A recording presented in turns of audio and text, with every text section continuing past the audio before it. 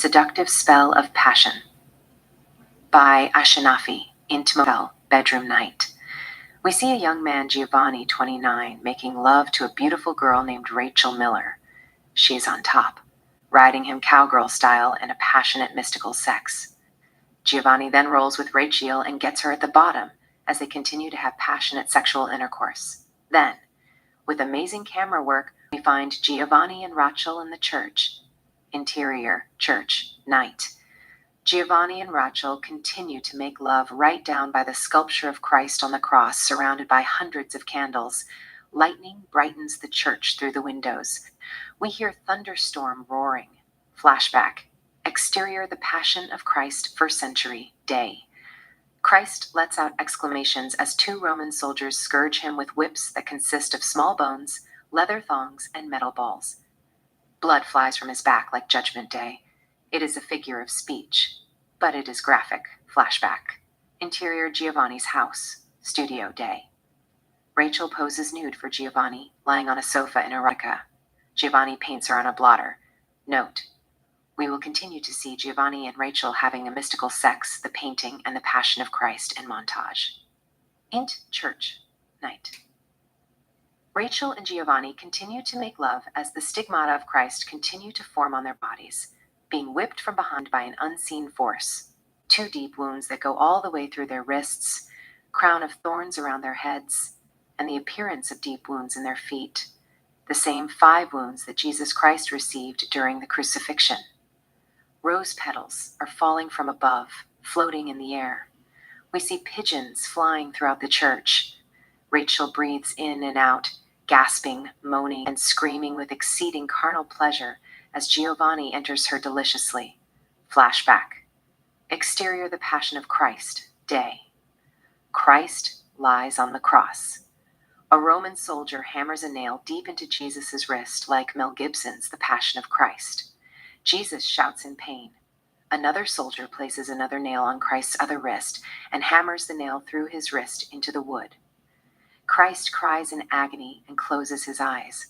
Interior, Giovanni's house, studio, day. Rachel continues to pose nude for Giovanni. He continues to paint her. Flashback. Exterior, river, first century, day. Jesus and Mary Magdalene sit next to tree and kiss by the river of Jordan. Flashback. Interior, house, bedroom, night. Jesus and Mary Magdalene make love. It is steamy, alluring, and passionate. Int. Church, night. Back to Giovanni and Rachel. They continue to make love.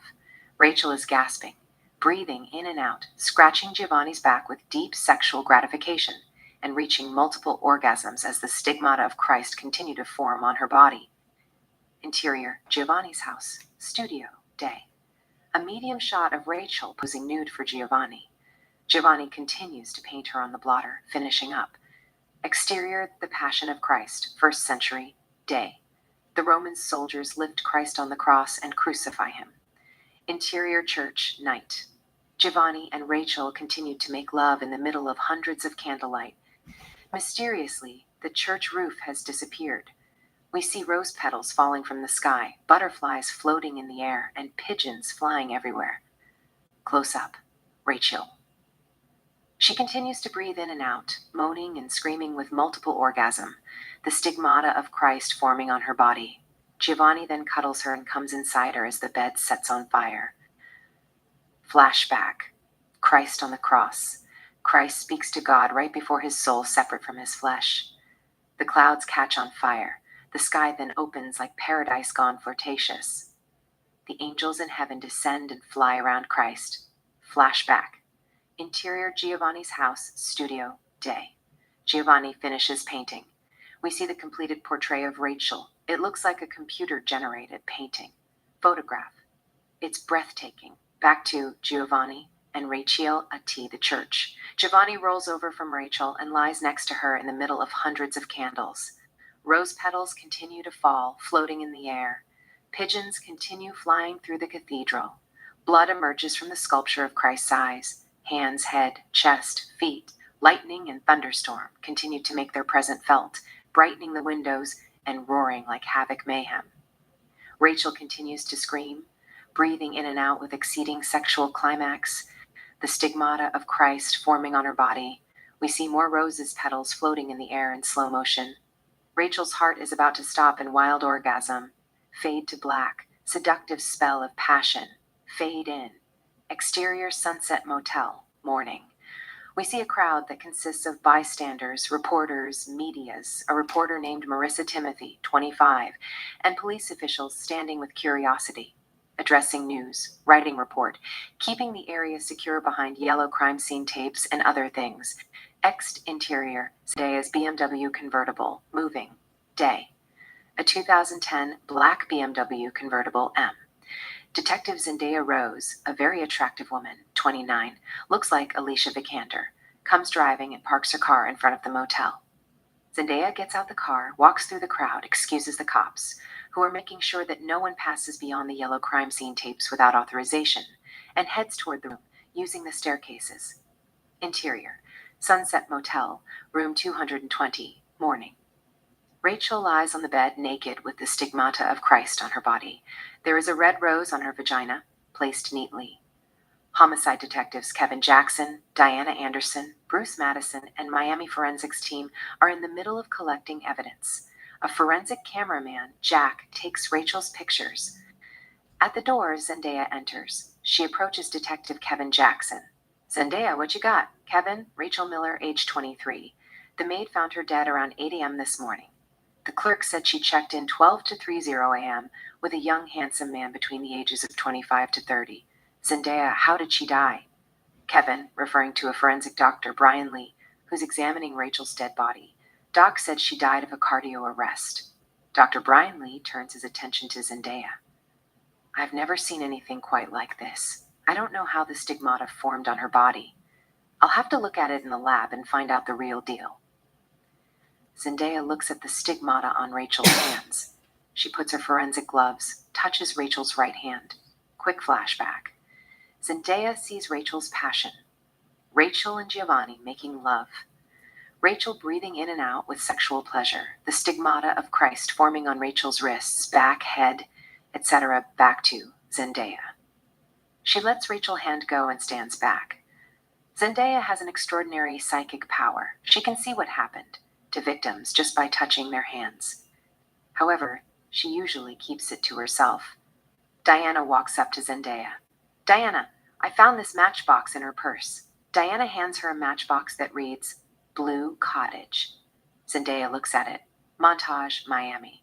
The best part of Miami in the daytime. Skyline of downtown, Freedom Tower, Villa Vizcaya, Miami Tower, Virginia Key Beach, Adrian Arsht Center for the Performing Arts, Port of Miami, beautiful Miami beaches, moving along on the shoreline, and others. Interior, Giovanni's apartment, bedroom, morning. Paintings of nude girls, angels, Christ on the cross, the sculptures of St. Mary, Mother of God, and others amazing sculptures and paintings. Giovanni gets up from his bed and heads toward the bathroom. Giovanni comes up to the bathroom, turns on the faucet, and washes his face. The stigmata of Christ form on his wrists. Then the marks disappear mysteriously. Giovanni looks at himself in the mirror in wonder. Giovanni then turns around and walks toward the shower box. Giovanni switches on the shower faucet, lets the water run, turns around, and heads toward the direction of the camera. Cut 2. Shower room. Giovanni takes shower. Living room, studio, painting and sculpture room, day.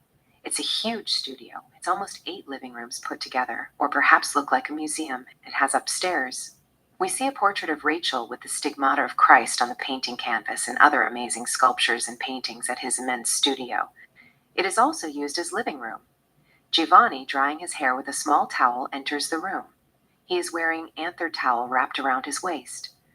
Giovanni looks at the painting of Rachel, turns his eyes, and walks toward the kitchen.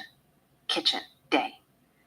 Giovanni places a ceria in a bowl, puts the box aside, grabs half-gallon of milk, and pours the milk on the ceria. Living room, studio, day. Giovanni walks in with a bowl of ceria, comes up to the coffee table, grabs a remote control, and turns on the TV. He flips the channel around and puts it on the news.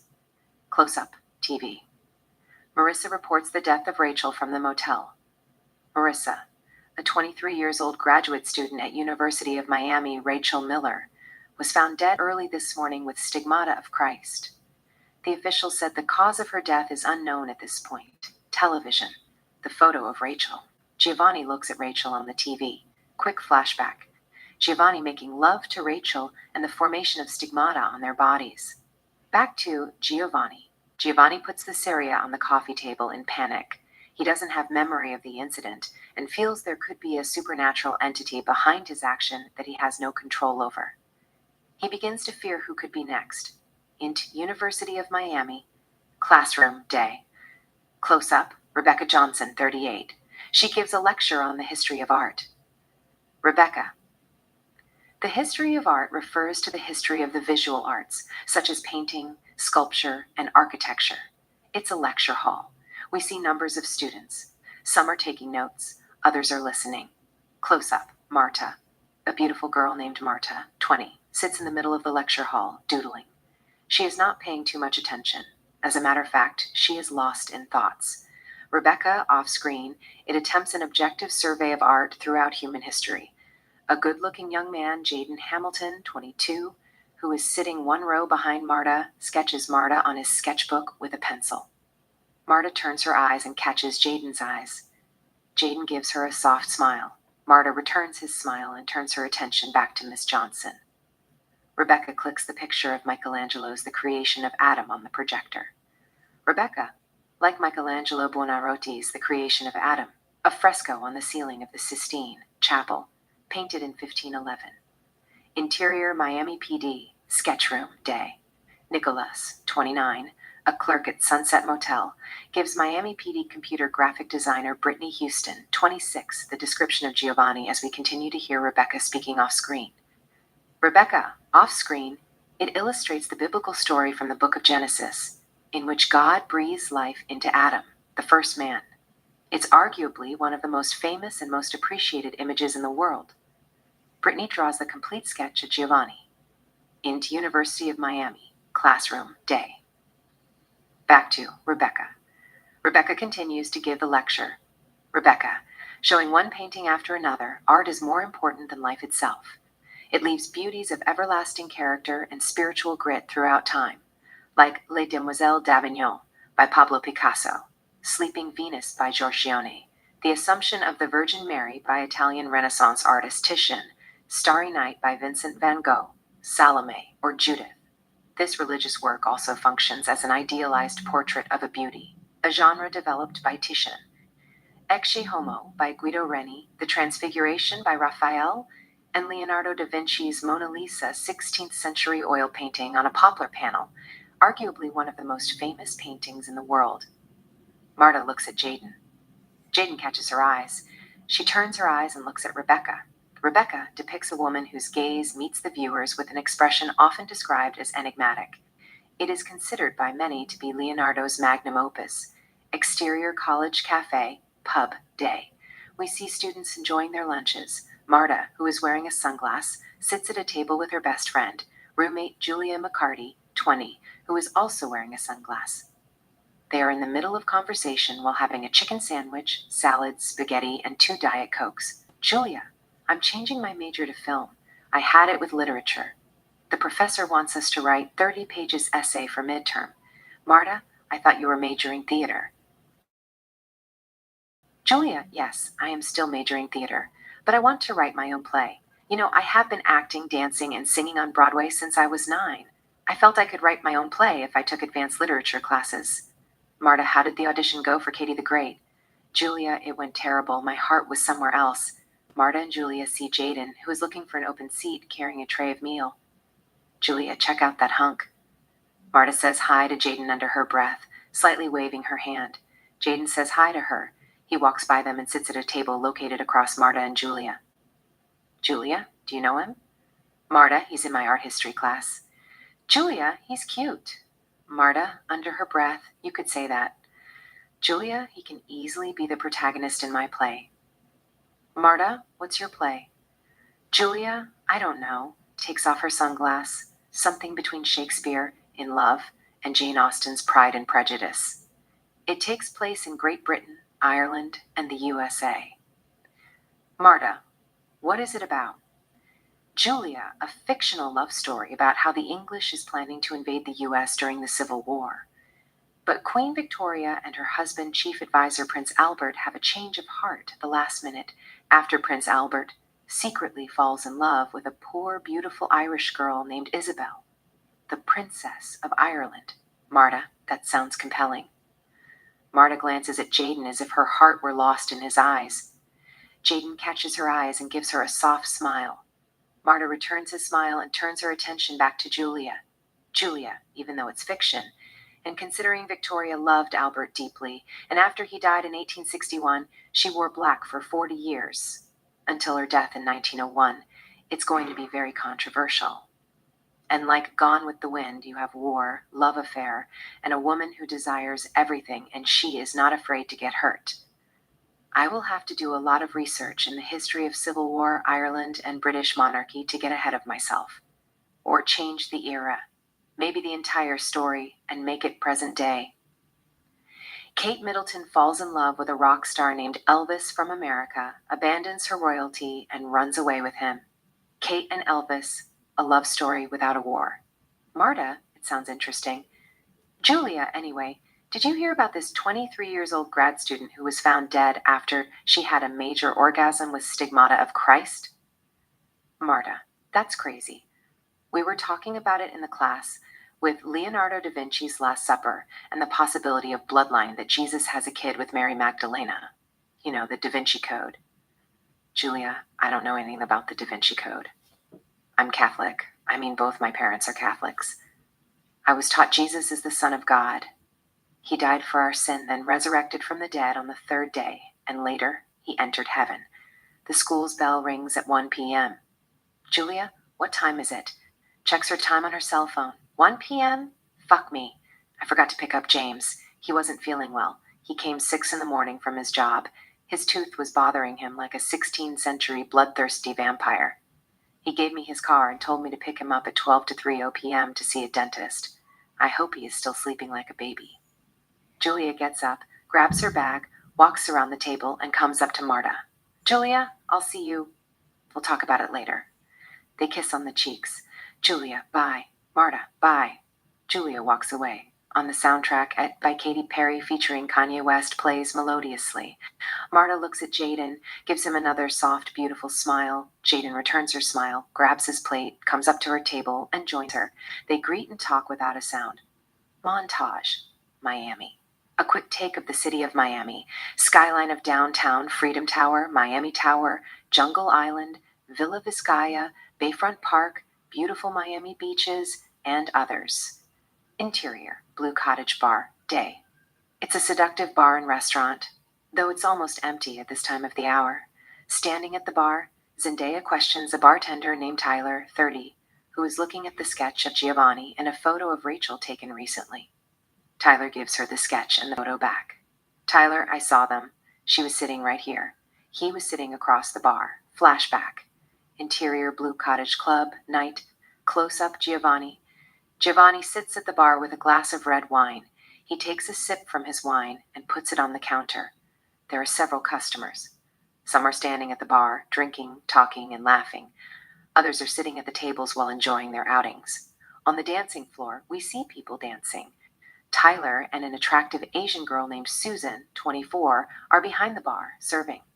On the soundtrack, Et T by Katy Perry, featuring Kanye West, continues to play melodiously. Right across Giovanni, Rachel sits at the bar with a glass of martini. She is checking out Giovanni as if she were looking at her heart beating in his eyes. Giovanni looks at her. Rachel gives him a soft, alluring smile. Giovanni returns her smile and turns his attention to the TV. Television. They are showing classic movie, Laura, starring Gene Tierney, Dana Andrews, and Clifton Webb. Close up, Rachel. She takes out a cigarette from her cigarette box. Rachel, to the bartender, Tyler, do you have a lighter? Tyler grabs a match and gives her the match. Rachel takes the match. Rachel, I can't smoke here, can I? Tyler, no, you can't. You have to go outside. Rachel, okay, give me 2 martinis, imitating James Bond. Shaken, not stirred. Tyler, humorously, you got it. I'll be with you in a second, Miss Bond. Rachel, sure. Rachel puts the cigarette and the match in her purse and looks at the direction of Giovanni. Giovanni catches her eyes. She gives him another soft, beautiful smile and salutes him with her drinks. Giovanni returns her salute with his drink and turns his attention back to the television. Laura. Jean Tierney and Dana Andrews are seducing each other. Tyler makes 2 martinis, brings the martinis, and places them in front of Rachel. Rachel gives Tyler one of the martinis.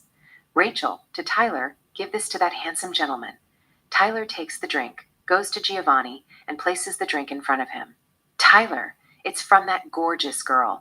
I think she likes you. Giovanni looks at her. Rachel grabs her drinks, gives him another salute, and winks at him. Giovanni gives her a charismatic smile, grabs the drink, and returns her salute. Interior blue cottage bar. Day, present. Back to Tyler and Zendaya. Zendaya, what time did they leave? Tyler, I don't remember the exact time. It's between 12 and 12:30 a.m. They were pretty much getting to know each other. For some reason, I was watching them. I'm telling you, he is not from this planet. I'm not gay or anything. But he was glowing like the devil. He could have taken all the girls in the club with him if he wanted to. They were looking at him as if they saw Jesus Christ. But he picked her for some reason. Maybe she was the prettiest girl in the club. He has a good taste. Tyler continues to talk without a sound. On the soundtrack, the Every Breath You Take by the Police comes, replacing Katy Perry's E.T. with full volume. Flashback. Interior blue cottage. Club, bar, night. Close-up. Giovanni and Rachel. Giovanni and Rachel, who is standing between Giovanni's legs at the bar, kiss, French. We stay with them for a bit. Interior Zendaya's house, bathtub, night. Close-up, Zendaya. Zendaya is in the bathtub with close eyes, touching her vagina in masturbation and gasping in sexual passion. Then, quick flashback, she sees Rachel's passion, Rachel and Giovanni making love, the stigmata of Christ forming on Rachel's body, etc. Back to Zendaya. Zendaya takes a deep breath as she reaches orgasm. She opens her eyes, gets up from the bathtub nude, comes up to the mirror, cleans the moist from the mirror, and looks at herself. Zendaya talking to herself in the mirror, don't lose it. You got it under control. Just be yourself. She gazes at herself, the direction of the camera. Interior, Zendaya's house, living room, night. We see a glass of whiskey and pictures of Rachel with stigmata on the table. Zendaya, wearing a beautiful white Valentino nightgown, sits at the table, checking stigmata on her laptop. On the laptop, the manifestation on a living person's body of bleeding marks resembling the wounds suffered by Jesus Christ when he was crucified. There are manifested on the hands, on the feet, near the heart, and on the head and shoulders. Wikipedia. Exterior Zendaya's BMW convertible, moving, day. Zendaya is behind the wheel, driving on the street of Miami. Exterior University of Miami, day. An established shot of the University of Miami. Interior, University of Miami. Dr. Moore's office, day. Dr. Gavin Moore, 55, psychologist and a professor at University of Miami, sits at his desk, looking at the pictures of Rachel. He is also the dean of the campus. Zendaya is present. She is moving up and down with a cup of tea at Dr. Moore's immense office. Dr. Moore, the way I see it, he has total self-control over his action. Or maybe, who am I to judge? He could be possessed by spiritual forces unbeknownst to individuals like us. She stops moving. Zendaya, is it possible a person can have an extraordinary psychic power without being possessed by external forces, like a discipline to channel spiritual energy and influence people's thoughts and emotion, to the point triggering the passion of Christ into another person? Dr. Moore, it's possible. Yet stigmata can also be elucidated by natural causes. For instance, the physical and mental conditions of the individual who is devoted to a certain belief, plus a strong interest and commitment to the sufferings of Christ. Or who knows, he could be a straight descendant of Christ himself. Zendaya, what descendant of Christ? Dr. Moore, there is possibility of bloodline. Some scholars believe Jesus has taken Mary Magdalene as his wife in marriage and traveled to the south of France and had a daughter named Sarah. There is a list of books that talk about Jesus' bloodline, like Donovan Joyce's The Jesus Scroll. It says, Jesus had married Mary Magdalene and fathered a child with her. Jesus Died in Kashmir, Jesus, Moses, and the 10 Lost Tribes of Israel by Andreas Faber. Kaiser talks about Jesus met, married, and had several children with a Kashmiri woman. Faber Kaiser even interviewed a man named Basharat Salim, who claimed to be a Kashmiri descendant of Jesus. And the book The Holy Blood and the Holy Grail by Michael Bagent, Richard Lee, and Henry Lincoln talks about how Jesus married Mary Magdalene, had one or more children, and that those children moved to what is now southern France. They intermarried with the noble families that would eventually become the Merovingian dynasty, whose special claim to the throne of France is bested today by a secret society called the Priory of Sion. Zendaya, what about? The Bible says Jesus Christ was born to a virgin, lived a sinless life. He wasn't a common man. Not only was he a divine, but he was and is God himself. Dr. Moore, it's true. But others argue the symbolic significance of Jesus is that he is God exposed to the spectrum of human experience, exposed to the first-hand knowledge of what being a man entails. But could God, incarnate as Jesus, truly claim to be a man, to encompass the spectrum of human experience without coming to know two of the most basic, most elemental facets of the human condition? Could God claim to know the totality of human existence without confronting two such essential aspects of humanity as sexuality and paternity? I do not think so. Your father would have told you more if he was here with us. He was the best psychologist that I had ever worked with. I had seen him solving mysterious beyond our understanding. Maybe sometime extraordinary things happen to ordinary people. This is an absolute mystery. There is a silent moment. Zendaya looks at the pictures of the victim and takes a sip from her tea. She then, Zendaya, he's not ordinary. I can see his eyes in my limbic system. Dr. Moore, that's the most primitive part of your brain responsible for your basic emotion, for pain, lust, and pleasure. On the soundtrack, the police's Every Breath You Take returns in ease. Dr. Moore and Zendaya continue to talk without a sound. Exterior Zendaya's BMW convertible, moving, day. Zendaya is behind the wheel, driving on the street of Miami.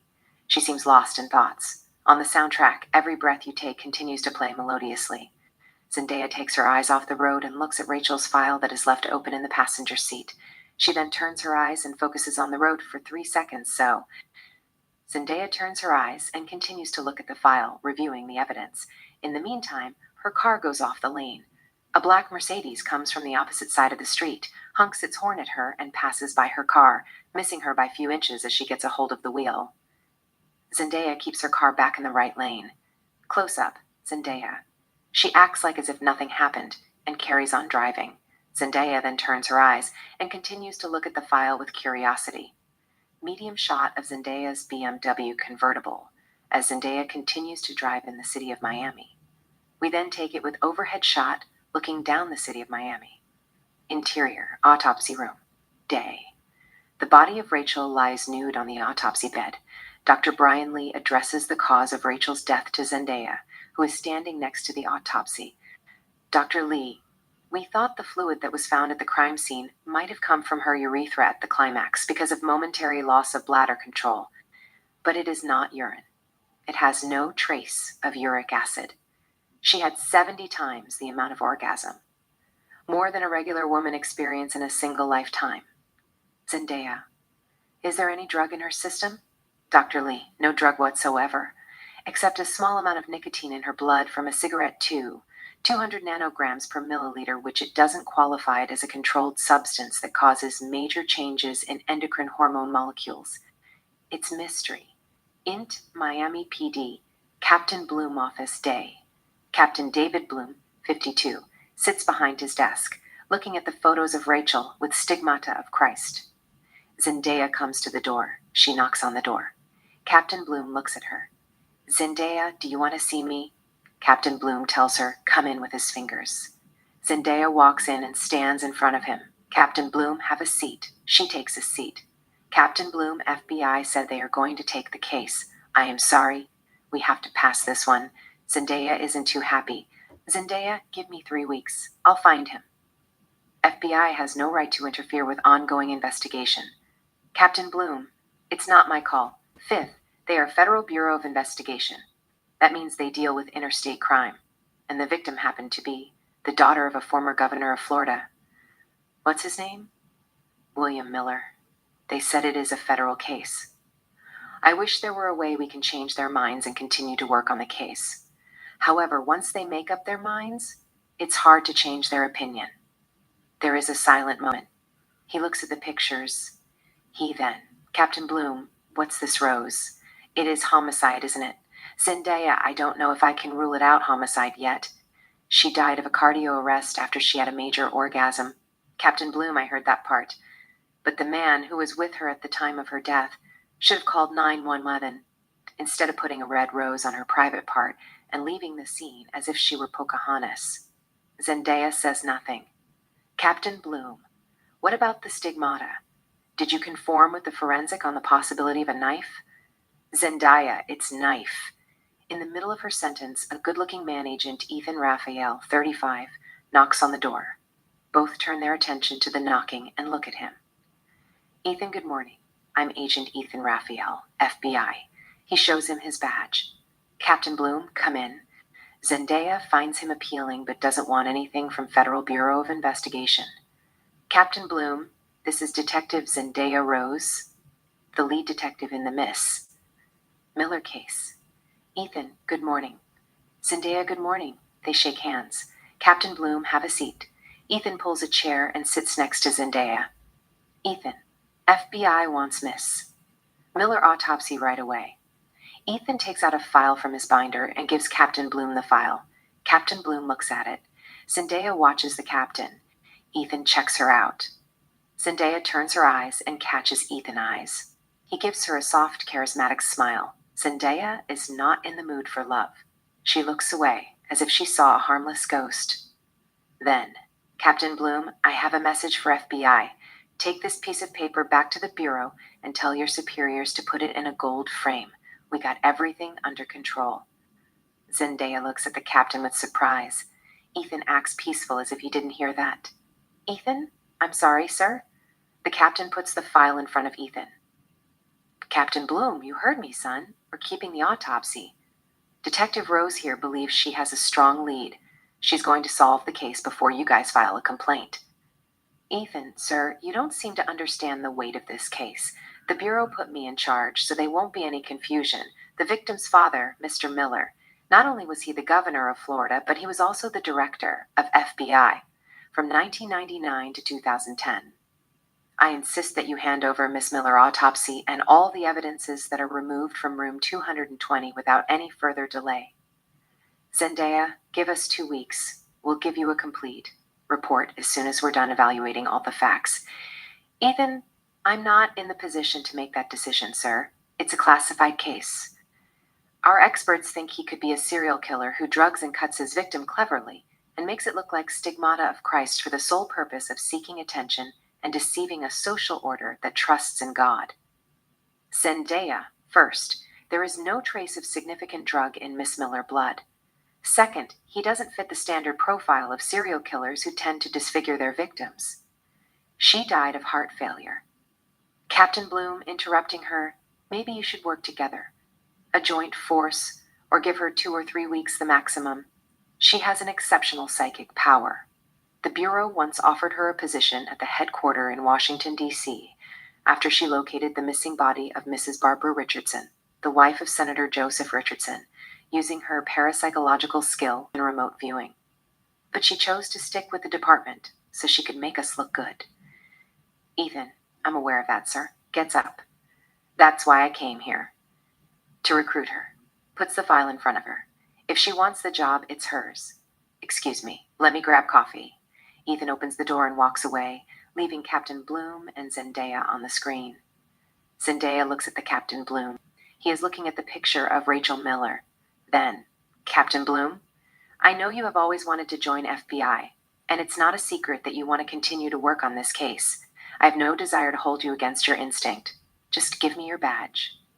Zendaya takes out her badge and places it on the table. When she is about to take her gun and hands him, Captain Bloom, keep the gun as a souvenir. You're now discharged from the force with honor till further notice. Zendaya smiles softly. On the soundtrack, like a player by Madonna plays melodiously. Montage, Miami. A quick take of the city of Miami in the daytime. Skyline of downtown, Freedom Tower, Villa Vizcaya, Miami Tower, Adrian Arsht Center for the Performing Arts Port of Miami, Virginia Key Beach, more beautiful beaches, moving along in the spellbinding shoreline, etc. Interior Starbucks coffee shop, day. Close up, Marta. She's behind the counter, serving a young college student coffee. On the soundtrack, Like a Player by Madonna continues to play. Exterior Starbucks coffee shop, sidewalk, day. Giovanni walks on the sidewalk. Giovanni comes to a magazine stand, grabs a newspaper, and looks at it. Headline reads, Killer Christ and St. Rachel, the story of Rachel. Giovanni takes out $5, pays the clerk, and resumes walking down the sidewalk toward the coffee shop. Interior Starbucks coffee shop, day. Marta gives another college student a cup of coffee. College student 2 takes his coffee and walks away. Giovanni walks in. Marta sees him and lights up in a gorgeous smile, as if she had known him in previous life. Giovanni comes up to the counter. Marta, how can I serve you? Giovanni, may I have a small cup of coffee? Marta blushes, sure. Marta walks to the coffee machine. Julia is working behind the counter with Marta. She moves toward the counter to help 2 female college students who just walk in. Julia, hi. Both, hi. Hi. Julia, what do you want?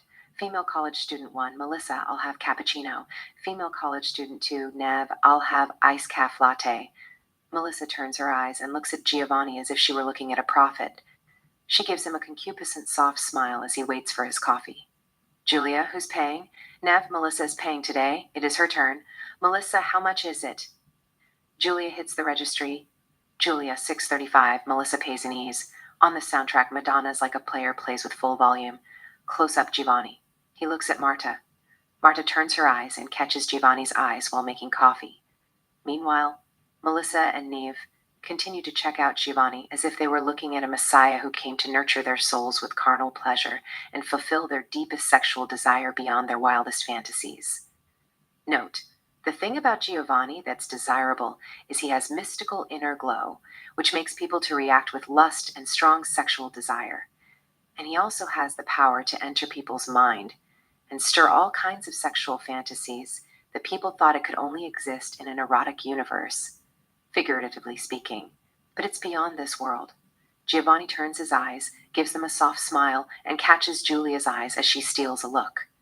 Julia gives him an enticing smile. Giovanni returns her smile politely and turns his attention back to Marta, whom he's attracted to. Marta comes up to the counter with Giovanni's coffee and places the coffee in front of him. Marta, $2.10. Giovanni gives her $10. Marta takes the money, places the money in the registration. She glances at him with seduction before she gives him his change. Giovanni takes his change. Giovanni, thanks. Marta, you're welcome. Giovanni puts all the change that she gave him in the tip jar and grabs his coffee. Giovanni, bye. Marta, take care. Giovanni walks toward the exit. Close up, Marta. She looks at him. Giovanni exits the coffee shop. Marta takes a deep breath and turns toward Julia. Marta, what are you making? Julia, cappuccino. Give me iced cafe latte. Marta begins to help Julia. Julia, making cappuccino. I didn't know he was going to return. He must have missed you. Marta, he startled me. Julia, I think he knew that you had a crush on him. He was checking you out as if he saw a sex goddess. Marta blushes in sensuality. Marta, he is gorgeous. Julia, he looks like a messiah who comes to collect your soul after he fucks the living hell out of you. Marta slaps Julia on the shoulder playfully and continues to help her, making iced cafe latte. On the soundtrack, Oye Como 5A by Carlos Santana plays melodiously. Exterior Miami, sidewalk, street, day. Giovanni walks down the sidewalk with his coffee. All the girls who happens to be passing by can't help but check him out, as if they were looking at a divine. Jesus Christ. Giovanni stops at the traffic light. One traffic light changes to green, the other turns to red. The sign turns to walk. Giovanni crosses the street and carries on walking down the sidewalk. Giovanni comes to his light blue 2015 Mercedes-Benz convertible. He gets behind the wheel and drives away. An established shot of the car driving on the street of Miami. We take it with overhead shot, looking at the beautiful city of Miami, skyscrapers, important landmarks, beaches, etc. into Miami PD. Zendaya's desk, day. Zendaya sits at her desk, verifying the sketch of Giovanni in the computer, advanced digital facial recognition software, and fingerprints if he has a criminal record. But it comes out nothing. He's clean. Interior Giovanni's apartment, studio, day. Giovanni is working on an erotic painting of Rachel, finishing up the portrait of Rachel with the stigmata of Christ. We stay with him for a bit. Giovanni then stops painting, takes a few steps back, and looks at the painting. It looks like a photo. He is amazingly gifted. In fact, all the spiritual, religious, and artistic paintings and the sculptures at the studio look like they are painted and sculptured by supernatural forces. They are larger than life. Giovanni walks up to another painting covered by a blanket. Giovanni removes the blanket, revealing the portrait of a beautiful girl, Vanessa Hill. Giovanni begins to work on it. It appears that Giovanni has finished working on the painting long time ago. He's repainting it for unknown reason. Flashback, Giovanni's studio. Vanessa, wearing an open white doctor jacket and stereoscope over her neck and covering her vagina with a necklace that has crucifixion of Christ and holding X-ray of human skeleton, poses for Giovanni, sitting on the sofa. Giovanni paints her on a blotter. Vanessa, I always wanted to be a doctor. You know, I grew up watching ER at age 2. I have seen all 331 episodes of ER on DVD. I like Noah Weil, who played Dr. John Carter, and Juliana Margulies, who played ER nurse Carol Hathaway. And of course, George Clooney, Dr. Doug Ross, and Maura Tierney, Dr. Abby Lockhart. They are my favorite cast members of all time. And as much as I want to be a doctor, spirituality plays a big part in my life. You don't know how many demons I'm carrying inside my soul. Christ is a cornerstone of my faith. But sometimes I try to separate myself from God and get lost in the moment. However, love always brings me back to his feet, and I become his mercy. Cut 2. Giovanni's studio. Vanessa poses nude on the sofa, covering her vagina with a necklace that has crucifixion. Giovanni paints her on a blotter. Close up, Vanessa.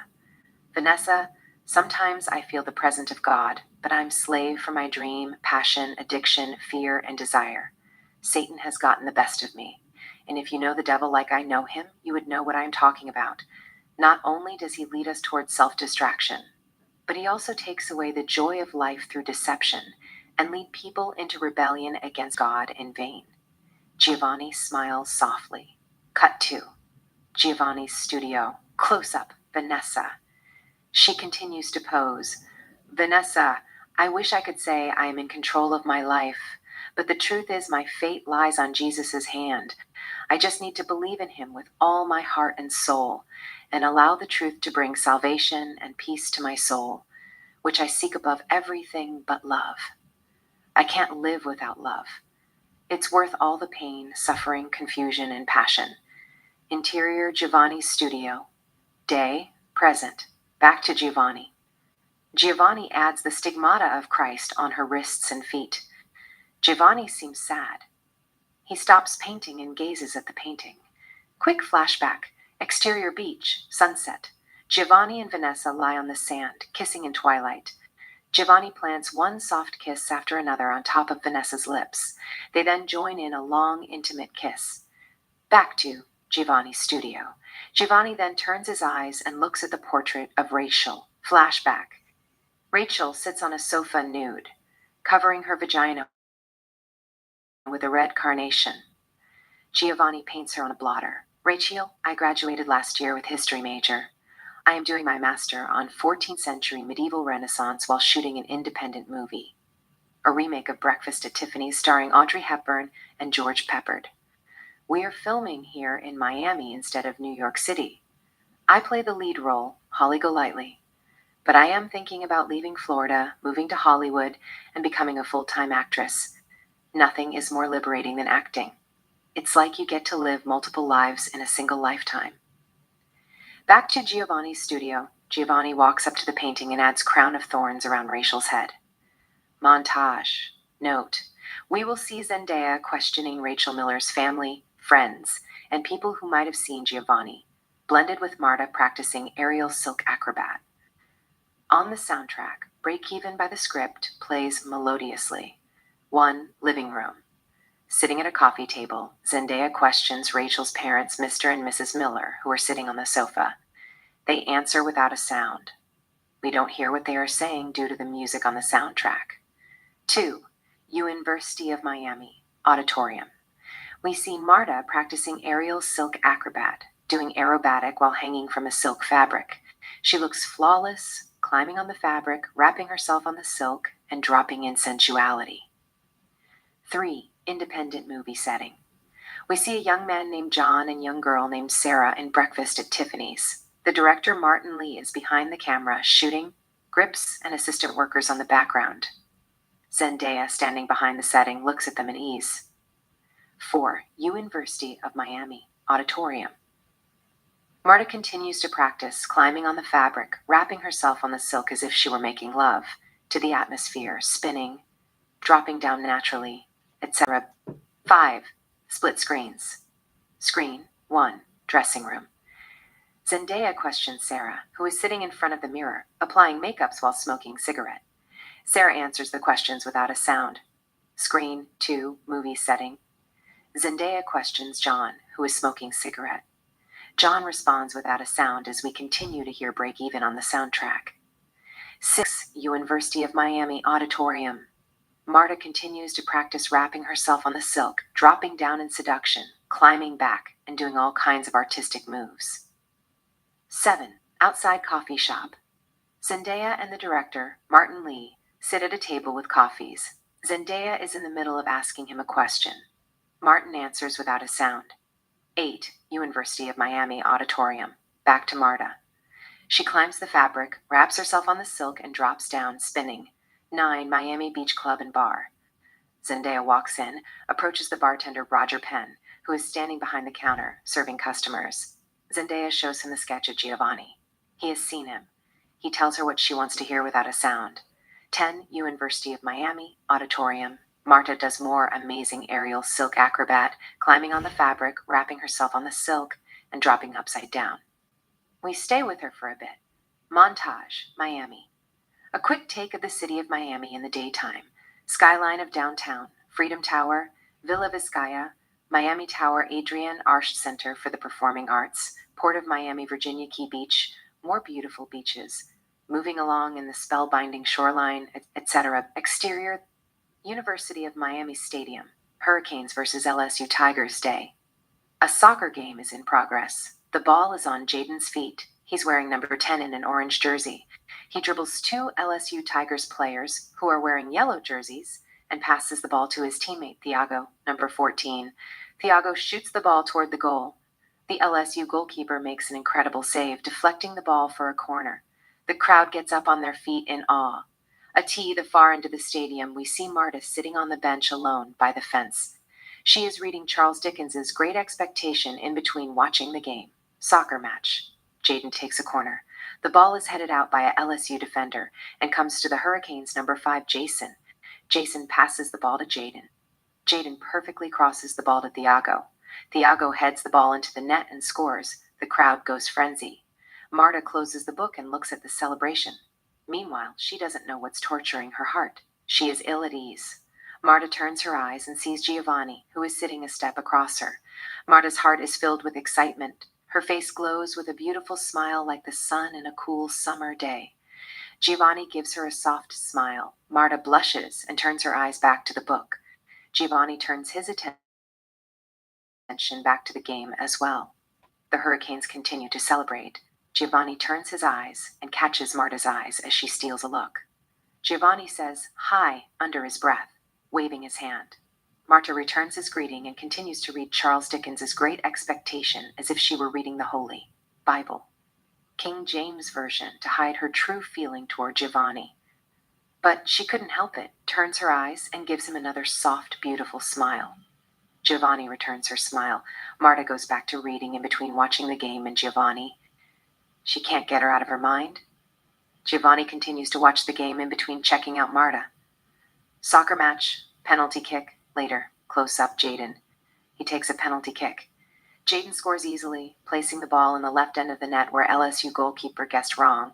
The audiences celebrate. Marta claps her hands. She then looks at the direction where Giovanni was sitting, but Giovanni is not there. He is gone. Jaden and his teammates return to their half, celebrating. Jaden looks at Marta from distance. Marta waves her hand and says hi to Jaden. Jaden blows her a kiss. Marta smiles in beauty. Scoreboard. Hurricanes 2-0. Interior, Italian restaurant. Night. A seductive Italian restaurant. On the stage, a girl named Jessica Travis sings Sinead O'Connor's Nothing Compares to You. We see customers sitting at the tables and enjoying their outings. Marta and Jaden sit at a table conversing. Marta, I wasn't really paying attention. But you guys won easily. Jaden, yeah. But I lost 10 pounds. Marta, how's that possible? Jaden, I usually lost 5 to 8 pounds a game. I have a high metabolism. Marta, that's crazy. I didn't know you could lose 10 pounds just kicking the ball around. It's like you have to burn 1,000 calories to lose a pound. You must have burned 10,000 calories. Jaden, you don't feel it. All you think about is the game. Whom you pass the ball to, attacking, getting back defenses. Chasing the ball around for 90 minutes nonstop. Except that 15 minutes break you take at the halftime. Marta, I'll die if I lose 10 pounds in 90 minutes. The most I've ever lost is 3 pounds after I ran on a treadmill for 45 minutes nonstop. Jaden, humorously, you don't have to lose a single ounce of weight. You look exceptionally voluptuous. Marta, playing along? Thanks. I like the word voluptuous. But what does it mean? Jaden, it means you are pleasing to all 5 senses. She smiles in beauty. A waitress named Lisa comes to their table with 14 inches pizza right out of the oven. Jaden, finally. Lisa places the pizza on the table. Lisa, enjoy your meal. Jaden, thanks. Lisa walks away. Jaden, you start it. Marta, you go ahead. I'm only going to have a slice. I have to watch my exceptional curve. Jaden smiles softly. He takes 2 slices from the box and places it on her plate. Marta, humorously, I appreciate for your kindness. Jaden, smiling. It's okay. Think nothing of it. Jaden takes a slice and places it on his plate. They have few bites. He then. Jaden, what do you study? Marta, art history. Jaden, what are you planning to do with that? Marta, I didn't quite figure it out yet. I'm thinking about moving to France and studying modern art. Humorously. Maybe I'll work at the Louvre part-time, enjoy life here and there, be a writer, and drink wine full-time. Jaden smiles softly. Jaden, when are you graduating? Marta, I am sophomore. I have 2 more years to go. There is a silent moment. They take bits from their pizzas and have sips from their sodas. She then. Marta, what is your major? Jaden, civil engineering. Marta, you are junior. Jaden, senior. This is my last year. I'm graduating in June. Marta, so why are you doing in my art history class? Jaden, I like the history of Cubism and all the medieval paintings. Plus, I'm in soccer and football scholarship. I am a kicker as well, for the Hurricanes. They are paying all my expenses. Humorously, I figure if I take classes that I enjoy, it will make things easier down the road. Marta, what does that mean? Jaden, I might move to Los Angeles and play for LA Galaxy in MLS. Or become a kicker for Dolphin at National League football. They pay a lot of money. Marta, I wish the school were paying for my education. My parents are paying all my tuition. I'm doing aerial silk acrobat in my spare time, but I doubt it if that is going to pay as much as football. Humorously. I guess I'll have to paint like Picasso, sell it for millions, travel around the world, and visit all the beautiful cities in the solar system. Jaden smiles softly. Jaden, you should consider painting. Picasso's Garçon a la Pipe sold for $104 million. Marta, do you think he's faking it? Picasso? Jaden, what do you mean by faking it? Marta, overrated. Jaden, I like Picasso. He was ahead of his time. He is one of those artists who had a keen understanding for arts that spawn hidden gist. Marta, I see paintings like Leonardo da Vinci's Mona Lisa and Johannes Vermeer's The Girl with the Pearl Earring. I get the idea straightforward. But paintings like Salvador Dali's The Persistence of Memory, Georges Braque's Violin Candlestick, and Picasso's Les Demoiselles d'Avignon, and the dream that we have to write 10 pages about it, all those surrealist and cubism seem perplexing to me. Jaden, humorously. I know what you mean they. are not whatchamacallit logical, but Picasso's The Dream is a masterpiece. It shows you the inner myth of a soul. Marta, what do you mean by the inner myth of a soul? Jaden, yin and yang, dark and light, female and male. We are two aspects of a single reality and contain the seed of life. We do not replace each other, but become one through the unvarying flow of the universe. She smiles softly. Marta, that's deep. On the soundtrack, Satisfaction by Rolling Stones plays melodiously. Jaden and Marta continue to talk without a sound. Instinct Club, night. It's one of its kind. We see people dancing, as if it were the turn of the century. It is steamy and lascivious. There are professional dancers who are dancing topless inside very important person cages. One of the dancers is an extremely appealing girl named Tina Martinelli, 24. Giovanni, who is sitting on the sofa with a glass of whiskey, watches Tina dance inside the cage. Close up, Tina. She looks at him and continues to dance exotic.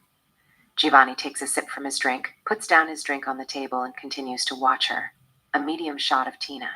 She dances in seduction, gazing at Giovanni with yearning as if he entered in her mind and touched every nerve that's responsible for her sexuality. We stay with Giovanni, Tina, and the crowd for a bit. Exterior University of Miami, water fountain night. Marta and Jaden are in the middle of conversation. He is sitting on the water fountain. Marta sits between Jaden's legs. Her feet are inside the water fountain, splashing the water with her legs. Marta, I want to know whether life has a sense of direction or if there is a God. Jaden, I don't know if God exists or we need reason to believe in God at all. But I grew up Christian while I was told thou shalt not do this and that. And watching Matrix theology and classic movies like Alien, E.T., and Star Wars. You know, Princess Leia Organa, Chewie the Monkey, and Harrison Ford, May the Force be with you, till things get drawn out with Big Bang Theory, evolution, and quantum physics. I then concluded I could be a rock star in a parallel universe. Marta smiles softly. Marta, science tells us we're nothing but a product of evolution that evolved from a single cell into more complex living things. But it doesn't add up. There is more to life, Jaden, I know. Sometimes it feels like our existence is pure accident, but after totally mapping the human DNA and seeing the complexity of the human genome and DNA, some scientists now believe there is a universal order, or God, that created all living things and non-living things in the universe. Marta, it is feasible. Jaden, it's like Buddhism. God is the universe. It's mystical, formless, eternal, and unobservable. Marta, what about Christianity? The Father, the Son, the Holy Ghost? It's more appealing than Buddhism, and it gives you a clear image that God had lived on earth in the form of flesh and blood as Jesus Christ. Jaden, it's possible. But I believe that God or Goddess is infinite spirits, those who were crafted in our hearts as holographs before we got here. Marta, what do you mean by crafted in our hearts as holographs before we got here? Jaden gets closer to her lips.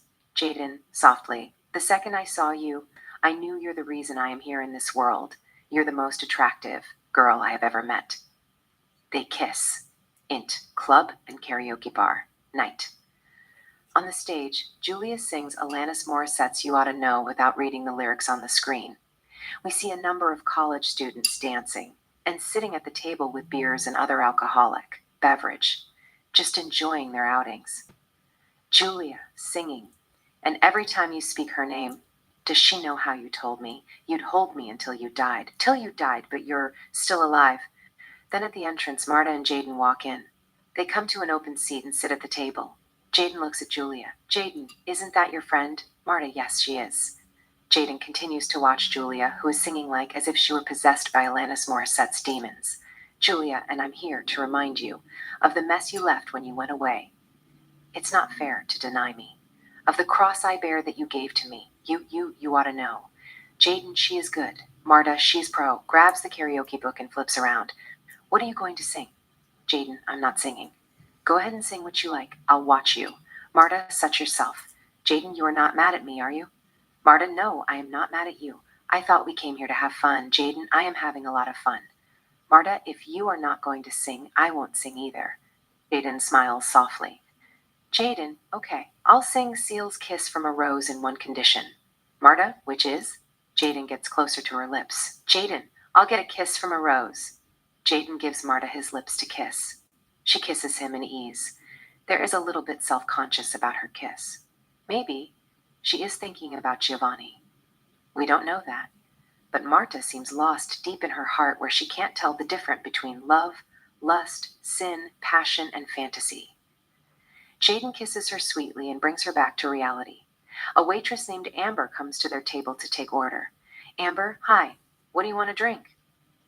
Jaden, I'll have Heineken. Marta, a glass of red wine. Amber writes down their orders. Amber, I'll be with you in a minute. Amber walks away. Jaden studies Marta's face.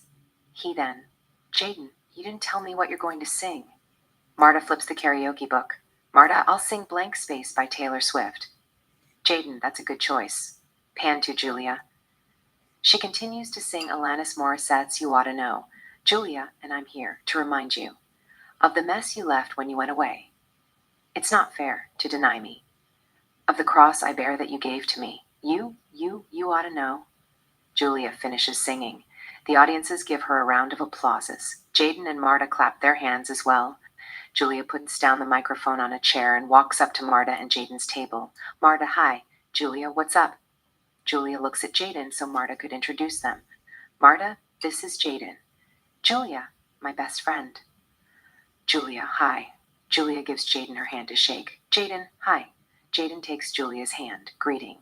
Meanwhile, Amber returns to Marta and Jaden's table with their drinks. Amber places the wine in front of Marta. She gives Jaden the Heineken. Amber, enjoy your drinks. Jaden, thanks. When Amber is about to walk away, Julia stops her. Julia, do you mind bringing me martini? Amber, sure. On the stage, a girl named Sophia and a young man, Fred, begin to sing Godi featuring Kimbra, somebody that I used to know. Then before we know, all the audiences, college students, and others begin to sing with them. Singing, now and then I think of when we were together. Like when you said you felt so happy you could die. Marta and Julia join the crowd singing. But Jaden chooses to remain silent, looking at Marta and Julia in admiration. Singing, I told myself that you were right for me, but felt so lonely in your company. But that was love, and it's an ache I still remember. You can get addicted to a certain kind of sadness, like resignation to the end, always the end. So, when we found that we could not make sense, well, you said that we would still be friends, but I'll admit that I was glad that it was over. But you didn't have to cut me off. Make it like it never happened and that we were nothing. I don't even need your love, but you treat me like a stranger, and that feels so rough. No, you didn't have to stoop so low. Have your friends collect your records, and then change your number. Guess that I don't need that, though. Now you're just somebody that I used to know. Now you're just somebody that I used to know. Now you're just somebody that I used to know. Cut to karaoke, later. On the stage, Marta sings Taylor Swift Blank Space without reading the lyrics. Close up, Marta. Marta, singing. Nice to meet you. Where you been? I could show you incredible things. Magic, madness, heaven, sin. Saw you there and I thought, oh my God, look at that face. You look like my next mistake. Love's a game. Want to play? New money, suit and tie. I can read you like a magazine. Ain't it funny rumors fly? And I know you heard about me, so, hey, let's be friends. I'm dying to see how this one ends. Grab your passport and my hand. I can make the bad guys good for a weekend, so it's gonna be forever. Or it's gonna go down in flames. You can tell me when it's over, if the high was worth the pain. Got a long list of ex-lovers. They'll tell you I'm insane. 'Cause you know I love the players, and you love the game. 'Cause we're young and we're reckless. We'll take this way too far. It'll leave Jaden, who is drinking Heineken, and Julia, sipping martini, watch Marta as she continues to sing Blank Space. Marta, cherry lips, crystal skies. I could show you incredible things. Stolen kisses, pretty lies. You're the king, baby. I'm your queen. Find out what you want. Be that girl for a month. Wait, the worst is yet to come. Oh no. Screaming, crying, perfect storm. I can make all the tables turn. Rose gardens filled with thorns keep you second-guessing like, oh my God, who is she? I get drunk on jealousy, but you'll come back each time you leave. 'Cause darling, I'm a nightmare dressed like a daydream. So it's gonna be forever. Or it's gonna go down in flames. You can tell me when it's over, if the high was worth the pain. Got a long list of ex-lovers. They'll tell you I'm insane. 'Cause you know I love the players, and you love the game. 'Cause we're young and we're reckless. We'll take this way too far. It'll leave you breathless. Or with a nasty scar. Got a long list of ex-lovers. They'll tell you I'm insane, insane. But I've got a blank space, baby, and I'll write your name. Jaden continues to watch her and wonder. Close up, Marta. Marta, boys only want love if it's torture. Don't say I didn't warn ya. Boys only want love if it's torture. Don't say I didn't warn ya. So it's gonna be forever. Or it's gonna go down in flames. You can tell me when it's over, if the high was worth the pain. Got a long list of ex-lovers. They'll tell you I'm insane. 'Cause you know I love the players. And you love the game. 'Cause we're young and we're reckless. We'll take this way too far. It'll leave you breathless. Or with a nasty scar. Got a long list of ex-lovers. They'll tell you I'm insane. But I've got a blank space, baby, and I'll write your name. Marta then finishes singing. Jaden, Julia, and the audiences give her standing ovation. Marta puts down the mic on the chair and walks towards the camera. Cut to karaoke later. Jaden sings Seal's Kiss from a Rose.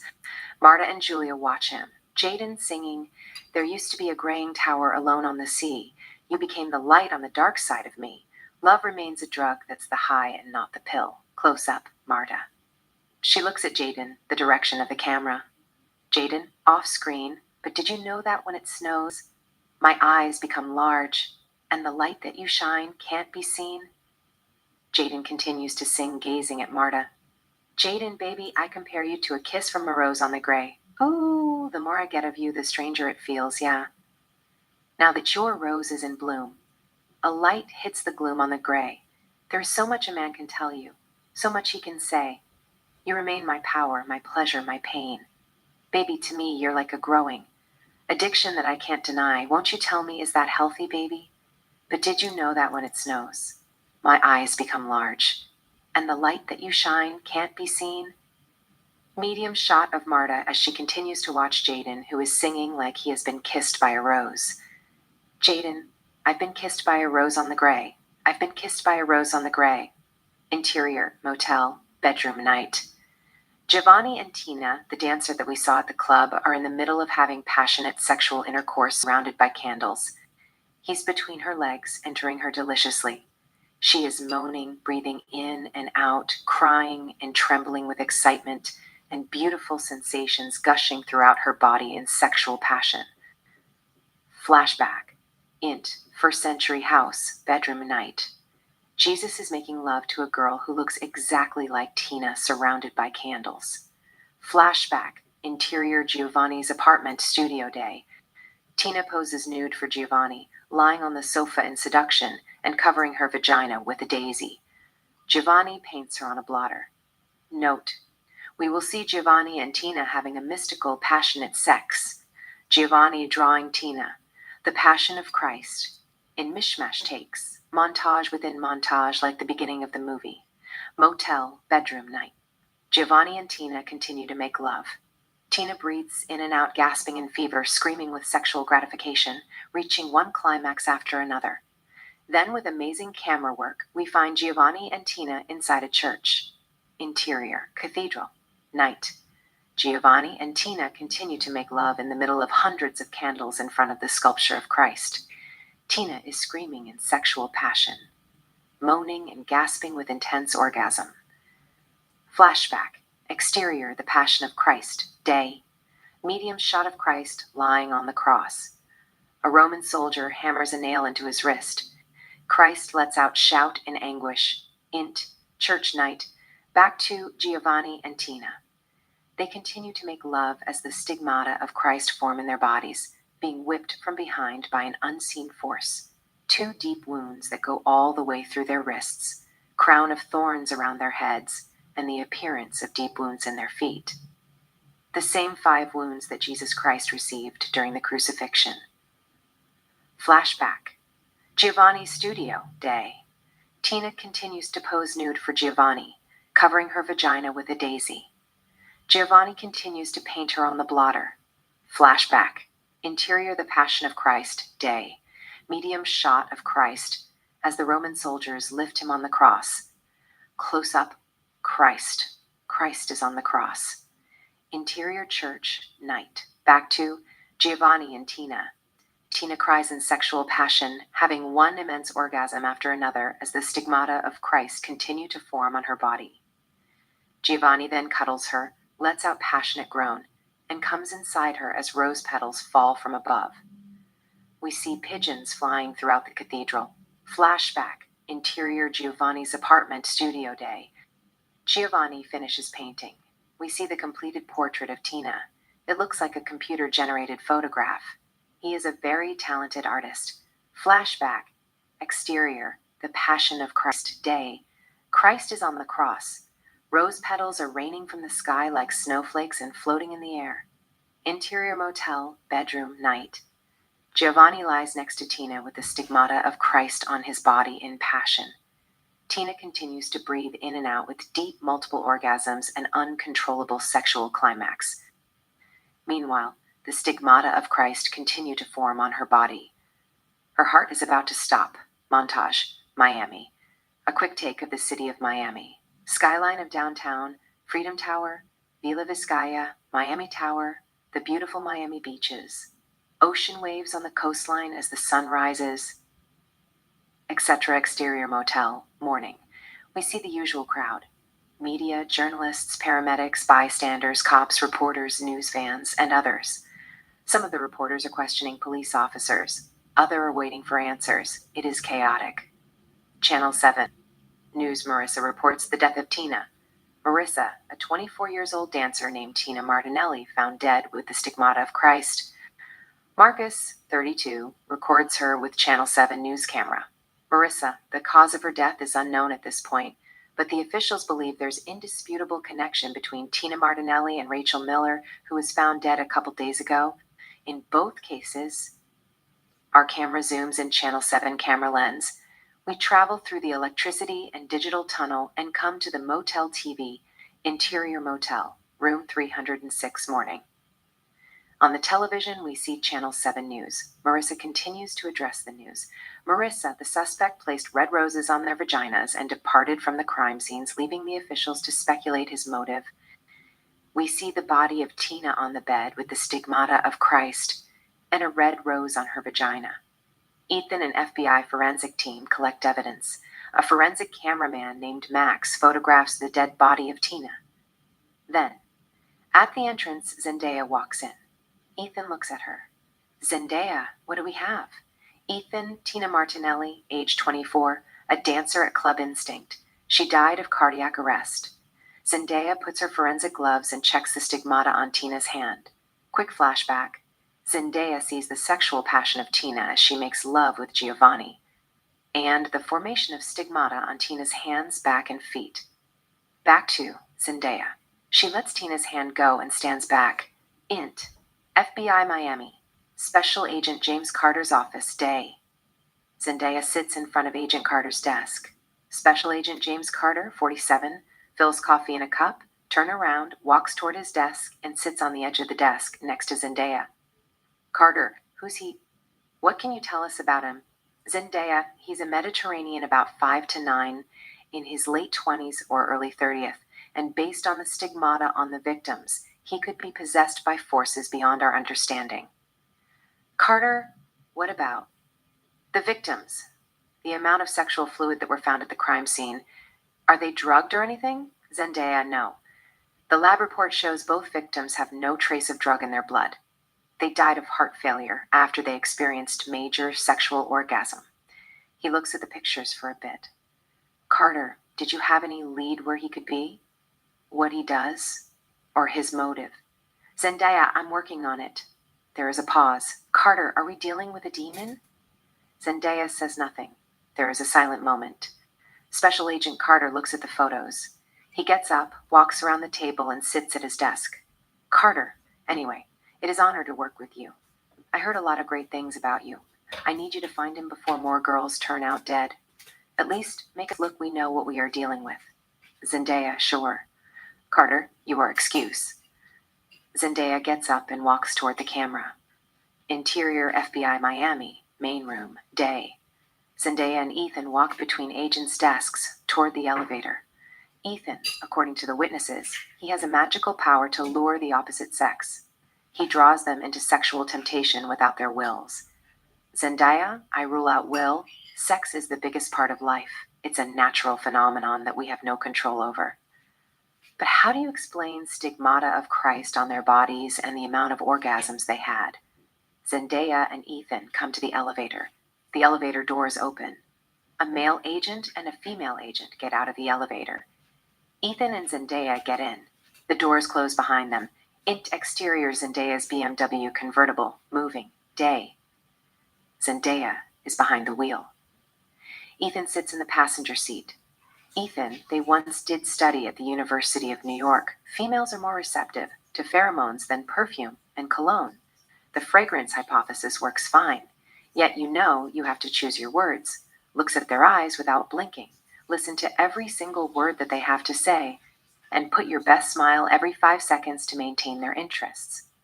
On the other hand, the pheromone cuts the effort in half, but guess what truly hit them? The nature of your sexuality, how bad you want to please the opposite sex, the edge.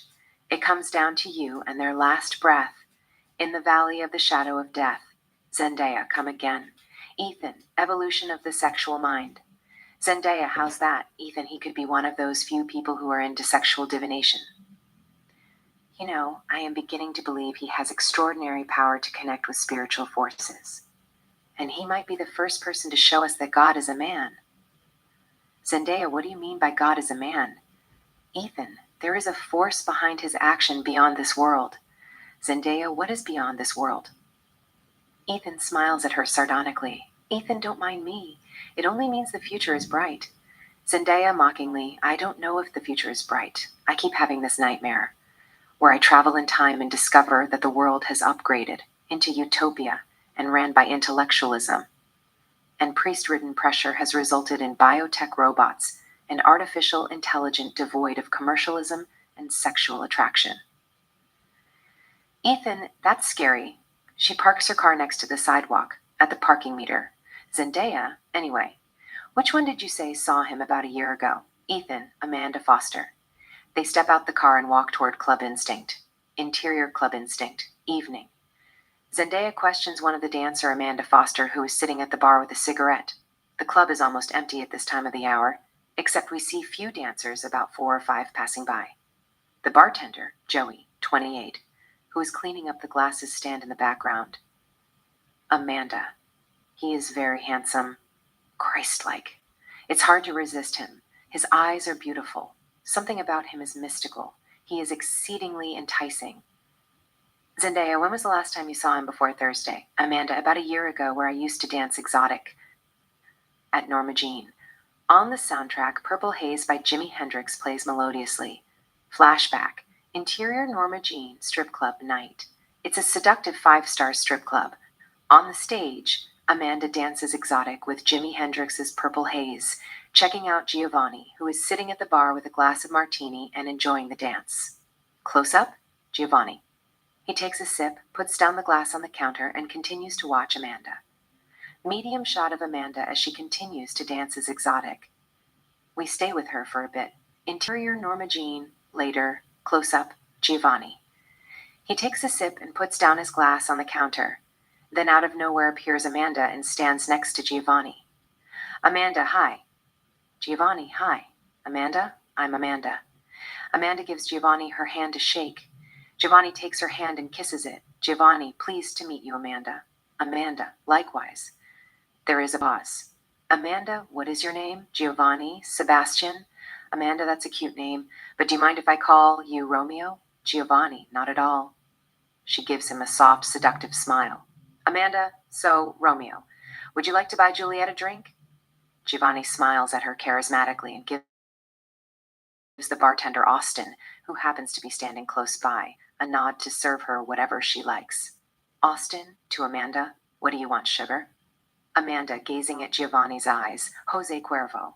On the stage, Vanessa, whom we saw posing at Giovanni's apartment earlier, comes wearing a seductive red translucent gown. The crowd makes noise, clapping and showing apparition. She must be popular. Giovanni turns his eyes and looks at her. He is enthralled. We don't know if he is seeing her for the first time or not, but he's totally rapt and spellbound by her presence. Vanessa looks at him with seduction, and begins to dance exotic with Led Zeppelin's Stairway to Heaven. She looks like an angel gone rogue, a goddess of love, romance, and sex, and a princess, all of them together, innocent, luscious, and deadly. Then, Austin, the bartender, brings Amanda's drink. Instinct Strip Club, night. Back to Zendaya and Amanda. Zendaya continues to question Amanda. Simultaneously, Joey, the bartender, gives Amanda the same drink from the previous scene. Jose Cuervo. Amanda, thanks, Joey. Joey, anytime, sweetheart. Amanda takes a sip. Amanda, he's not what you think he is. You can't look at his eyes for 1 second without being consumed by mystery and sexual fantasy. Zendaya, did you go with him? Amanda, I wanted to, but no. There is a pause. Zendaya, what happened? Amanda, he was into Vanessa. On the soundtrack, Dirty Diana by Michael Jackson plays melodiously. Amanda and Zendaya continue to talk without a sound. Montage, Miami. Quick take of Miami at night, skyline of downtown, Freedom Tower, Villa Vizcaya, Miami Tower, Virginia, Key Beach, Port of Miami, South Beach, and others. Interior, Norma Jean, strip club, night. On the stage, a stripper named Sienna, 22, dances exotic with Michael Jackson's Dirty Diana. Sitting at the tables as well as the counter, irregular patrons and gentlemen enjoy the dance with various drinks. Austin is behind the bar serving. Ethan and Zendaya enter the club. Zendaya, you go ahead and talk to the strippers. I'll question the manager. Ethan nods sure, walks toward the strippers' dressing room. Zendaya approaches Austin. Austin, what can I get you, gorgeous? Zendaya, give me a Diet Coke. Austin grabs a glass, fills it with Diet Coke, and places it in front of her less than 5 seconds. Austin, that would be $10. Zendaya takes out $20. Before she gives him the money, she holds it away from his reach. Zendaya, do you know a girl named Vanessa Hill by any chance? Where can I find her? Austin, I've been working behind this counter for 8 years. I have never heard of any girl by that name. Zendaya, what about a former stripper named Amanda Foster? I just talked to her at Club Instinct. She said Vanessa used to dance here. Gives him the money. Keep the change. Austin takes the money. Austin, thanks. She quit. Zendaya, when did she quit? Austin, there are hundreds of strippers come and go. I don't keep track who stays or who leaves. I'm here to do my job, not to babysit. Zendaya takes out her badge. Zendaya, my name is Zendaya Rose, FBI. I was told that you're the owner of this club, and if you don't cooperate with us, we'll shut down this place in 15 minutes. Amanda was only 16 when you hired her. I'll make sure that she testifies. Not only are you going to lose your license permanently, you'll also go to prison for a while. There is a silent moment. Austin looks at her eyes. He then. Austin, okay, I get the joke. Before we start singing Janie's Got a Gun, what do you say a free drink in the house? It's my treat. Zendaya, sure. Give me scotch, Black Label. Austin, I'll be with you in a second. Austin grabs Johnny Walker, Black Label, and pours the whiskey in a glass and puts it in front of Zendaya. On the stage, Sienna continues to strip with Michael Jackson's Dirty Diana. We stay with Sienna for a bit. Interior Norma Jean strip club. Later. Sitting at the quietest section of the club, Zendaya questions Austin. Austin, all I can tell you is she's the depiction of Virgin Mary, Mother of God, a gorgeous combination of Sleeping Beauty and Cleopatra. Just thinking about her eyes breaks my heart.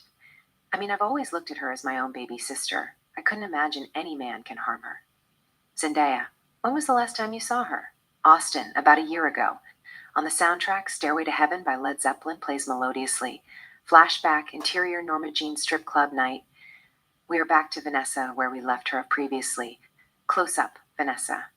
She continues to dance exotic with Led Zeppelin's Stairway to Heaven, as if the gods took Altinai Asselmaratova and Josephine Baker DNAs and put them in her soul with a chalice full of Aphrodite blood. She looks breathtaking. Down by the stage, Giovanni continues to watch Vanessa in wonder. Amanda, who is sitting next to Giovanni, continues to keep his company while sipping her drink, Jose Cuervo. A medium shot of Vanessa as she continues to dance exotic, gazing at Giovanni's eyes. Close up, Giovanni.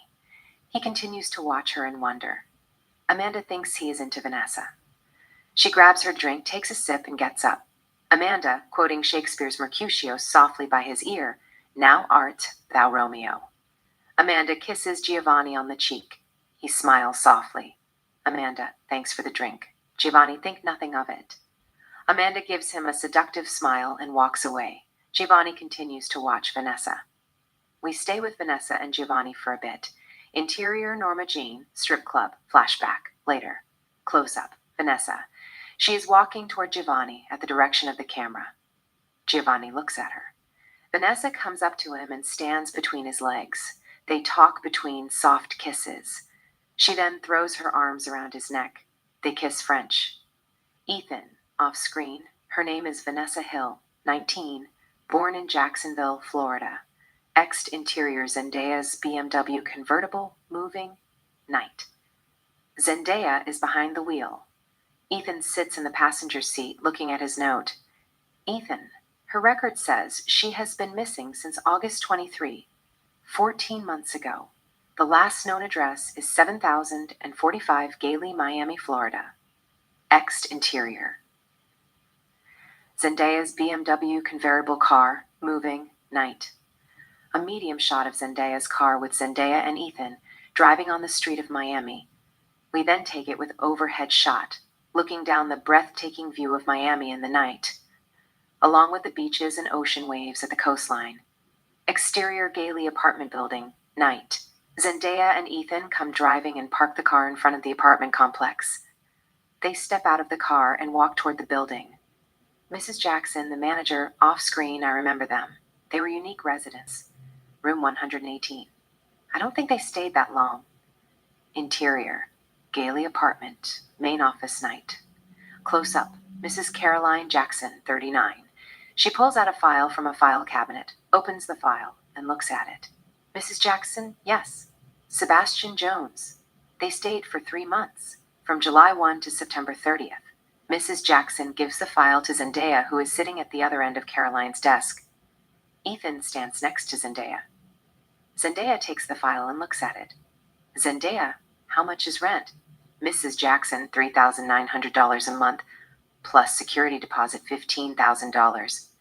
Ethan, did he ever write you a check or paid in credit cards? Mrs. Jackson, he always pays with money order. Zendaya looks at the file more. Zendaya, referring to the file, let me have this for record. Mrs. Jackson nods sure. Interior Zendaya's house, living room, night. Zendaya stands brooding over the picture of the victims with a glass of whiskey. She looks exhausted, drinks her whiskey. Her desk is swamped with files. Gibson, off screen. I have addressed the same concerns to the Bureau, and they guarantee me she is the best. Zendaya looks to the TV. She picks up a remote control from the coffee table, increases the volume. On the screen, Director of FBI Seth Gibson, 47, stands before reporters. Reporter 1, as Director of FBI, don't you feel some responsibility that Detective Rose lacks the experience?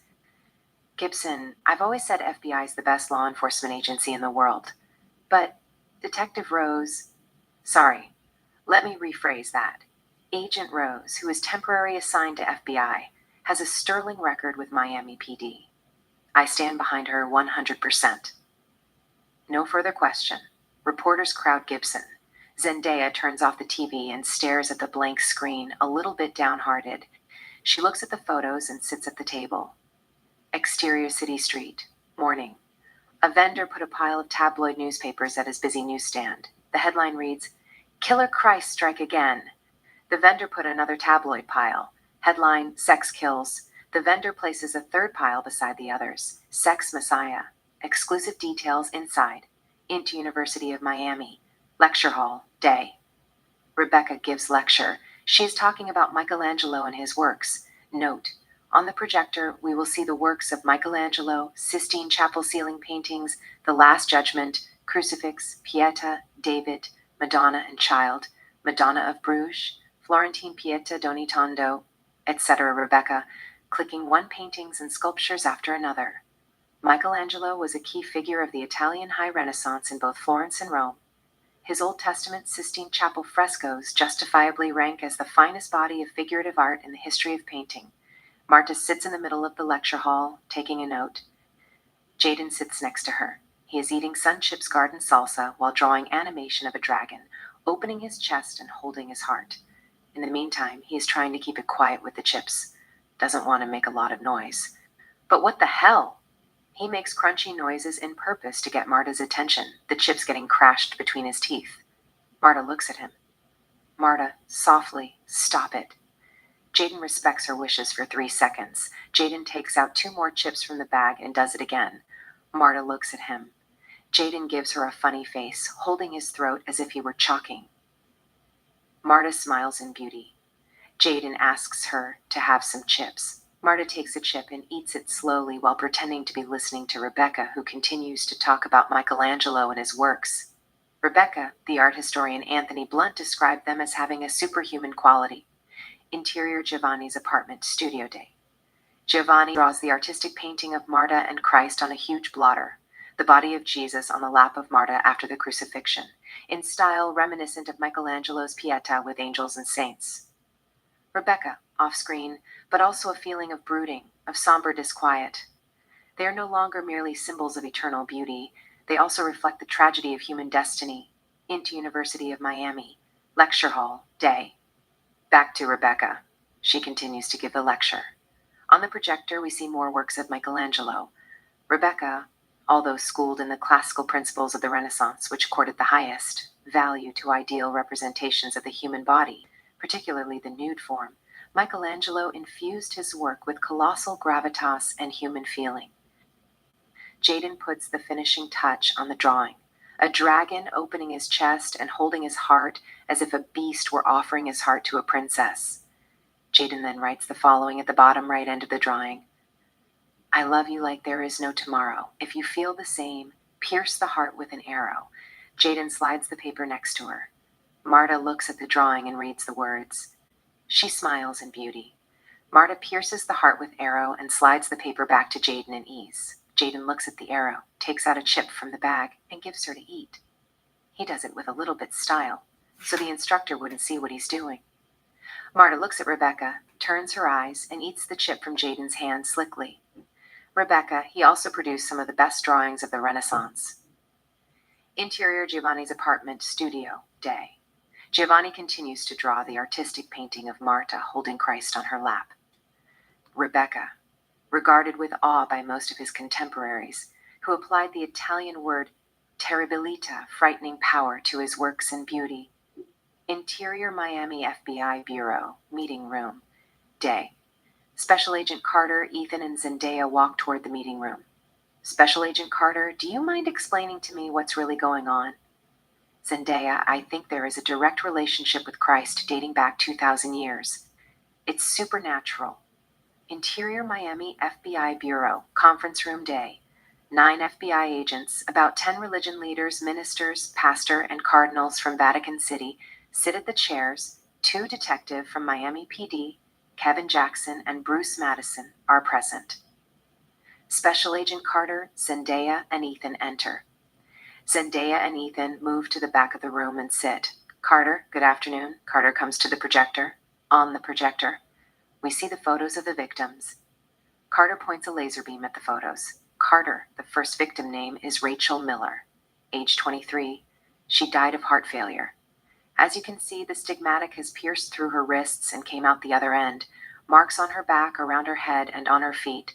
The FIB forensics found 2,000 years old iron rusts on Miss Miller's right wrist. Cardinal Raymond Price raises his hand and talks without permission. Cardinal Price, could this be a deliberate act, a work of sinister man who thought he could get away with it? Because stigmata are a sign from God. Carter, it's possible that we might have a serial killer on our hand, but before we can come to any kind of conclusion, the forensics are doing everything in their power to determine how the stigmata formed in the victims' bodies. Pastor Howard interrupts him. Pastor Howard, this is the work of the devil. It should be investigated by religion experts. Carter, we got everything under control. Agent Rose will explain to you everything. Special Agent Carter gives Zendaya a sign. Zendaya gets up, walks up to the front of the room, and stands next to the projector. Zendaya, flipping one picture after another. Stigmata are appearance of wounds on a person's hands, feet, forehead, and back. Here, 2 deep wounds that go all the way through their wrists, crown of thorns around their heads, and the appearance of deep wounds in their feet. the same 5 wounds that Jesus Christ received during the crucifixion. And these marks in his victims, none of them are done with knives or other inflicting devices. Cardinal Carlos raises his hand.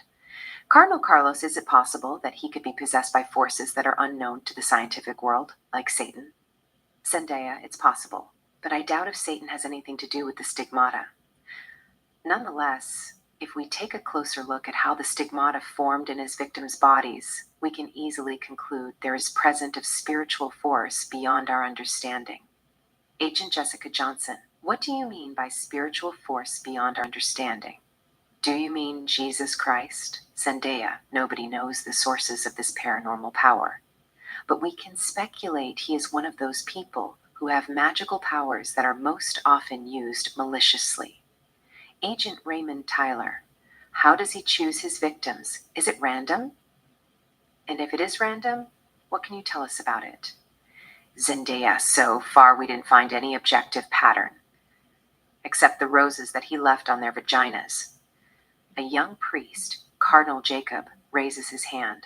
Cardinal Jacob, do you have any idea where he could be at this moment?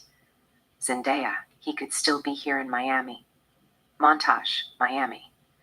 A quick take of the city of Miami at night. Skyline of downtown, Freedom Tower, Villa Vizcaya, Miami Tower, Virginia Key Beach, Port of Miami. Skyline of downtown, etc. Exterior Sheraton Hotel, fashion show, night. Models walk up and down on the runway that is surrounded by fire outside Sheraton Hotel. They all look beautiful, bewitching, breathtaking, sizzling, and exotic. Camera lights flash from every angle. We see elites, creme de la creme, and movie stars sitting and enjoying the show. On the soundtrack, Disturbia by Rihanna plays mixed with dance beat. Close up, Jennifer King, 23. She comes out from the backstage, walks down the catwalk, and poses with poise. Giovanni sits at the front row. Jennifer looks at him. She turns around and does more poses in between, checking out Giovanni as if she were posing for him. We stay with Jennifer for a bit as the camera lights flash on her like clusters of stars. Cut to interior Sheraton Hotel, bedroom, night. Jennifer and Giovanni make love surrounded by candles. She is on top, riding him cowgirl style in a passionate sexual intercourse. Interior, fashion show, night. Back to Jennifer. She continues to pose with series cuts as the cameras continue to flash at her from all angles. The fashion show is hosted by Valentino, Versace, and Victoria's Secret. Cut to Jennifer, wearing black Valentino gown, walks down the catwalk and poses in confidence.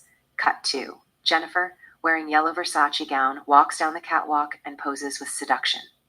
Cut to Jennifer, wearing red Victoria's Secret gown, walks down the catwalk and poses in assurance. Cut to Jennifer comes out the backstage with an angel's wings and walks down the catwalk and does a pose.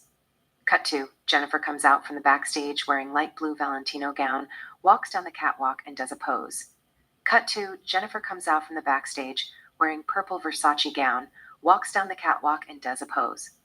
Cut to Jennifer comes out from the backstage wearing pink Victoria's Secret nightgown, walks down the catwalk and does a pose. Note, Jennifer will pose with series cuts wearing various outfits. Interior hotel, bedroom night. Jennifer and Giovanni continue to make love. He is between her legs, entering her soul enchantingly in a steamy, passionate sex. Jennifer is dying with pleasure, moaning, gasping, and breathing in and out with intense orgasms. Flashback. Interior Giovanni's apartment, studio day. Jennifer poses for Giovanni nude, sitting on a sofa, smoking marijuana, and covering her vagina with a burning artificial $100 bill designed for the sole proposed of the art. Giovanni paints her. Into church, night. We find Giovanni and Jennifer having a passionate sexual intercourse surrounded by hundreds of candles near the sculpture of Jesus Christ and other religious paintings, as if they entered a different dimension. There is no explanation how they got in the church in the first place, but it is passionate sexual intercourse. Jennifer is on top, riding Giovanni cowgirl style alluringly as if her life depended on it. Giovanni then gets her on the bottom and enters her lusciously as though he were making honey with her heartbeats. Jennifer can't take the pleasure. It is too sweet. She has never felt love like this in her life. Jennifer continues to moan with deep sexual pleasure like a porn star. They switch position. Jennifer gets back on top and rids him seductively. The stigmata of Christ form on their bodies, being whipped from behind by an unseen force, two deep wounds that go all the way through their wrists, crown of thorns around their heads, and the appearance of deep wounds in their feet. Flashback. Interior 1st century, bedroom, night. Jesus and a girl who looks exactly like Jennifer make love surrounded by candles. Exterior fashion show runway, night. A beautiful African American girl named Sydney Jordan, 24, comes to the runway, walks down the catwalk, and does a pose.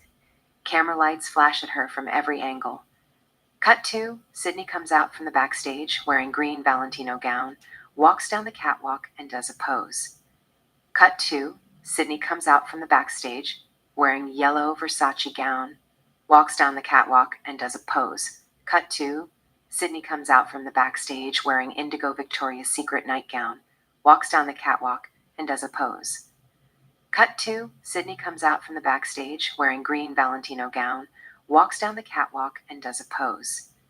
Cut to, Sydney comes out from the backstage wearing yellow Versace gown, walks down the catwalk, and does a pose. Cut to, Sydney comes out from the backstage wearing lavender Victoria's Secret nightgown, walks down the catwalk, and does a pose. Cut to, Sydney comes out from the backstage wearing sliver Valentino gown, walks down the catwalk, and does a pose. Cut to, Sydney comes out from the backstage wearing gold Versace gown, walks down the catwalk, and does a pose. Cut to, Sydney comes out from the backstage wearing orange Victoria's Secret nightgown, walks down the catwalk, and does a pose. Note: Sydney would pose with series cuts. And if it's convenient, Sydney and Jennifer would come out of the backstage wearing various S&M outfits. It will be scripted during filming. Interior Sheraton Hotel, club and bar, reception, night. We see all kinds of stylish people mingling, sipping champagnes, enjoying refreshments, and talking. On the stage, a girl named Stacy sings No Doubts Don't Speak. Jennifer and Sydney stand at the bar, talking with two men. We don't hear what they are saying due to the music on the soundtrack. Close up, Giovanni. He sits at bar 2, the main bar, with a glass of martini alone. Jennifer spots him. Giovanni catches Jennifer's eyes. Jennifer gives him an alluring smile. Giovanni returns her smile. Jennifer excuses her friends and walks toward Giovanni. Giovanni looks at her. She comes up to him and says something seductive. Giovanni says something romantic. Jennifer smiles sweetly. They greet and continue to talk without a sound as Stacy continues to sing, Don't Speak. Then, out of nowhere appears Sydney behind Giovanni and joins the circle. Jennifer introduces him to Sydney. Giovanni and Sydney greet. Interior church night. Back to Giovanni and Jennifer. They continue to make love in the middle of hundreds of candles near the sculpture of Christ. It is steamy, erotic, and passionate.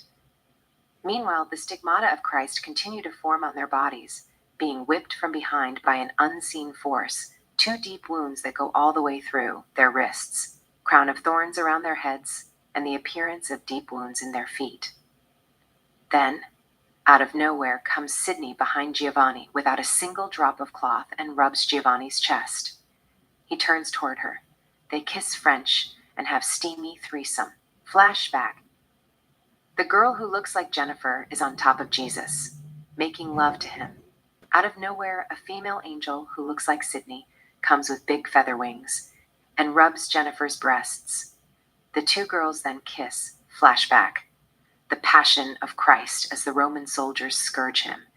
Giovanni's apartment, studio. Giovanni paints both Jennifer and Sydney, who are posing nude at the glass breakfast table. Jennifer is sitting on top of the table, holding a beautiful Barbie doll with her right hand and sucking a lollipop. There is a cup of steaming tea between her legs that covers her vagina seductively.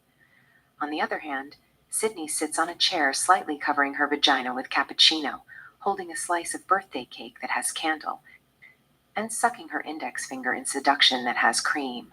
Meanwhile, we also see all kinds of breakfast recipes and fruits, slices of chocolate cake, bibinka, slices of black forest cake, butterfly cake, pavlova, pumpkin bread, strawberry, blueberry, peach, and others. Sheraton Hotel, club and bar, reception, night.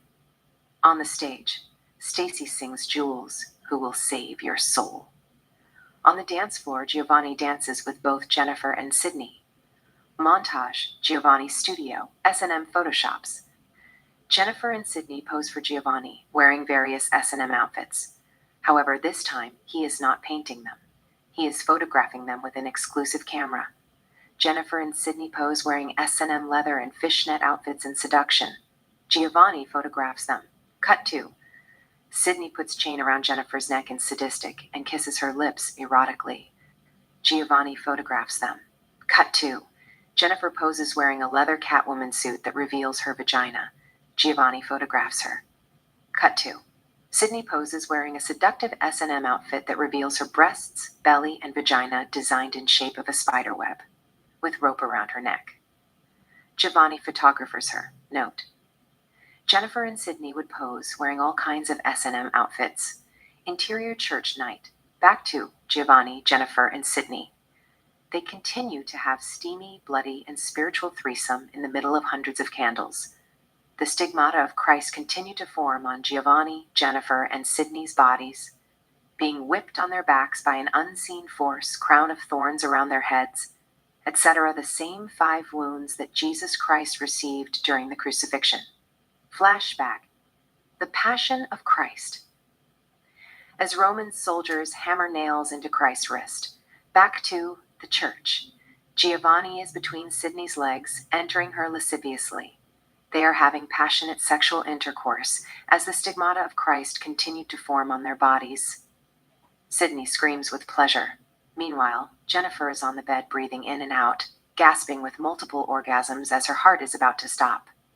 Flashback, the Passion of Christ. Jesus is on the cross. He looks at the sky. The clouds are covered with fire. Lightning cuts the sky. Thunderstorm roars like doomsday gone happy-go-lucky. The sky then opens. The angels descend and fly around Christ. Interior Giovanni's studio night. Sydney, who is sitting on the sofa nude, poses for Giovanni, covering her vagina with a Chinese dancing hand fan that has Chinese alphabet and holding a cigarette with a long cigarette holder. Giovanni paints her. Back to the bedroom. Giovanni and Sydney continue to make love. Sydney screams due to pleasure as she reaches one deep intense sexual climax after another, while the stigmata of Christ forming on her body. Exterior Miami Beach, morning. We see the sun as it rises across Miami Beach. Interior Sheraton Hotel, bedroom, morning. Jennifer and Sydney lie on the bed, lifeless, without a single drop of cloth. We see the stigmata of Christ on their feet, heads, and wrists, and 2 fresh red roses on their vaginas. Zendaya and Ethan talk to Dr. Joshua Hernandez. Forensic team from FBI collect evidence. Max, forensic photographer, photographs the bodies. Dr. Hernandez: I still don't know how those marks form on their bodies, and the blood smells like perfume. Zendaya touches Jennifer's hand. Quick flashback. Zendaya sees Giovanni and Jennifer making love, the stigmata of Christ forming on Jennifer's body. Back to Zendaya. She retracts her hand and stands back. At the door, Special Agent James Carter enters. He walks up to Zendaya and Ethan. Carter, if you have to question every man in the state of Florida, do so, but you must find him quick. On the soundtrack, music plays melodiously. Special Agent James Carter, Zendaya, and Ethan continue to talk without a sound. In the meantime, we see the forensic team working on Sydney and Jennifer's bodies, collecting hair and blood samples and other things. Montage. Note: we'll see the story of Jennifer and Sydney in all kinds of news coverage. CNN News. We see photos of Jennifer and Sydney on the TV. A female reporter, Anna Stone, reports the story at CNN News headquarters. Anna, 2 supermodels, Jennifer King and Sydney Jones. BBC News. On the TV, we see photos of Jennifer and Sydney. A male reporter, Gary Arthur, addresses the news. Gary TV, they were found dead with. CBS News. On the TV, we see the video of Jennifer and Sydney walking on the catwalk and posing in confidence. A female reporter, Grace Davis, addresses the news from CBS News headquarters. Grace: roses on their vaginas and the stigmata of Christ. Fox News. On the TV, we see the video of Jennifer and Sydney at E.T. Party. A male reporter, Richard Cooper, addresses the news. Richard TV, in Miami, Florida, so-called Killer Christ struck again. 2 supermodels were found dead with stigmata of Christ on their bodies. NBC News. On the TV, we see sketch of Giovanni. A male reporter, James Stewart, addresses the news. James, TV, FBI suspected it was the work of a man whom the media has labeled as Killer Christ. ABC News. Marissa addresses the news from Sheraton Hotel. Marissa, the authorities say they don't know what causes of their death and how the stigmata formed in their bodies yet. However, an unidentified source in the Bureau said they died of heart failure after they experienced major sexual climax. City Hall. The director of FBI, Seth Gibson, addresses the case to the reporters that are standing in front of him with microphones. Captain Bloom is present. Special Agent James Carter is present as well. He is standing behind Seth Gibson. Gibson, we are dealing with a man who are shaking down the foundation of our very faith. We will continue to hunt him down like nightmare, and we will not rest until we bring him to justice. Exterior garden, day. Tina, the dancer, poses, sitting on a wooden chair. She is pouring water on her vagina with a hose while holding a martini that has a cherry. Giovanni paints her. Tina, I don't know what I want to do with my life.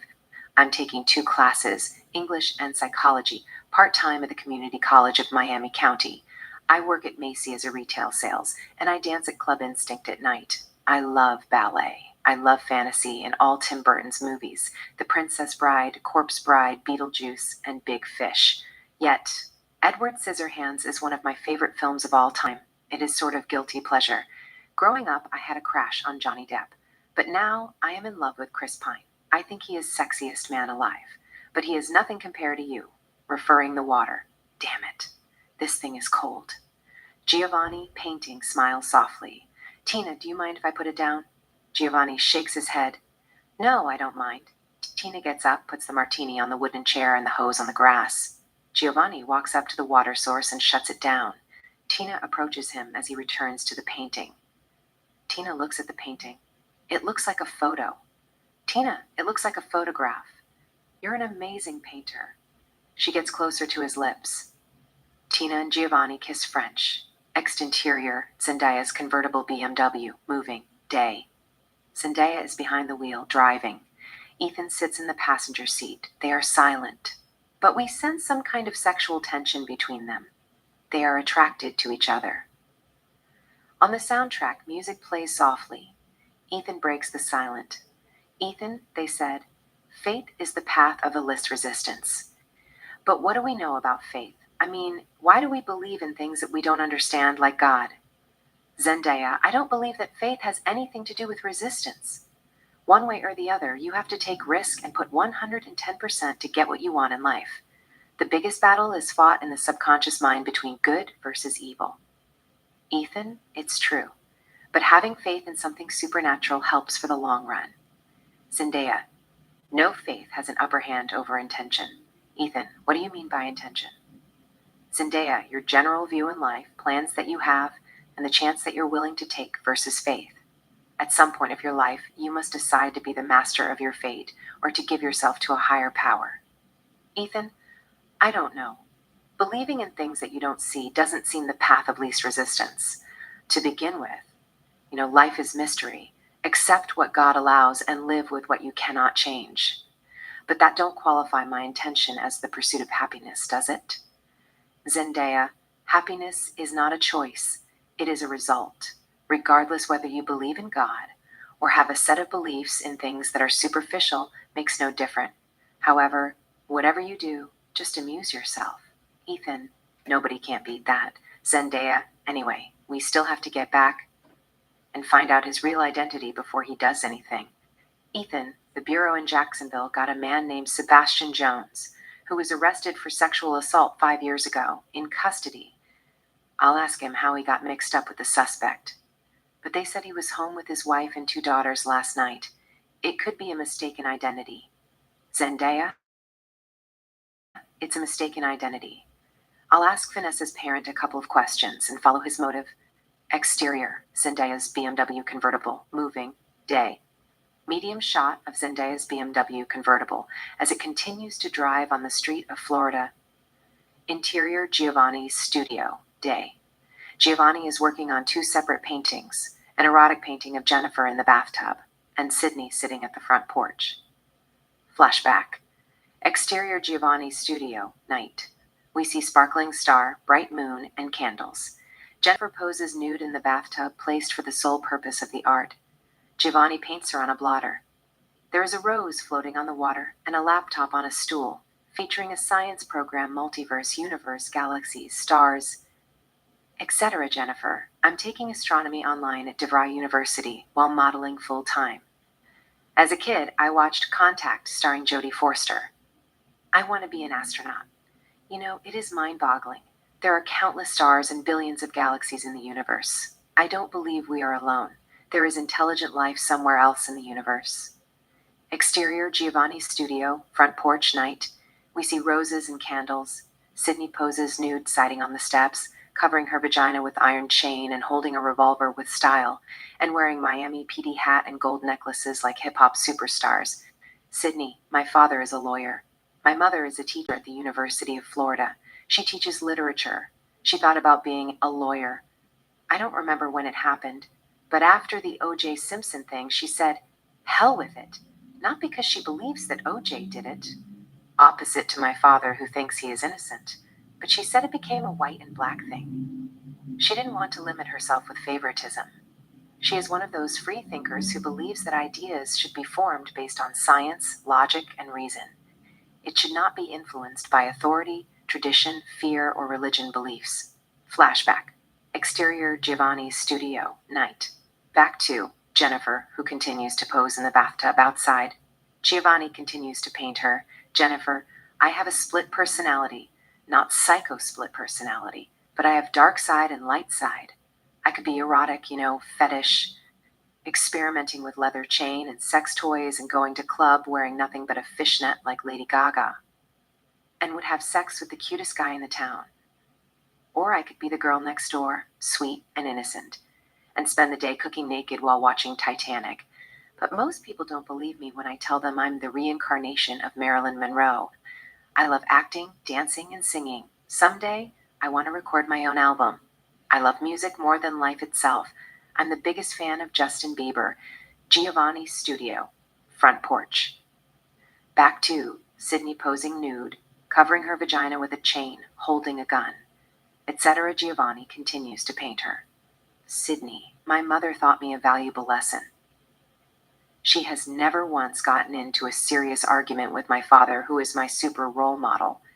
He is like a king that you watch in fairy tale movies, and I will always be his little princess. But I doubt if I am going to follow his footstep and become a lawyer. I take modeling seriously. Not serious like heart attack. However, it's a job that pays good. You get to go all the beautiful cities in the world. I love traveling. Even though Paris, London, Milan, and New York City are fashion capitals, the first time I watched the pyramids in Giza, I felt the earth moving under my feet. I always thought they were built by gods or some kinds of aliens from a different planet. But when I saw them, it was obvious. They were built by ancient Egyptians who look like Nefertiti, King Tut, and me. On the soundtrack, What Do You Mean by Justin Bieber plays melodiously. Exterior, Vanessa Parent's house, day. Zendaya comes driving alone and parks her car in front of the house. She steps out of the car and walks up to the gate. On the soundtrack, What Do You Mean continues to play. Zendaya knocks on the door. 1, 2, 3. The door opens, revealing a woman named Hannah Hill, Vanessa's mother, 35. She is wet. She is wearing nothing but a red see-through unbuttoned shirt, revealing her 2 voluptuous breasts and a cross necklace with Jesus Christ, and a pink underwear. Zendaya is taken back by sense of sexuality. She did not expect Mrs. Hill to be so young and provocative, look like her sister. On the soundtrack, What Do You Mean plays softly. Hannah, what's it? Zendaya, I am Agent Rose, FBI, shows her badge. I came to ask you a few questions regarding to your daughter, Vanessa. Hannah, let me put some cloth. I was taking bath before you knock on the door. I'll be with you in a minute. Zendaya nods. Go ahead and do your things. Hannah turns around and walks toward the living room, leaving Zendaya on top of the screen. On the soundtrack, What Do You Mean plays with full volume. Zendaya turns around, walks down the steps, and looks around the house. Interior Jacksonville FBI Bureau, interrogation room day. Agent John Lake and Ethan question a man named Sebastian Jones without a sound as we continue to hear, "What do you mean?" on the soundtrack. Interior Jacksonville FBI, interrogation room, main room day. Agent Justin Norton and Special Agent Matthew Richmond, FBI in Jacksonville, look at the interrogation through tainted window. Exterior Vanessa parents' house, front porch day. Zendaya is in the middle of questioning Hannah, who is sitting on the steps and smoking a cigarette. "Hannah, what do you really want me to say?" "I had her when I was 16, one night stand with a rock star named Patrick, a lead singer for Kiss for Bullets. He died of heroin overdose just a day before she was born. My mother then took Vanessa and raised her. Vanessa did not know that I was her real mother till she was 10. She told her 2 weeks before she died of breast cancer. First, it was terrifying to convince her that I was her real mother. Then we settled our difference till she ran away for last time." Zendaya, did you meet her friends? Hannah, no, I did not. I had 3 other kids, 2 boys and a girl. She was 16. I didn't really want her around. You know, her stepfather, whom she seemed to be fond of. Zendaya, what about your husband, Mr. Hill? Did he ever touch her? Hannah, I doubt it. Jake could be unpredictable sometimes, but I did not believe he would go so far to touch her. He is a good person, but I didn't like the way he was looking at her either.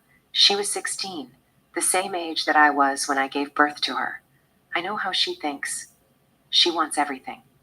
Hannah continues to talk, lips movement, without a sound. Zendaya, voiceover. She said she constantly ran away and stayed out late, going to clubs and bars. Exterior. Zendaya's convertible BMW moving, sunset. Zendaya is behind the wheel, talking to Ethan on her cell phone as she drives down the street. Zendaya on cell phone. I think she might have run away with a friend, or she could have fled with someone she met in the club. Anyway, where are you? Ethan, off screen. I'm at the restaurant, waiting for you. Zendaya on cell phone. Oh, Jesus. I forget about it. I'll be there in 5 minutes. Ethan off screen. Take your time. Zendaya on cell phone. Bye. Ethan off screen. See you. Zendaya hangs up her cell phone, steps on the gas, and continues to drive down the street. A medium shot of Zendaya's BMW as it drives on the street of Jacksonville with full speed. Exterior. Opus Dei headquarters, night. An established shot of Opus Dei headquarters, the equivalent of Vatican City. Interior Opus Dei headquarters, Archbishop Antonio's office, night. It's a huge office. Walking up and down, Archbishop Antonio Augustine, 49, converse with Cardinal Jacob, who is sitting on the sofa. Archbishop Antonio, who's he? Cardinal Jacob, nobody knows who is yet. He could be the devil himself, but those marks on those young women bodies seem so real. It's a sign from God. The end is near. Archbishop Antonio, I can assure you heaven will wait for those who have faith in God, Lord Jesus Christ. Cardinal Jacob, God has turned his back against us. It's the beginning of the end. Archbishop Antonio, there is a verse that will stave off the cloud in your head. His head and his hairs were white like wool, as white as snow, and his eyes were as a flame of fire, and his feet like unto fine brass, as if they burned in a furnace, and his voice as the sound of many waters. And he had in his right hand 7 stars, and out of his mouth went a sharp 2-edged sword, and his countenance was as the sun shineth in his strength. And when I saw him, I fell at his feet as dead. Revelation 1:14. There is a knock on the door. Archbishop Antonio, come in. A young deacon, Brandon McNeil, enters. Deacon Brandon, Mr. Franklin is here. Archbishop Antonio, let him in. Brandon nods, okay, and walks away. Archbishop Antonio looks at Cardinal Jacob.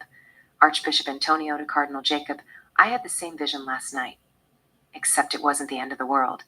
It was the second coming of Christ, the return of our Lord Jesus Christ to give human races the opportunity for eternal salvation. Archbishop Antonio walks toward his private bar, a globe liquor container. Archbishop Antonio, step outside for a few minutes. I have to talk to Mr. Franklin alone.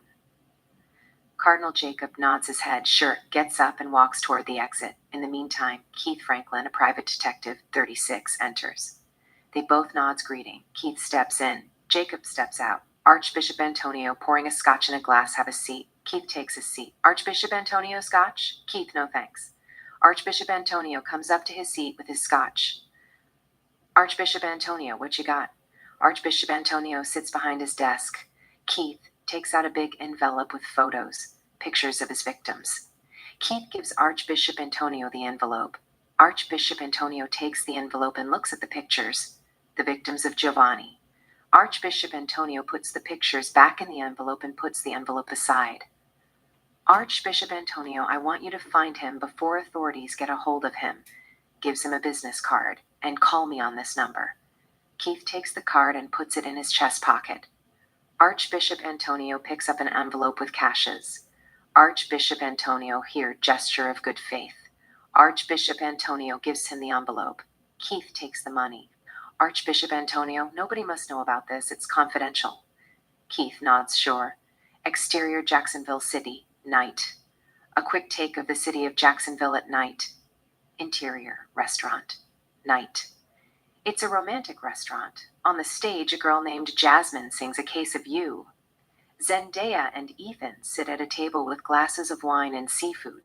They are not really eating, but talking about their desires, fears, and fantasies. Ethan, once upon a time in Paris, an alien comes to Earth and goes to a movie theater to see Alien vs. Predator. It was a dark and stormy night. He wanted to grab a beer before the movie started. A sales clerk named Sophia asked him if he desired light beer or just regular beer. He asked her, "What is the difference between light beer and regular beer?"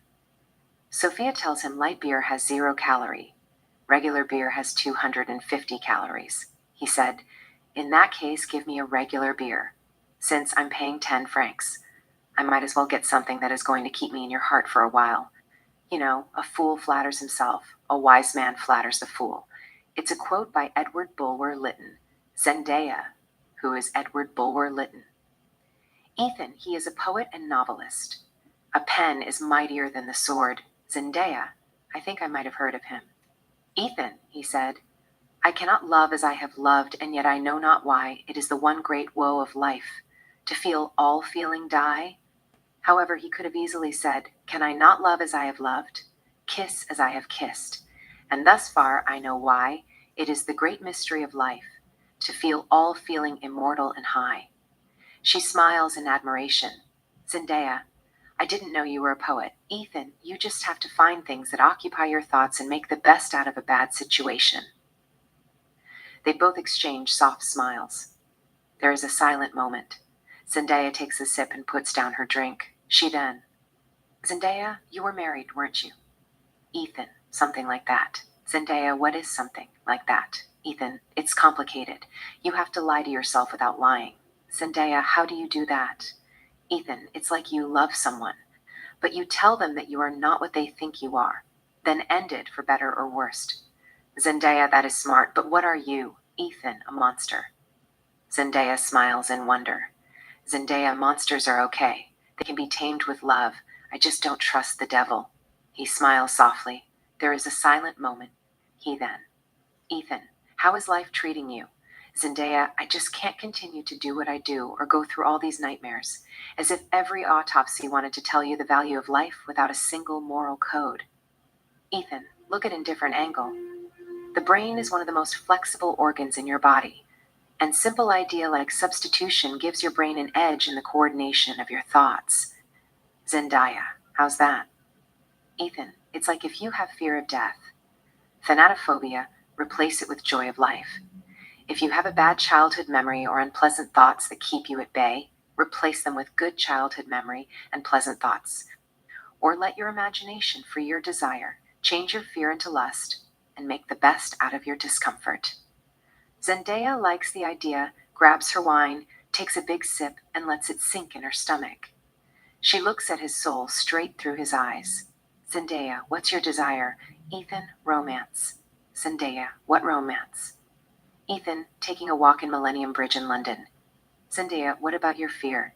Ethan, Natalie Portman in Black Swan. Zendaya, Natalia Portman? Ethan, nothing comes scarier than those black feathers that she was wearing in Black Swan.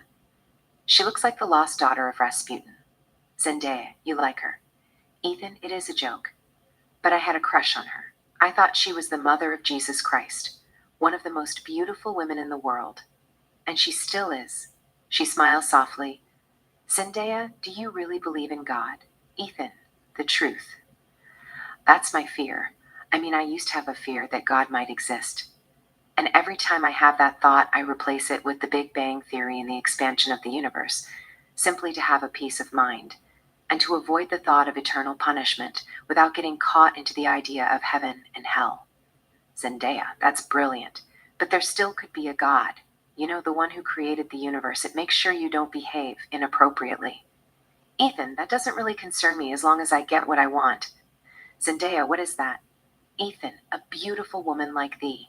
I can hold you next to my heart at night and kiss your lips in the morning without falling asleep. She smiles in beauty. Zendaya, playing along. You're romantic. But girls don't usually trust a man who doesn't fall asleep. Ethan, why is that? Zendaya, sleep helps the body to conserve energy.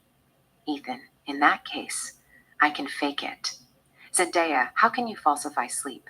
Ethan, I would close my eyes and envision your radiant face. You are hypnotic. Zendaya, I get that a lot. He smiles softly. Ethan, anyway, I read your book, the New York Times bestseller Blue Kiss. That is amazing. Zendaya, it took me 19 months to write it. I was busy with 3 high-profile cases. I thought I would never finish. Ethan, I finished reading last night. You have a gift for writing. Zendaya, life is a gift itself. You just have to convince yourself that you are a vital principle of the universe. Nothing exists without you. Ethan smiles softly. Ethan, I couldn't agree more. But tell me, how do you live up to your prominence and notoriety? Zendaya, what do you mean by prominence and notoriety? Ethan, what's your passion? Zendaya, I don't know. I am sincere about things that I don't understand, like the psychic and inner peace. And I am ardent about things that alter the course of nature, like love and sex. Ethan, and your fear? Zendaya, losing control.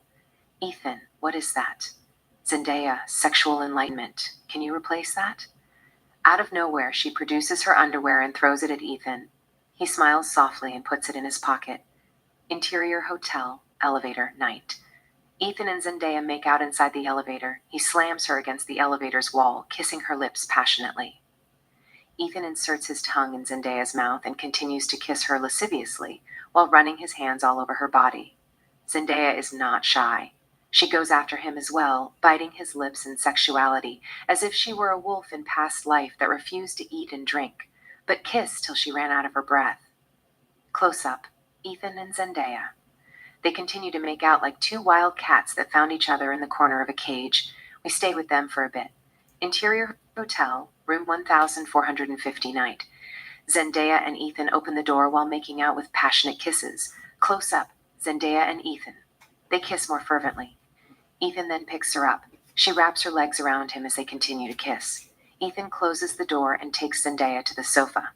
But before they get to the sofa, they fall on the floor. Ethan and Zendaya kiss more intimately. Ethan then tears her shirt savagely. Her 2 stunning breasts come out without a warning, like 2 soft, juicy melons that grow in the air in a fantasy dimension. Ethan and Zendaya kiss more passionately, as if their lips were made of the forbidden fruit straight from the Garden of Eden. Ethan kisses her neck, caresses her collarbone, comes between her breasts. He sucks her nipple, bites her breast softly, and kisses her belly. Ethan then gets between her legs and begins to give her oral pleasure. Close up, Zendaya. She sighs, moaning with sexual passion. Zendaya then begins to envision Giovanni making love with his victims. Quick flashback. We see Giovanni making love to Rachel.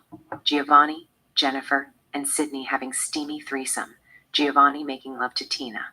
And the formation of stigmata on each of his victims. Back to Zendaya and Ethan. Zendaya holds Ethan's head against her vagina while gasping in sexual passion and breathing in and out as he continues to give her oral pleasure. Close up, Zendaya. She continues to moan in orgasm. We see the expression of her face going through phases. Interior hotel, room 1450, bedroom, night. Zendaya and Ethan make love surrounded by candles. She licks his chest, sucks his right nipple, and bits it seductively. Zendaya comes up to Ethan's lips. They kiss more passionately. He spins with her, places her at the bottom. Ethan gets between her legs, caresses her neck, and kisses her lips, and continues to enter her deliciously, as they continue to have passionate sexual intercourse. Note, We stay with them with series cuts as they go at it with various sexual positions. Interior Opus Dei headquarter, Archbishop Antonio's office night. Archbishop Antonio Augustine sit behind his desk, looking at the photos of Giovanni's victims. Then, there is a knock on the door. Archbishop Antonio, enter. Deacon Brandon enters the office. Deacon Brandon, Mr. Smith is here to see you. Archbishop Antonio let him in.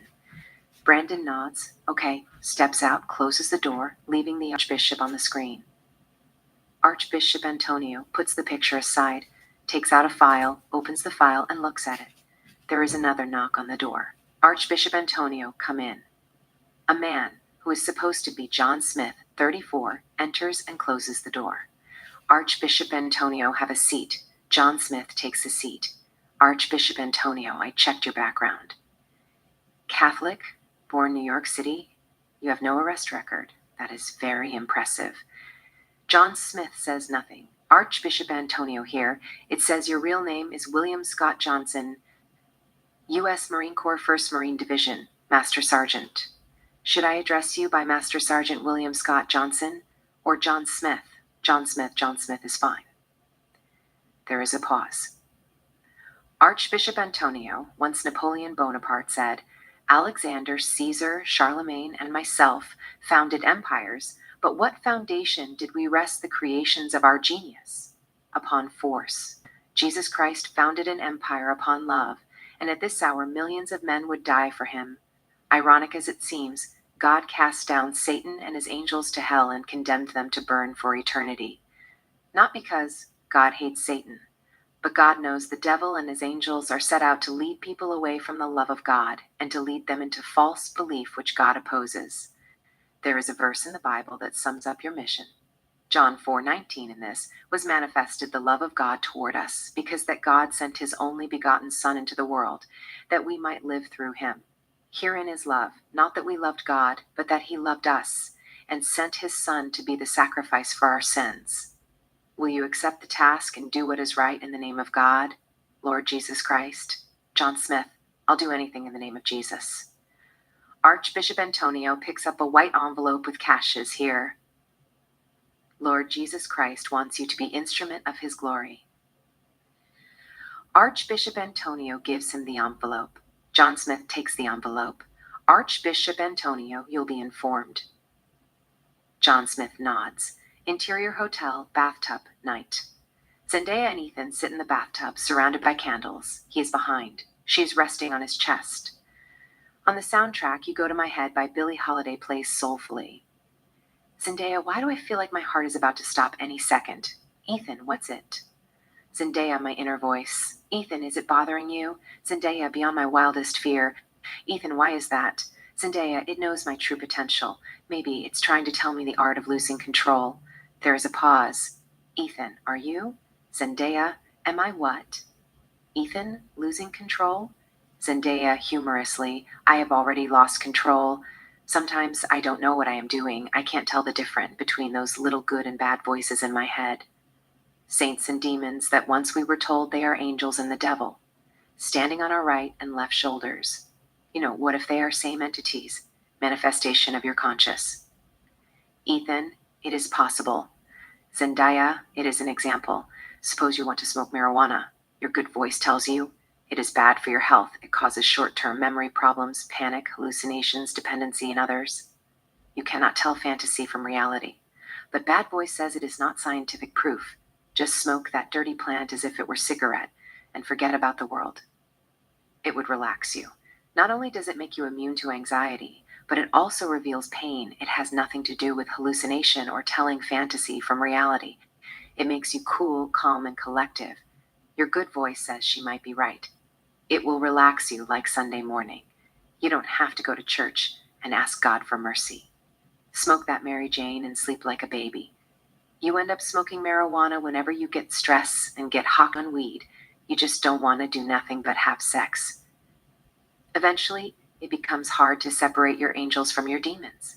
They label you crazy. He smiles softly. Ethan, I don't want to change the subject, but you are not from this world, are you? Zendaya, why did you say that? Ethan, you are the sexiest woman alive. You inspire passion at the purest form. He kisses her on the shoulder. Zendaya thanks, but you can't measure the beauty of the heart with sin. It's time for me to open my eyes and do what I do best. Ethan, which is? Zendaya, be true to myself. Ethan, how can you be true yourself without losing control?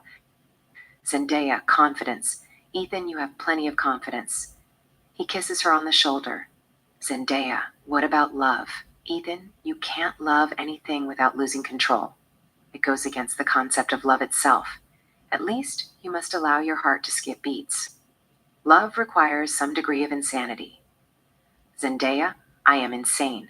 I belong to a mental institution. Ethan, no, you belong in my heart. Ethan and Zendaya kiss intimately. Montage, Miami. A quick take of the city of Miami. Freedom Tower, Miami Tower, Virginia, Key Beach, Adrian Arch Center for the Performing Arts, Villa Vizcaya, and beautiful Miami beaches. Interior Art and Sculpture Gallery, day. Marta and Julia look at one amazing erotic and spiritual painting and sculpture after another by Ed Kilmer. Giovanni painted and sculpted most of the paintings and sculptures that are in display. Ed Kilmer is just a man, a painter, whom Giovanni uses to sell his masterpieces. So he can conceal his identity for unknown reason. But we don't know that yet. Marta, how did you hear about this gallery? Julia, Sarah gave me a flyer. I looked at his works on the internet. I couldn't believe they are artists that can still paint like Raphael and Francisco Goya. Marta, what did you say his name again? Julia, Ed Kilmer. That's him over there talking to those two girls. We see Ed Kilmer. He looks like between Johnny Depp and Leonardo DiCaprio. He is talking to two gorgeous girls named Jessica and Angela while sipping champagne. Marta looks at him. She turns her eyes and looks at the paintings. Marta, he is impressively talented. Julia, they are having reception tonight, 7:00 p.m. at Hilton Hotel. If you don't have anything to do, we can go together and check it out. Marta, I don't know if I can make it tonight. I have to finish my project. Julia, what project? Sex line videotape. Marta, I have to write a paper for my English 235 class. Julia, what about Don Juan? Marta, who is Don Juan? Julia, your beau, Jaden. Marta, what about him? Julia, are you dating? Marta, kind of. Julia, what do you mean kind of? Either yes, you are going out with him, or no, you are not dating. Marta, yes, we are. Julia, did you sleep with him yet? Marta hits her playfully on the arm. Julia retreats away. Julia, let me go to the ladies' room. I need to pee. To be continued. Julia walks toward the restroom, leaving Marta on the screen. Marta moves around, looking at the erotic paintings and sculptures. Marta then stops and gazes at a painting of Vanessa, Seduisante Intervalli de Passion, the nude portrait of Vanessa with a red rose and stigmata of Christ, a painting that looks like a photo. Marta looks at it in admiration. She wonders if it's a computer-generated painting or a photograph or just great painting. Then out of nowhere appears Giovanni behind Marta. Giovanni, Seduisante Intervalli de Passion. Marta turns her eyes and looks at him. She is awestruck. Her heart skipped 1,000 beats with excitement. Giovanni, it is French. It means seductive interval of passion. Marta, in French. I can speak French. But thanks for translation. Giovanni, in French, you welcome. There is a pause. We never properly introduced to each other. I'm Giovanni. He gives her his hand to shake. Marta takes his hand. Marta, Marta. Giovanni, in French, you're the most beautiful girl I've ever seen in my life. Marta smiles in beauty. Giovanni kisses her hand. Marta, in French, thanks. There is a silent moment. They gaze at each other's eyes as if they knew each other most of their lives. Nonetheless, now, we don't know what Marta is thinking. Yet, we can tell that she would dissolve into wine and start a wave that causes tsunami in Paris if Giovanni takes a step and kisses her aphrodisiac lips. She is fascinated by him. Giovanni is mesmerized by her as well. He is looking at her eyes as if he wants to dissolve in her irises and rearrange the astrological constellation of the stars. Giovanni then breaks the silence. Giovanni, in French, what are you doing on Saturday around this time? Marta, in French, nothing. Why? Giovanni, in French, I would like to take you out lunch if it's okay with you. Marta, in French, it's a date. Giovanni, in French, I'll pick you up 12:30 p.m. But forgive me for not keeping you a company for long. I have to be somewhere. Giovanni gives her his hand. Marta takes his hand. Giovanni kisses her hand. Giovanni, pleased to meet you. Marta, pleasure is mine. Giovanni, adieu. Marta, bye. Giovanni walks away. Marta looks at him as if he had opened her chest and taken her heart with him. Giovanni then turns around and looks at her. Marta gives him a soft, beautiful smile. Giovanni returns her smile and says, "Bye," under his breath as he continues to walk toward the exit. In the meantime, Giovanni sees Julia as she walks by him. Giovanni and Julia's eyes meet. Julia gives him a salacious, soft smile that can easily be interpreted into "make love to me." Giovanni has always believed all girls have this insatiable desire waiting to be fulfilled, but he has never thought Julia is ready for that mystical sex till now, that split seconds. We can sense the omen in his eyes as he walks toward the direction of the camera. Julia walks up to Marta. Close up, Julia and Marta. Julia, is that your dreamboat? The guy who comes to the coffee shop? Marta, yes. Julia, what's he doing here? Marta, I don't know. Maybe he came to look at the paintings. Julia, don't you ever get this feeling every time you see him he wants to fuck you till your gallbladder turns into purple? You know, that agonizing spiritual sexual energy flooding down deep between your legs? Marta, I don't know. He seems sensual. Julia, what I'm saying is, his inner glow, something about him extremely erotic, beyond your barbarous fantasy. I don't know how to explain it, but he drags the riddle of life out of your cervix, till he squeezes your heart with a barbed wire like both Jesus Christ and the Prince of Darkness, personified as God. Marta smiles softly. Marta, I like his eyes. They're seductive. Julia, what did you say to him? Marta, nothing. He asked me out lunch this Saturday. Julia, did you agree? Marta nods yes. Julia, you're a slut. What about Jaden? I thought you were dating. Marta, we only had dinner. We are not serious. Marta and Julia walk toward the camera, blacking the screen. Interior, St. Mary Cathedral, day. It's a big, marvelous cathedral. We see all kinds of artistic spiritual paintings of Christ, Mary, Mother of God, angels and saints on the roof, and windows, as well as paintings of saints on the walls. Zendaya and Father Jonathan talk walking down the aisle. Father Jonathan, Jesus was born in Bethlehem 2,000 years ago. For his first 30 years, Jesus lived a traditional Jewish life, working as a carpenter. During this time, all of Israel was under Caesar's Roman dictatorship, including Bethlehem, where Jesus was born, and Nazareth, where he was raised. In his 30s, Jesus began his public teaching and display of recorded miracles. Over 3 years period, despite his efforts to keep a low profile, Jesus' reputation spread nationwide. The Roman governors and rulers of Israel's provinces and the leaders of the Jewish people and religious councils took note of him. Father Jonathan and Zendaya stop at the statue of Christ. Father Jonathan, Jesus' key messages included, God loves you and is with you. Love one another. Immense value of each person. Good news, kingdom of God has come to earth. Reality of judgment to heaven or hell. God forgives those who ask. Many have asked, who is Jesus Christ? Jesus' most controversial act was that he repeatedly claimed to be God, which was a direct violation of the Jewish law. Therefore, the religious leaders asked the Roman government to execute him. In each of several official trials, the Romans found that he was not guilty of breaking any Roman law. Even the Jewish leaders recognized that other than Jesus' claim to be God, Jesus followed the Jewish law perfectly. Still, the religious leaders, using the argument of political disfavor, persuaded Pilate, a Roman governor of the southern province of Israel, to authorize an execution. Jesus was brutally tortured and then hung by his hands, which were nailed to a horizontal wooden beam. This method of execution restricted the airflow to his lungs, killing him in 3 hours. However, according to more than 500 witnesses, Jesus returned from the dead 3 days later, and over the next 40 days journeyed in both the southern and northern provinces of Israel. To many, this was conclusive proof that Jesus' claims to be God were real.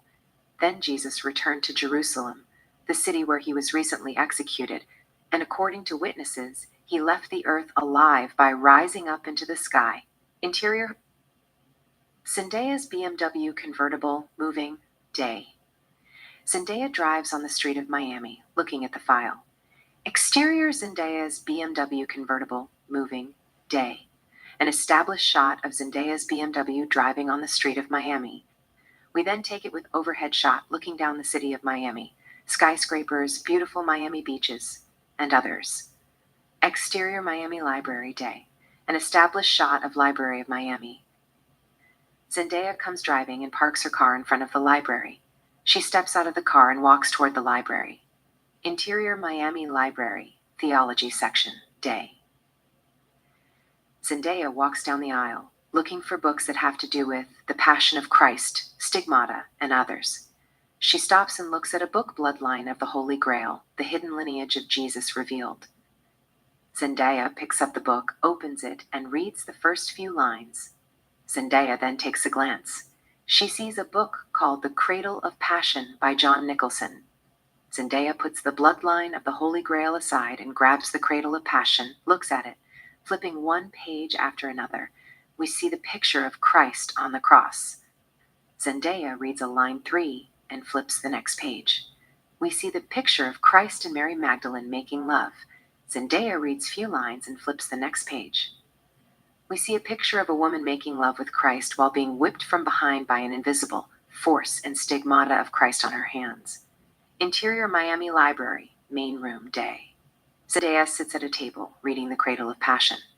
On the table, we see others' books like The Jesus Scroll by Donovan Joyce, The Holy Blood and the Holy Grail by Michael Bagent, Richard Lee, and Henry Lincoln, Jesus Died in Kashmir, Jesus Moses, and The 10 Lost Tribes of Israel by Andreas Faber-Kaiser. Zendaya reads a line 2 and flips the next page. We see another picture of a girl making love with Jesus while the stigmata of Christ forming on her wrists and feet. Interior: Miami FBI headquarters, Ethan's desk, day. Sitting behind his desk, Ethan talks on the phone. Female operator, off screen, they found her this morning in New Orleans. Ethan, are you sure it's Vanessa Hill? Female operator, off screen, yes, Vanessa Matilda Hill. Ethan, okay. What is the address again? Female operator, off screen, 2435 Washington Street, St. John Hospital, New Orleans, Louisiana. Ethan writes it down. Ethan, thanks a lot. Ethan hangs up the phone, types the address on his computer, and calls Zendaya. Interior: Public Library, FBI, Ethan's desk, day. Zendaya is checking stigmata on her laptop. On the computer. Some stigmatic wounds do not appear to clot and stay fresh and uninfected. The blood from the wounds is said, in some cases, to have a pleasant perfumed odor. Wikipedia. Zendaya's phone rings. Zendaya picks it up. Note: we intercut both sides of the conversation. Ethan on the phone, they found Vanessa Hill at St. John Hospital in New Orleans, Louisiana. She died of birth complication about 6 months ago. Anyway, I just made reservation at 4 p.m. We are flying. You can meet me at the lobby at 350. Zendaya, sure. Ethan, take care. Zendaya, bye. Zendaya hangs up the phone. On the search engine, she types Cradle of Passion by John Nicholson. There is no Cradle of Passion by John Nicholson. She then types John Nicholson. It lists a couple of names. Zendaya scrolls down and clicks one. It takes her to a website that talks about hard rock music. She knows it's a wrong website. She then returns to the search engine and Googles St. John Hospital. It comes out a list of St. John hospitals. She clicks the second one. Exterior: St. John Hospital, New Orleans, night. Established shot of St. John Hospital. Interior: St. John Hospital, morgue, night. Vanessa's crypt. Zendaya, Ethan, and Dr. Henry Jackson, 38, come to the morgue. Dr. Jackson opens the door, slides out the pallet, and pulls down the sheet. Zendaya and Ethan look at the naked autopsy of Vanessa with the stigmata of Christ. Dr. Henry says nothing. Zendaya puts her glove and checks her eyes. Flashback. We see Giovanni and Vanessa making love, and the stigmata of Christ forming on Vanessa's body. Then, montage. 1. Beach. A pregnant Vanessa and Giovanni sit in the beach kissing by fire. 2. Hospital bed. Vanessa giving birth. She has birth complication. We see the stigmata of Christ forming on her hands, two deep wounds that go all the way through her wrists. She is dying. Heart monitor. Green zigzag lines go straight. The doctors are doing everything in their power to save her life, but then they give up as she lies lifeless.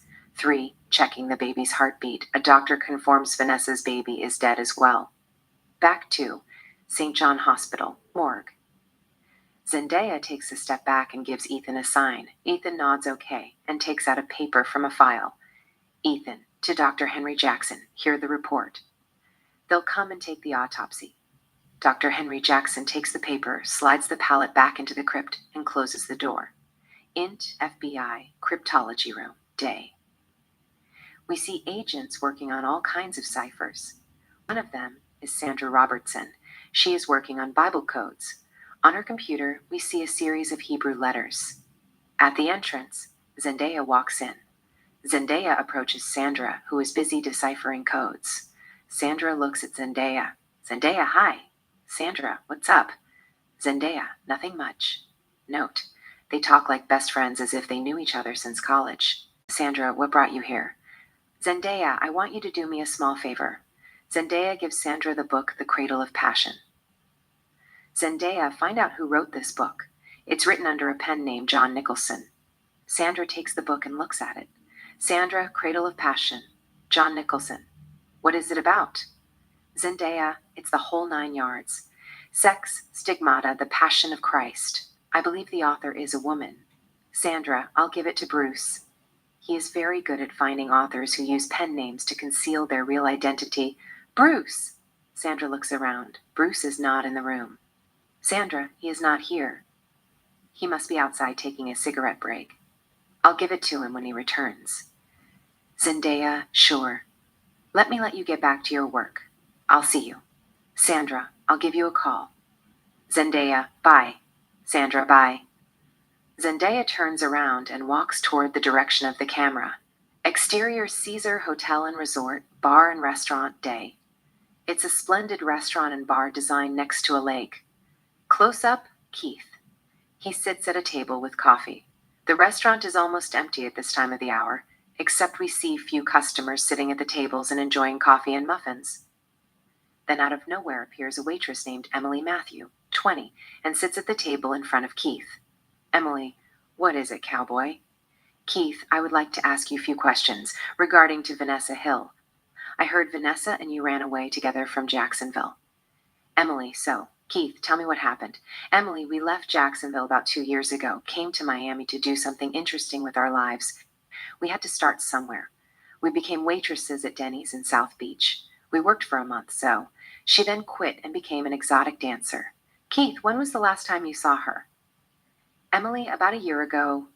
We used to live together. But in the middle, she met this handsome guy and moved with him. Keith, what's his name? Emily, Giovanni. On the soundtrack, Slow Dancing in a Burning Room by John Mayer plays melodiously. Keith and Emily continue to talk without a sound. Interior restaurant, day. It's a seductive restaurant. Marta and Giovanni sit at a table with glasses of wines. There is a silent moment. They gaze at each other's eyes as if they were the only two souls that had ever existed in this infinite universe. On the soundtrack, Slow Dancing in a Burning Room continues to play soulfully. Marta grabs her glass, takes a sip, and puts it down. Marta, what do you do? Giovanni, I'm an artist. I paint. Marta, what kind of painting you do? Giovanni, I do portraits, abstracts, and artistic paintings that reflect the spiritual value of the feminine soul. Marta, what do you mean by the spiritual value of the feminine soul? Giovanni, aesthetic paintings that divulge the inner beauty of women. Marta, that's interesting. There is a silent moment. They continue to gaze at each other's eye. Then, Marta, humorously, do you paint nude portraits? He smiles softly and nods. Yes. There is a pause. Marta gives him a seductive look.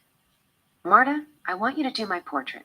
On the soundtrack, Slow Dancing in a Burning Room plays with full volume. Interior Giovanni's apartment, studio day. Close up, Marta. She takes her clothes one at a time, comes to the sofa nude, sits and poses for Giovanni. Giovanni begins to paint her on a blotter. We stay with Giovanni and Marta for a little while. Interior FBI main room, Zendaya's desk, day. Zendaya sits behind her computer, working on the latest. On her computer screen, we see the sketch of Giovanni. FBI face recognition software is running. Her phone rings in ease. She picks it up. Zendaya on the phone, Agent Rose. Interior FBI main room, Zendaya's desk. FBI cryptology, Sandra's desk, day. Sandra talks to Zendaya on the phone. On Sandra's computer screen, we see a picture and profile of a woman named Sharon Johnson, and on her desk, we see the book Cradle of Passion. Note, we see both sides of the conversation. Sandra, on the phone, Bruce just found out who the author is. Her name is Sharon Johnson, Sharon, like Sharon Stone. She has written several books using her real name, including The Last Virgin and Christ and I. That's how he tracked her down. Subject interest and matching vocabularies. Zendaya writes down her name on the piece of paper. Zendaya on the phone, thanks, Sander. I'll come and pick up the book. Sandra on the phone, sure. Zendaya on the phone, bye. At Sander's end, Keith walks toward Sandra. Sandra sees him. Sandra on the phone, bye. Both Sandra and Zendaya hang up the phone. We stay with Sandra. Keith comes up to Sandra. Sandra gets up and walks around her desk to greet him. Sandra, hi. Keith, hi. They hug and kiss on the cheeks. Sandra, what's up? Keith, nothing much. You look fabulous. Sandra, thanks. It's been a while. Where have you been? Keith, I was in LA working PI, investigating companies. I just got back 6 weeks ago. Sandra, there is a lot of water under the bridge. Keith, tell me about it. Sandra, humorously, I've lost that loving feeling. Keith, that can't be true. I can see your pupils dilating and your beautiful gold-brown irises like two wild ravens quenching their thirst with 2 C's in the Garden of Twilight. She smiles softly. They get closer to each other's lips. Sandra, thanks for the compliment, but what is your secret? You keep getting younger. Keith, is that right? Sandra, you look fresh. Did you discover the formula of eternal youth? Keith, not yet. They exchange soft kisses. Sandra, what does it mean, not yet? Keith, I am trying to make each day count. Sandra, how do you do that? Keith, falling in love with the comeliest woman alive. He gives her a soft kiss on the lips. Sandra, the young and the restless don't know their limitation. Keith, limiting yourself in this unpredictable world is a sin punishable by spiritual impoverishment and death. Sandra, I couldn't agree more. They exchange soft kisses. Sandra, have you talked to Zendaya lately? Keith, no. Why did you ask? Sandra, she was here earlier talking about this book. Grabs the book from her desk. Cradle of Passion. Sandra gives him the book. Keith, reading the title to himself, Cradle of Passion. Sandra, she wants to know who wrote it. It's written under a pen name John Nicholson. But the real author is a woman, Sharon Johnson. Keith, what's it about? Keith flips the book and sees the picture of Christ making love to a girl, and stigmata of Christ has formed on the girl's wrists. Sandra, the Passion of Christ, seduction, stigmata, sex, and all that is taboo. Keith flips the next page. We see the picture of Christ and a girl making love. An invisible force has lashed the girl behind. There are marks on her back. Sandra, it's like that guy who goes out and fucks girls till their hearts stop with orgasm and leaves roses on their vaginas. Keith says nothing. He reads a line too and flips one page after another. Keith, this is Kama Sutra with the Passion of Christ. Sandra, I know. Keith, can I borrow it? Sandra, she is coming to get it. You'll have to ask her. Keith, that means I need her permission. Sandra, it is life. Keith, they say life is a bitch. Sandra, life is beautiful. You just have to be patient with her. Keith flips a page and sees Christ and Mary Magdalena making love surrounded by candles. He then. Keith, she didn't know we had an affair. Did you tell her? Sandra, no, I didn't. She'll kill me if she finds it out. Keith, I doubt it. Once I asked her if she had to sleep with a woman. Her life depended on it. Or have threesome. Who would it be? She said celebrity. She likes Jessica Alba. And real people, she said you. Sandra, you are lying. Keith, I'm not lying. She had a crush on you in college. She smiles softly. Sandra, whatever. Keith, you can ask her if don't believe me. Sandra, anyway, what brought you here? Keith takes out a piece of paper from his pocket.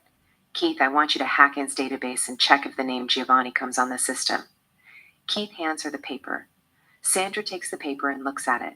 Interior FBI main room, Zendaya's desk, day. Zendaya looks at the profile of Sharon Johnson on her computer, writes down her address. She grabs her key from her desk, gets up, and walks toward the direction of the camera. Exterior Zendaya's convertible, moving, day. Zendaya drives in the rich suburban area of Miami. Interior, Sharon Johnson's house, day. It is a luxurious multi-million-dollar villa. It has a splendid swimming pool, tennis court, amazing gardens, sculptures, and others.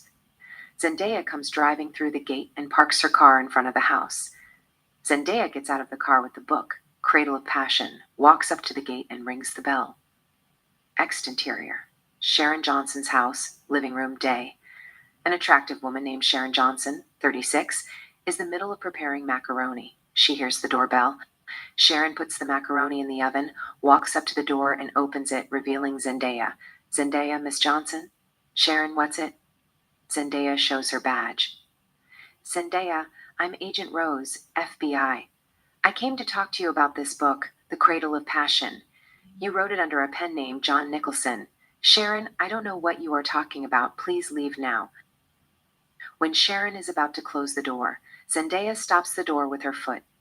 Zendaya, wait. I just want to ask you a few questions regarding to the suspect. This won't take much of time. There are descriptions in your book similar to how he carries out the crime. There is a pause. She then. Sharon, I didn't write it. You are wasting your time. Zendaya, I know it's you who wrote the book. FBI cryptanalysis just decrypted it. I promise I won't do anything that compromises your safety. Sharon looks at Zendaya's eyes. Sharon, okay, come in. Interior Sharon Johnson's villa, living room, day. Zendaya enters the house. Sharon closes the door and walks up to the bar. Zendaya looks around. We see huge photographs and paintings of Sharon through her huge living room. Sharon crucified on the cross painting. Sharon with the stigmata of Christ photograph. The portrait of Sharon with a red rose on her vagina. More Sharon's photos and other abstract photographs and paintings of female and male models. At the bar, Sharon grabs a bottle of scotch and pours the liquor in a glass. Sharon, do you want whiskey? Zendaya, no, thanks. Sharon takes a sip and comes up to the coffee table with her glass. Sharon, we can sit here. They sit at the coffee table. Zendaya, on your book, The Cradle of Passion, you talked about the return of Christ with the ultimate sexual power, and during sexual intercourse, how the girls experienced the passion of Christ that took place in the first century and the formation of stigmata on their bodies. You also mentioned Christ having many wives. Where did you get your inspiration? Sharon, I got the idea from the Mormon. You see, Mormon like Jedediah Grant and Orson Hyde believed that Jesus Christ was polygamous. And Greek philosopher Celsus said, the grand reason why the Gentiles and philosophers of his school persecuted Jesus Christ was because he had so many wives. There were Elizabeth and Mary and a host of others that followed him. And the stigmata, the passion of Christ, and the orgasm came in my dream one night like John of Patmos, who received divine revelation of the apocalypse. I just got up in the middle of the night and wrote it down everything. Zendaya, do you have any kind of relationship with the suspect? Sharon, none whatsoever. I have never met him. Zendaya, so what is the story behind your pen name? Sharon, I didn't really want to draw a lot of attention. There are religion fanatics who don't believe in sexual liberation. If they find out that I wrote this book, they will kill me. It is not worth it. I have already gotten a lot of death threats previously for Christ and I. Better to use pen name than to put your life in danger. Zendaya says nothing. In the meantime, at the swimming pool entrance, a good-looking man named Fabio Costa walks in. Zendaya looks at him. Sharon, this is Fabio. Agent Rose, FBI. Fabio, hi. Fabio approaches her and gives Zendaya his hand to shake. Zendaya, hi. Zendaya takes his hand, greeting. Fabio sits at the coffee table, next to Sharon. Sharon, Fabio is an artist. He did most of the paintings on the wall. Fabio, I got the inspiration from that book that you're holding, The Cradle of Passion. And Killer Christ who leaves roses on his victims' vaginas. I don't mean to be an asshole, but he is my idol. Sharon, he doesn't mean it. He liked playing game. To Fabio. She is working on the case. Fabio, did you find him yet? Zendaya, no, we did not. Fabio, keep looking. He could be the ghost of Jesus past. He is after you. Zendaya, I'll keep that in mind. Zendaya looks at the paintings on the wall for a bit. She then. Zendaya, are you two in relationship? Sharon, we are friends. But we do have sex on occasion to relive tension. They continue to talk as the camera pulls out dexterously. Interior beach, day. Giovanni and Marta sit in the beach looking at the ocean. They are in the middle of conversation. Marta, what is your favorite movie? Giovanni, I don't really have one favorite movie, but I like Vanilla Sky starring Tom Cruise, Cameron Diaz, and Penelope Cruz. Marta, it's weird. I just rented and watched it the other day. Giovanni, did you like it? Marta, it's okay. It's kind of confusing. He is living a false reality. But in actual reality, he is frozen in a cryogenic. I didn't really get it. Giovanni, he chose a perfect dream life instead of a life with all the pain, confusion, and hurt that come with it. He is dreaming away his life. It's like looking at you. I feel like I am daydreaming with open eyes. She smiles in beauty. Marta, playing along, is that good thing or bad? Giovanni, I can hear my heart beating like a drum every time I look at your eyes. Marta, I don't believe you. Giovanni, I don't believe myself either. But I had a dream last night. You were sitting inside Notre Dame Cathedral in Paris reading William Shakespeare's Romeo and Juliet instead of Bible. You took a glance and looked at the sculpture of Jesus Christ on the cross at the chapel. Crucifixion. It wasn't really a statue. It was alive, the actual Jesus Christ himself on the cross in flesh and blood. Then mysteriously, I found myself on the cross in the place of Jesus Christ. I felt heartache. You have the face, lips, and eyes of an angel, the fairest of them all. My souls leaped out of my heart and filed away to the brightest star in the cosmos. Marta smiles in beauty. Marta, thanks for the compliment. But that is a powerful dream. It reminds me of that sex messiah who makes love to girls till their hearts stop. Giovanni smiles softly. Giovanni, what is favorite movie? Marta, it's Lost in Translation, starring Scarlett Johansson and Bill Murray. I must have watched it over 20 times. But wait, that's my second favorite movie of all time. My favorite movie is Eternal Sunshine of the Spotless Mind. I saw it. Giovanni, that is a very good movie. Marta, it is the most romantic movie of all time. I could watch it every day. It still feels new to me. Giovanni, what about Casablanca? They said it's one of the most romantic movies of all time. Marta, Casablanca is classic. I watched it a while ago when I was in high school. It is quixotic. Giovanni, what is quixotic? Marta, extremely idealistic, perfect love story. He smiles softly. Giovanni, imitating Humphrey Bogart. Here's looking at you, kid. Marta smiles softly, imitating his voice. Here's looking at you, kid. I like your accent. Where are you from? Giovanni, I was born in Martinique, an island in the Caribbean. But I grew up in New Orleans, Louisiana. Marta, where did you learn to speak French? Giovanni, Montreal. I lived there for 10 years. Marta, in French, how old are you? Giovanni, in French, take a guess. Marta, in French, 25. Giovanni smiles softly. Giovanni, I'm 33. Marta, not believing, yeah, right. Giovanni, it's true. I was born on December 25th, 1985. Marta, I don't believe you. Giovanni, softly, why is that? Marta, Jesus was born December 25 and died at age of 33. You kind of look like him. Giovanni smiles at her softly. On the soundtrack, music plays melodiously. Marta and Giovanni continue to talk without a sound. Interior Giovanni's apartment, studio, day. Close-up, Marta. She continues to pose nude, covering her vagina with a rose. Giovanni continues to paint her. Exterior carnival, evening. A big Brazilian carnival is in progress. The people are dancing samba. The girls are shaking their hips and waists provocatively.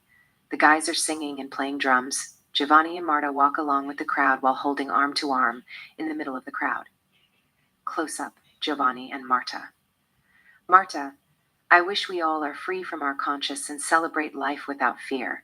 Giovanni, I don't know who said, fear is fear itself. But celebrate life with love that is true.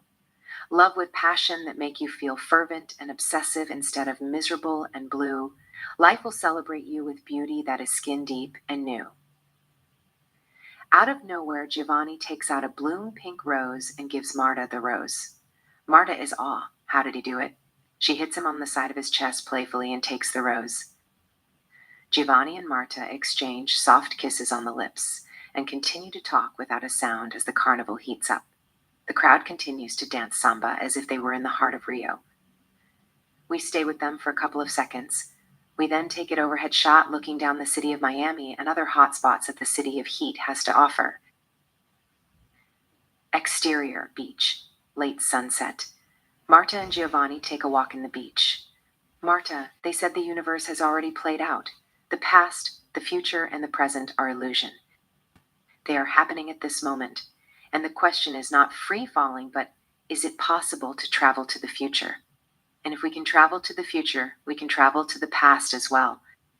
However, let's say if I travel to the past, and God forbidden, kill my grandfather and prevent him from meeting my grandmother. It's an example. I don't want to create the idea of killing my grandfather. I love him to death. Anyway, most scientists will say that I wouldn't exist. Cause and effect. I killed my grandfather. I intervene with the law of classic physics. As a result, I wouldn't not exist. However, I have already existed and traveled to the past. How can that be possible? It doesn't make any sense, does it? But wait a second. That's where quantum mechanics, alternative universe, string theory, and multiverse come to the picture. As soon as I create the idea of killing my grandfather, or bring the thought into my subconscious mind, there is another me is created every nanosecond. And they take all possible outcomes. In one quantum dimension, there is me who decides not to kill my great-grandparent and move on with her life. There is another me who chose to kill them in a hidden quantum dimension, resulting a world without me. Giovanni, that's interesting theory, but I doubt it. I cannot imagine a world or a single universe without you. It's like God thinking about creating a soul without beauty, abstract, and magic. It's unthinkable. She smiles in beauty. Marta, that's thought of you. Anyway, enough with quantum mechanics and parallel universes. Let's talk about art. I believe art is state of mind, revived deep from the heart, fashioned in the psyche, and manifests in everyday reality. It shows you the beauty of inner spirit, emotional vulnerability, strength and tenacity, conflict between order and chaos, harmony of mind, heart, and soul, and creativity at its finest. Giovanni, I couldn't agree more.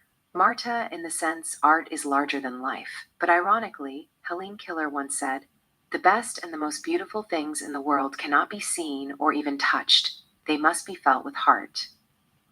Giovanni, it's true. They stop walking and stand lips to lips. Giovanni, softly by her lips. But they are those who can only be seen with heart and felt with soul. They are the definition of passion. They kiss. On the soundtrack, Sade's By Your Side plays melodiously. Close up, Marta and Giovanni.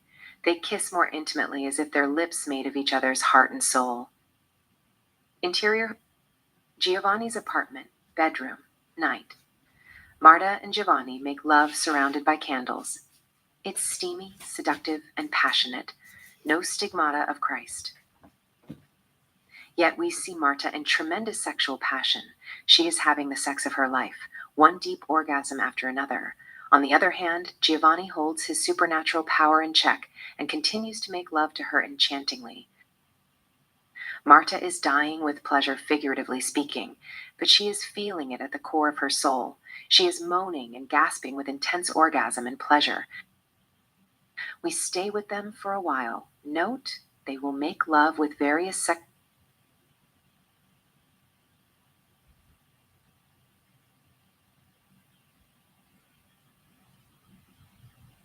sexual positions, with series cuts blended with the pain.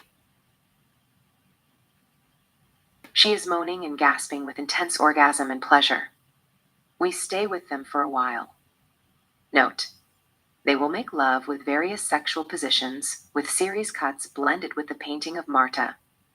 Giovanni doing her portrait in superimpose, flashback, montage, and other camera tricks.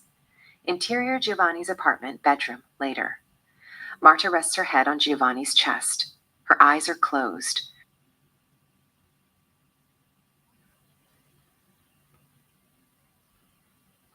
Giovanni caresses her hair. On the soundtrack by your side continues to play melodiously. Marta then opens her eyes, gets closer, and kisses Giovanni on the lips. She then takes a deep breath and goes back to sleep. Giovanni kisses her on the temple. Interior Giovanni's apartment, bedroom, morning. Marta sleeps in beauty. Morning sun breezes on her beautiful face through the window in delicacy. She opens her eyes and sees a light peach rose next to her pillow. On the CD player, La Boheme by Charles Aznavour plays melodiously. Marta smiles in beauty, takes the rose, and smells it. Marta gets up, covering her naked body with a blanket. Marta walks toward the living room, studio, kitchen, day. Giovanni, shirtless, is making breakfast, omelet with green peppers, French toast, slice of orange, strawberry, and vanilla ice cream. Marta comes to the kitchen, dancing an exotic with La Boheme. Giovanni looks at her and smiles in wonder. Marta, hi. Giovanni, good morning.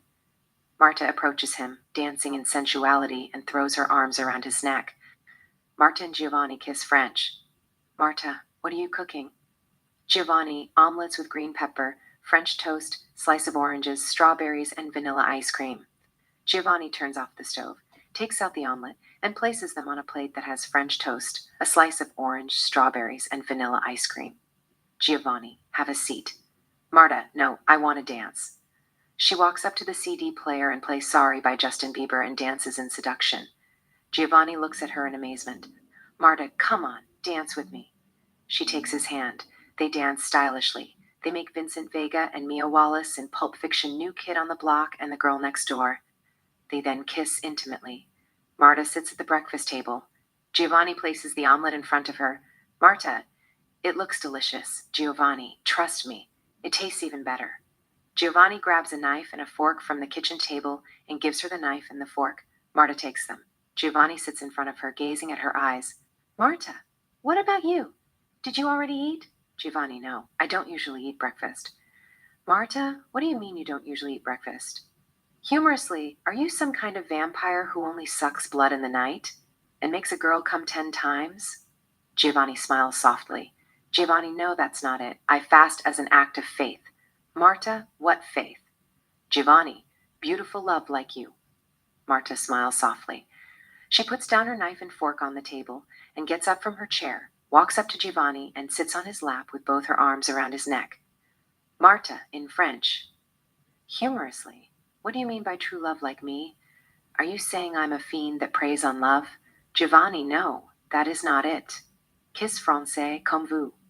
She smiles in beauty. They kiss French. On the soundtrack, music plays melodiously. Montage, Marta and Giovanni. Note, we will see Giovanni and Marta having good time in Miami. 1. Metro Dade Cultural Center.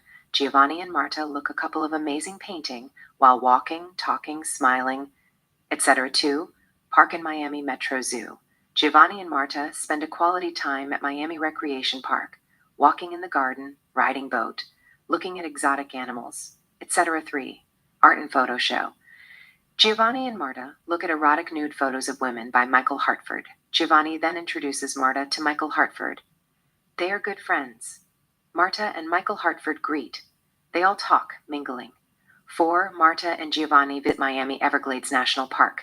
They watch wild alligators from a fair distance. Marta tells him something humorous.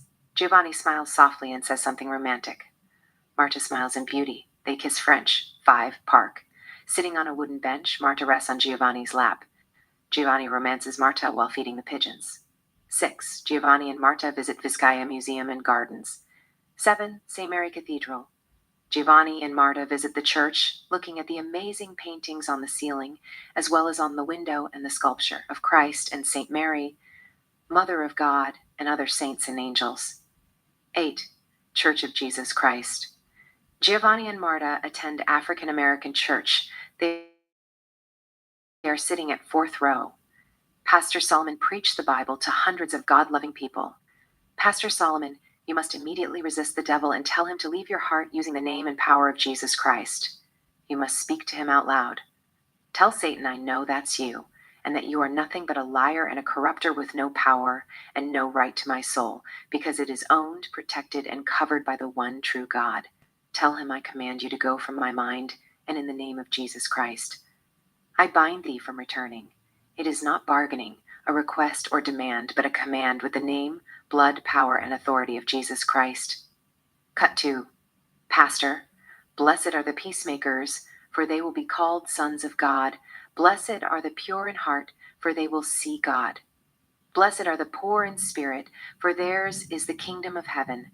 The great French mathematician, physicist, inventor, writer, and Christian philosopher Blaise Pascal once said, Jesus is the God whom we can approach without pride, and before whom we can humble ourselves without despair. He died for our sin. But the living Jesus was the proof of God's love and forgiveness. Who of you, by worrying, can add a single hour to his or her life? I once asked Jesus, why does God want us to suffer? Why do you want us to live in fear? What is this confusion? What is these woe and misery? What is these hurt and pain? Jesus said to me, without suffering, men don't know the value of God's kingdom and eternal peace, sitting in the right hand of God in heaven to live in bliss for eternity. And the question is not, does God care, but do you care living up to your fullest potential? And after this life, spending the rest of your eternal lives in the kingdom of God. You are the light of the world. A city on a hill can never be hidden. Neither do people light a lamp and put it under a bowl. Instead, they put it on its stand, and it gives light to everyone in the house. In the same way, let your light shine before men, that they may see your good deeds and praise your Father in heaven. Matthew 5:14-16, 9, Miracle Mile, a shopping district standing in Miami's Coral Gables area and overflowing with fashion boutiques and street cafes. We see Giovanni and Marta walking on the sidewalk. On the soundtrack, I Knew I Loved You by Savage Garden plays melodiously. Giovanni and Marta stop at a wedding gown store. Marta looks at a beautiful wedding gown in window display. 10, Beach, Wedding Chapel. Marta, who is wearing the same beautiful wedding gown from the previous scene, and Giovanni, who is wearing a tuxedo, get married on a small wedding chapel in the beach. A priest weds them. Giovanni places a ring on Marta's ring finger. Marta and Giovanni kiss before the priest says, "You may kiss the bride." Still, we don't know if the marriage is real or not. It happened so quick. Or perhaps Marta fell in love with the wedding gown and decided to get married for hell of it. Regardless, they are having a lot of fun. 11, Bayfront Park. Giovanni and Marta ride on the Ferris wheel. They get closer and kiss French. 12, Beach, Sunset. Marta, who is wearing a wedding gown, run down the shoreline barefoot. Giovanni chases her playfully.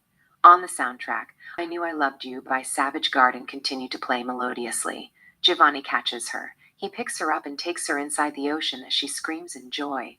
A big wave sweeps them of their feet. They fall in the water with their clothes. Marta gets up and hits Giovanni playfully. He tries to defend himself without trying. Another wave crashes on them. Marta loses balance and falls in the water. Giovanni gets up and gives her a hand. She takes his hand, gets up, and continues to hit him playfully. Marta puts her arms around his neck and kisses him. Giovanni kisses her. They kiss French inside the water. Giovanni picks her up and walks toward the dry land. They fall on the sand and kiss at the shoreline. She is on top, he is at the bottom. Giovanni then rolls with Marta, places her at the bottom, and kisses her lips deliciously. Close up, Marta and Giovanni. They kiss more intimately as the waves crash on their clothes. Interior remote resort, bedroom night. Marta and Giovanni make love surrounded by candles. It's sensual, seductive, and passionate. We stay with them with series cuts as they go at it with various erotic positions. Montage 2. 1. Bill Baggs, Cape Florida Park Lake. Marta and Giovanni are in the boat. Marta is resting on Giovanni's chest in beauty. Giovanni, who is lying on his back, reads her a poem, Take, Oh, Take Those Lips Away by William Shakespeare. Giovanni, take, oh, take those lips away. That so sweetly were forsworn. And those eyes, the break of day, lights that do mislead the morn. But my kisses bring again, bring again. Seals of love, but sealed in vain, sealed in vain. Marta smiles in beauty, turns around, and comes closer to his lips. Marta, what is it about you that makes me feel helpless? Is it your eyes or is it your lips? Everything about you is mystery. I want to make love to you day and night and solve the secret, whatever it is. Giovanni smiles softly. Marta and Giovanni kiss French. We take it with overhead shot. On the soundtrack, every little thing she does is magic by the Police plays melodiously. 2. Miami Seaquarium. Marta and Giovanni look at all kinds of marine creatures, including killer whales, manatees, and dolphins. 3. Martin's E. Margulies Sculpture Park. Marta and Giovanni look at peculiar sculptures at the Florida International University. 4. Miami Freedom Tower. Marta and Giovanni look at the city of Miami from a historic and stylish high-rise building. They talk between soft kisses. They kiss French. 5. Series of photo shots.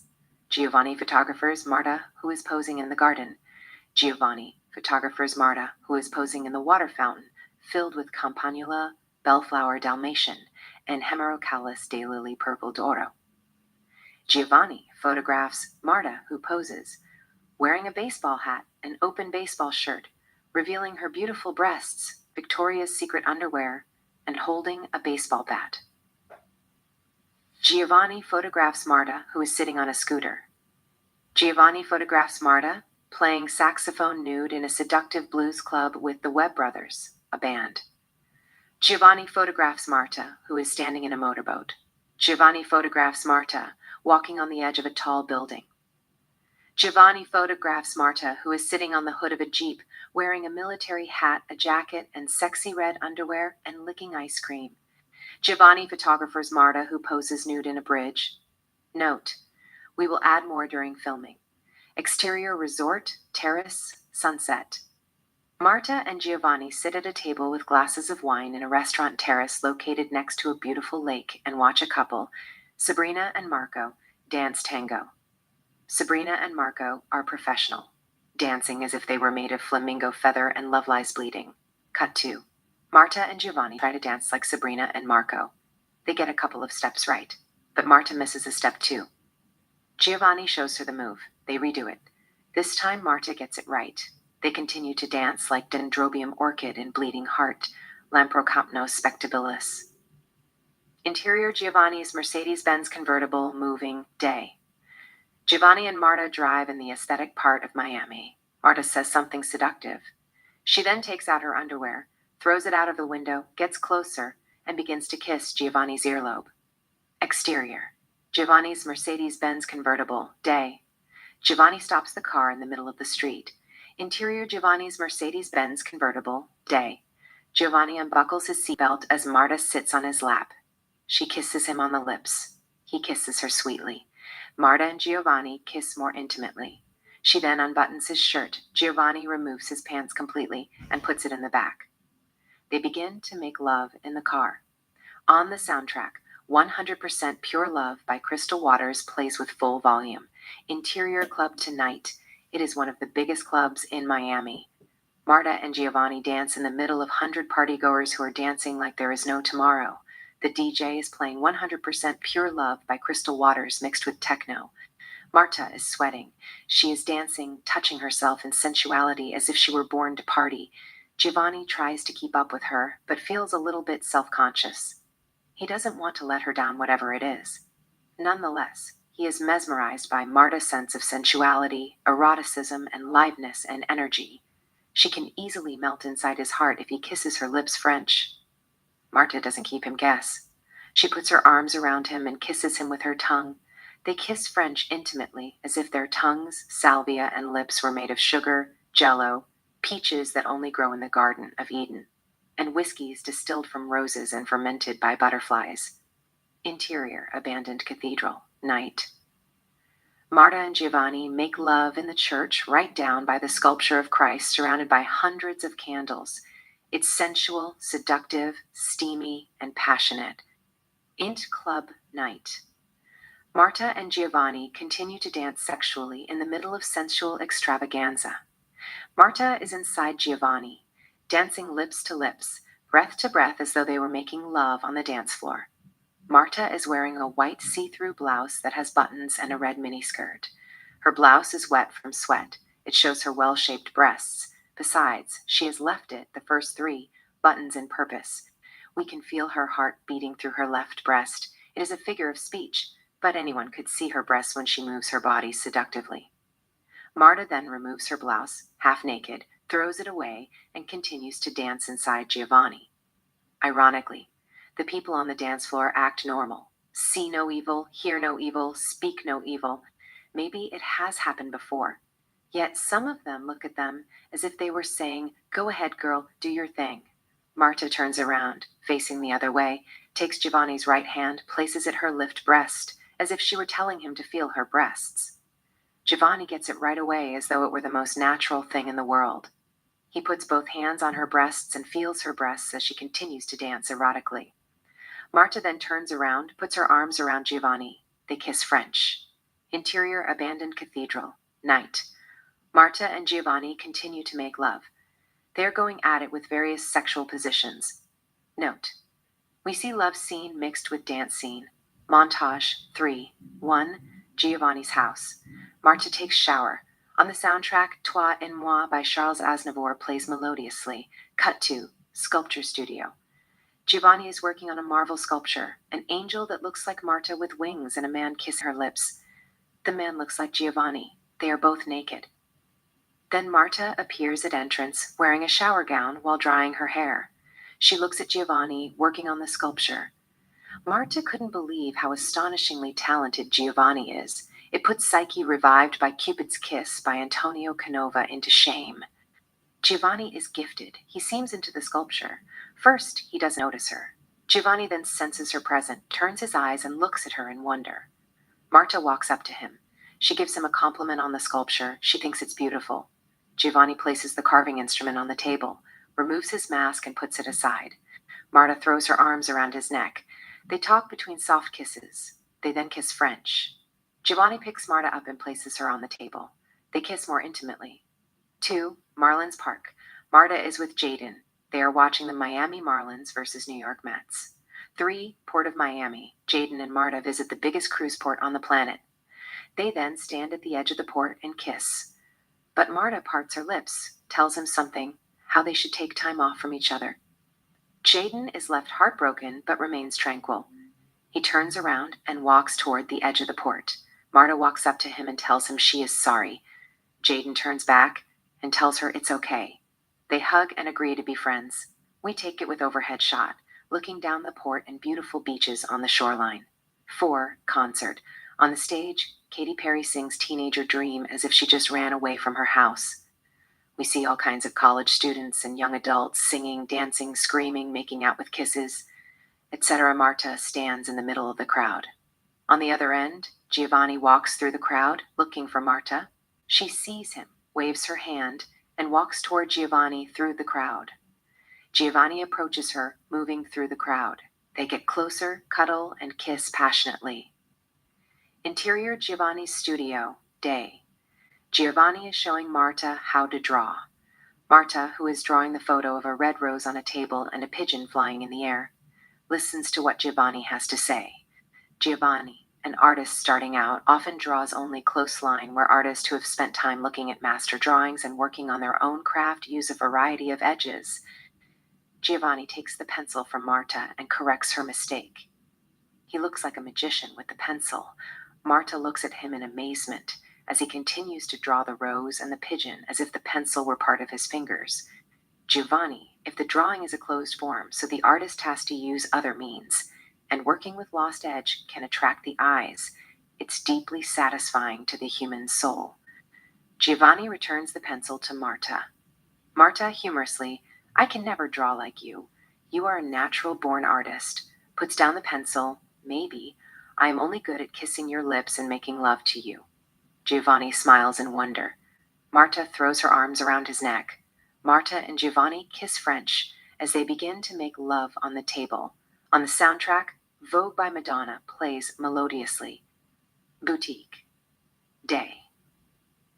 Marta comes out of the dressing room wearing a red Versace gown and shows the dress to Giovanni. He is video recording her. Can't believe how beautiful she looks. On the soundtrack, Vogue by Madonna continues to play melodiously. Marta dances in sensuality and does a vogue like Madonna. Giovanni captures the moment with his video. Above everything, he can't help falling in love with her. Cut 2. Marta comes out of the dressing room wearing a gold Valentino gown and shows Giovanni the dresses as if it were going to Oscar. Giovanni continues to record her.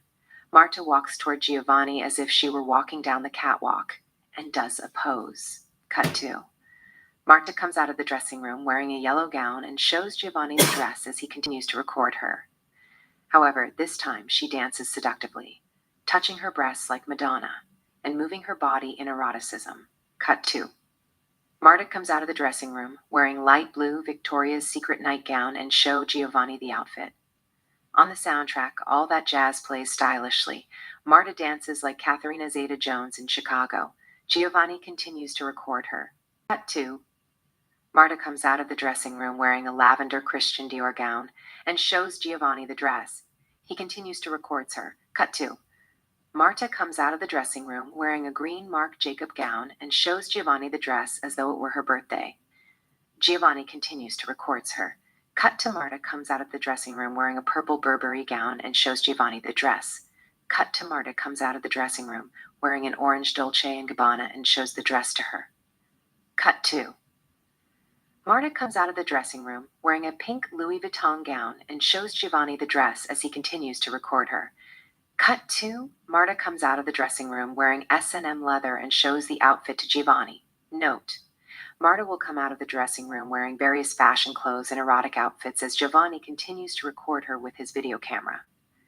Interior: Giovanni's apartment, studio day. Marta lies on mattress naked without a single drop of cloth, holding a bottle of red wine. Giovanni, who is shirtless, draws a tattoo of a red rose down by her belly, just above her right vagina. Marta's head is resting on a pillow. We see the video recorder next to her. On the soundtrack, Wrecking Ball by Miley Cyrus playing melodiously. Marta sings with Miley Cyrus. Meanwhile, she loves the sting, bites her lips as he continues to draw the rose on her skin. Marta grabs the video and records Giovanni, drawing tattoo, along with her vagina. She says, smoothing, humorous like, she has a beautiful vagina.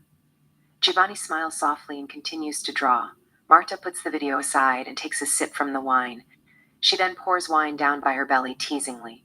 The wine rolls down between her legs and wets her vagina. Giovanni can't help but smiles in wonder. He puts the tattoo needle aside, gets between her legs. Giovanni lifts her right leg and gives her oral pleasure. Marta puts the wine aside, grabs the video camera, and records him. Giovanni gets into her heart. Marta sighs in and out, lost deep in pleasure. Marta drops the camera in climax. Marta then grabs the wine, pours it down by belly, in her vagina, as he continues to give her oral pleasure. Giovanni drinks the wine from her pussy. Giovanni then takes the wine from her hand, pours it on her breasts, and kisses her titties. He then bites them tenderly and sucks her nipples. Marta pulls his hair and brings him closer to his lips. They kiss French. Marta pushes him a little bit, get on top. They kiss more intimately. Marta then gets up, opens Giovanni's belt, removes his pants, and throws it aside. Marta gets on top and rides him seductively. We stay with them for a bit. Montage. 1. A romantic Italian restaurant. Giovanni and Marta sit at the table. Marta is having a orecchiette with tomato sauce and a glass of rose wine. Giovanni is enjoying spaghetti alla carbonara and a glass of red wine. Marta doesn't like how the orecchiette tastes. She takes a fork of orecchiette and asks Giovanni to taste it. Giovanni eats from her fork. He then takes out $100 and places it on the table. They get up and walk away. 2. Supermarket. Marta and Giovanni shop at a local supermarket, picking up all kinds of foods and placing them in a shopping cart in montage. Then Marta and Giovanni run into Julia, who happens to be shopping as well. Marta introduces Giovanni to Julia. Giovanni and Julia greet in ease. We can sense a connection between Julia and Giovanni. Julia gazes at Giovanni's eyes as if she were looking at the love of her life. She is lost in her heart. Giovanni says nothing. Marta then says bye to Julia as if she sensed that Julia is attracted to Giovanni. She doesn't have to be a rocket scientist to sense that. It is obvious. Julia is looking at him like a Christmas present. However, she doesn't want to be too obvious. Says bye to Giovanni and Marta in ease. Giovanni says bye to Julia politely. Julia walks away. On the soundtrack, Crazy Little Thing Called Love by Queens plays melodiously, replacing Madonna's Vuge. Marta and Giovanni continue to shop, placing all kinds of foods in the shopping cart, telling jokes, smiling, dancing, kissing, etc. 3. Giovanni's apartment, kitchen. Marta and Giovanni cook at in montage, preparing food, grilled chicken, and seafood, making out with kisses, dancing with Crazy Little Thing Called Love, etc. 4. Beach, day. Marta and Giovanni come to an exclusive beach to have a picnic. On the soundtrack, Truly Madly Deeply by Savage Garden plays melodiously. Marta puts down the basket. They remove their clothes one at a time and get full nude like Adam and Eve at the Genesis. Giovanni picks Marta up, carries her on his shoulder, and runs toward the ocean as she screams with joy. Giovanni puts Marta down as the wave crashes on them. They both fall in the ocean and get up laughing. She tries to hit him playfully. Giovanni swims away down the ocean. Marta goes after him, swimming effortlessly. Giovanni swims farther, turns around, and waits for Marta, who is trying to catch up to him. She comes, swimming, and hits him playfully. He tries to protect himself playfully. Giovanni and Marta then cuddle and kiss in the middle of sparkling ocean. 5. Beach. Marta and Giovanni, who are lying on the sands, kiss by the shoreline as the wave crashes on their naked bodies.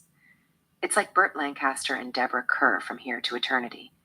Exterior Miami Beach, day. Marta and Giovanni sit in the beach having a picnic, glasses of red wine, sushi, and lobsters. Marta is naked. Giovanni is sketching her portrait on a sketchbook with a color pencil. Marta takes a sushi with her chopstick and feeds Giovanni. He eats out of her chopstick. Marta then asks Giovanni to show her the painting. We don't hear what they are saying due to Truly Madly Deeply. Giovanni shakes his head no, humorously. Marta then puts her sushi aside and comes up to Giovanni to take the drawing. Giovanni holds it away from Marta's reach playfully. Marta falls in his arms in sensuality in an attempt to take the drawing from his hand. Marta manages to get a hold of the drawing from Giovanni's hand. Giovanni puts no battle as she enfolds in his arms like an angel of God. Marta looks at it and smiles in beauty. Marta and Giovanni kiss French. Exterior Miami Beach, sunset. Marta and Giovanni take a walk down the shoreline, talking. They then stop lips to lips, exchange soft kisses while talking. He says something romantic. She smiles in beauty and says something seductive. Close up, Marta and Giovanni. They kiss French as the twilight deflects on their faces with splendor, miracle, mystery, and beauty. Interior, restaurant, night. Giovanni and Marta sit at a table with glasses of red wine, gazing at each other's eyes. On the stage, a girl named Sarah Reed sings Tracy Chapman's Give Me One Reason. Marta, do you believe in past life? Giovanni, what past life? Marta, I feel like I've known you my whole life. Giovanni, humorously, really? Marta, let me ask you a question. You see, Hinduism talks about reincarnation, how the soul returns to live in a new body after death. And on the other hand, Christianity describes the concept whereby the soul or spirit, after the death of the body, is believed to go to heaven or hell. But what do you think it'll happen in the end? Giovanni, I don't know. They said there are more stars in the universe than all the grains of sand on all the beaches in the world, and I would like to think that our souls will go to heavens and live in peace for eternity no matter who we are and what we have done in this life. However, the truth is, the second a soul sees a beautiful girl, it leaps out of your heart and goes to the garden of eternal sunshine. And then this mysterious thing called passion enters your heart and sets your blood on fire.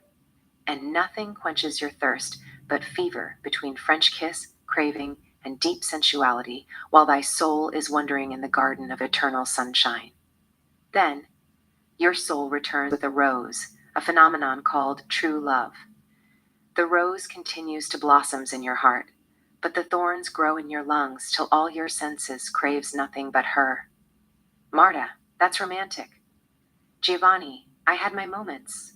She smiles in beauty. There is a pause. She looks at his eyes tenderly. She then, Marta, I think I am falling head over heels in love with you. I can't tell the difference between love, lust, and ache.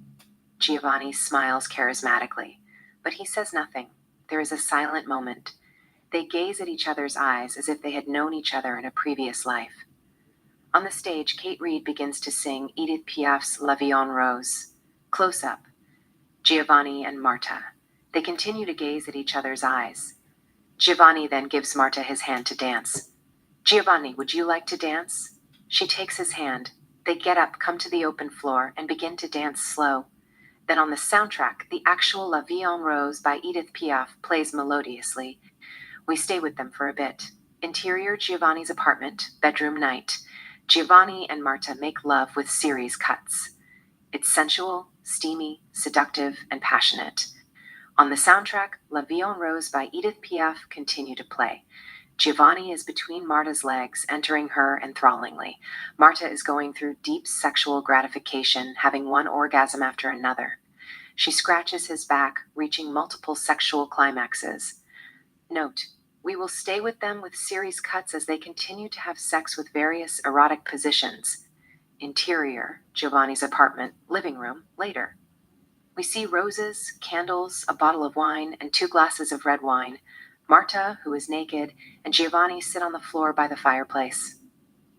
On the soundtrack, Adventure of a Lifetime by Coldplay plays melodiously. They are wrapped in a blanket. Giovanni is leaning his back against the sofa. Marta rests her head next to Giovanni's heart in romance. On the TV, Eternal Sunshine of the Spotless Mind, starring Jim Carrey and Kate Winslet, is playing.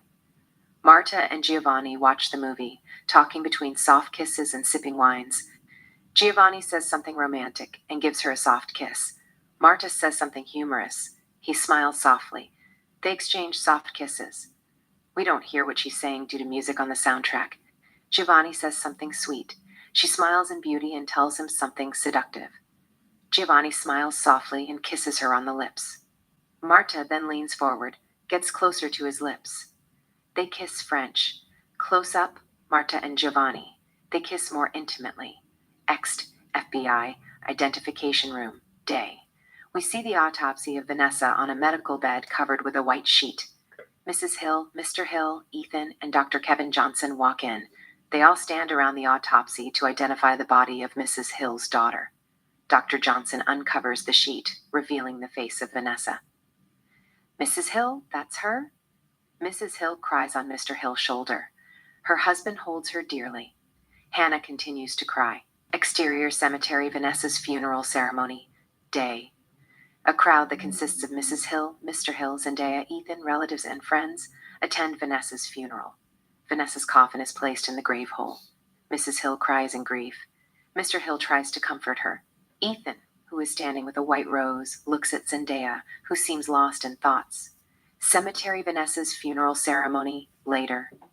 Mrs. Hill and Mr. Hill and other close relatives of the family sit by Vanessa's final resting place, grieving and thanking people who come to comfort them.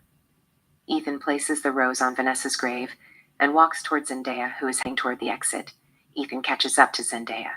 Ethan, the Bureau just got an artist named Ed Kilmer in custody. Someone tipped them about paintings that have strong resemblances to the victims in a painting that looks exactly like Vanessa Hill. Zendaya, I heard about it. Ethan, but they said that he didn't fit the description, and none of his fingerprint matched with the fingerprint taken at the crime scene. Zendaya, I'll go question him if he has any kind of connection with the suspect and get the bottom of his story. Ethan, that's a good idea. Zendaya and Ethan come to Zendaya's BMW convertible. BMW convertible, day. Zendaya gets behind the wheel. Ethan gets in the passenger seat. Zendaya starts the car. They pull out onto the street and drive away. Exterior cemetery, Vanessa's tombstone, day. Giovanni comes to Vanessa's tombstone, places a pink rose on her grave, and stands for a while grieving. He then turns around and walks away. Int, FBI, interrogation room, day. Sitting at a table, Zendaya and Ethan question Ed Kilmer. Zendaya, how did you meet him? Ed Kilmer, I haven't met him yet. We do everything through mail. You see, I was a successful painter, but never thought I would be like Leonardo da Vinci or Caravaggio. One day, I got a mail, a portrait of a woman that has the stigmata of Christ. It seemed real, photograph, and a letter that says, you can use the painting to make fortune and recognition for yourself, but don't ask a question if you want to do business with me. You will not know my identity. Just a nickname, Sebastian. I guess I got a little bit greedy. He continued to send me paintings and sculptures that seemed they were painted and sculptured by Christ himself, and I continued to pay him through mail. I used his paintings and sculptures to make profits and get some recognition for myself. On the soundtrack, Take a Piece of My Heart by Janis Joplin plays melodiously. Ed Kilmer continues to talk without a sound. Interior Giovanni's apartment, studio night. Marta sits on the sofa and poses for Giovanni, covering her vagina with a red rose erotically. Giovanni, who is shirtless, paints her on a blotter, finishing up a new portrait of Marta. Marta then gets up, puts the rose aside, and walks up to him. Marta looks at her portrait. It looks like a photograph. She is impressed. She has never seen anything like this in her life. Marta gets closer to Giovanni. Marta and Giovanni kiss French. Marta then parts her lips seductively, caresses his chest, gets down with her knees, and opens his pants. Marta kisses Giovanni's belly. When she is about to give him oral pleasure, Giovanni picks her up and kisses her lips intimately.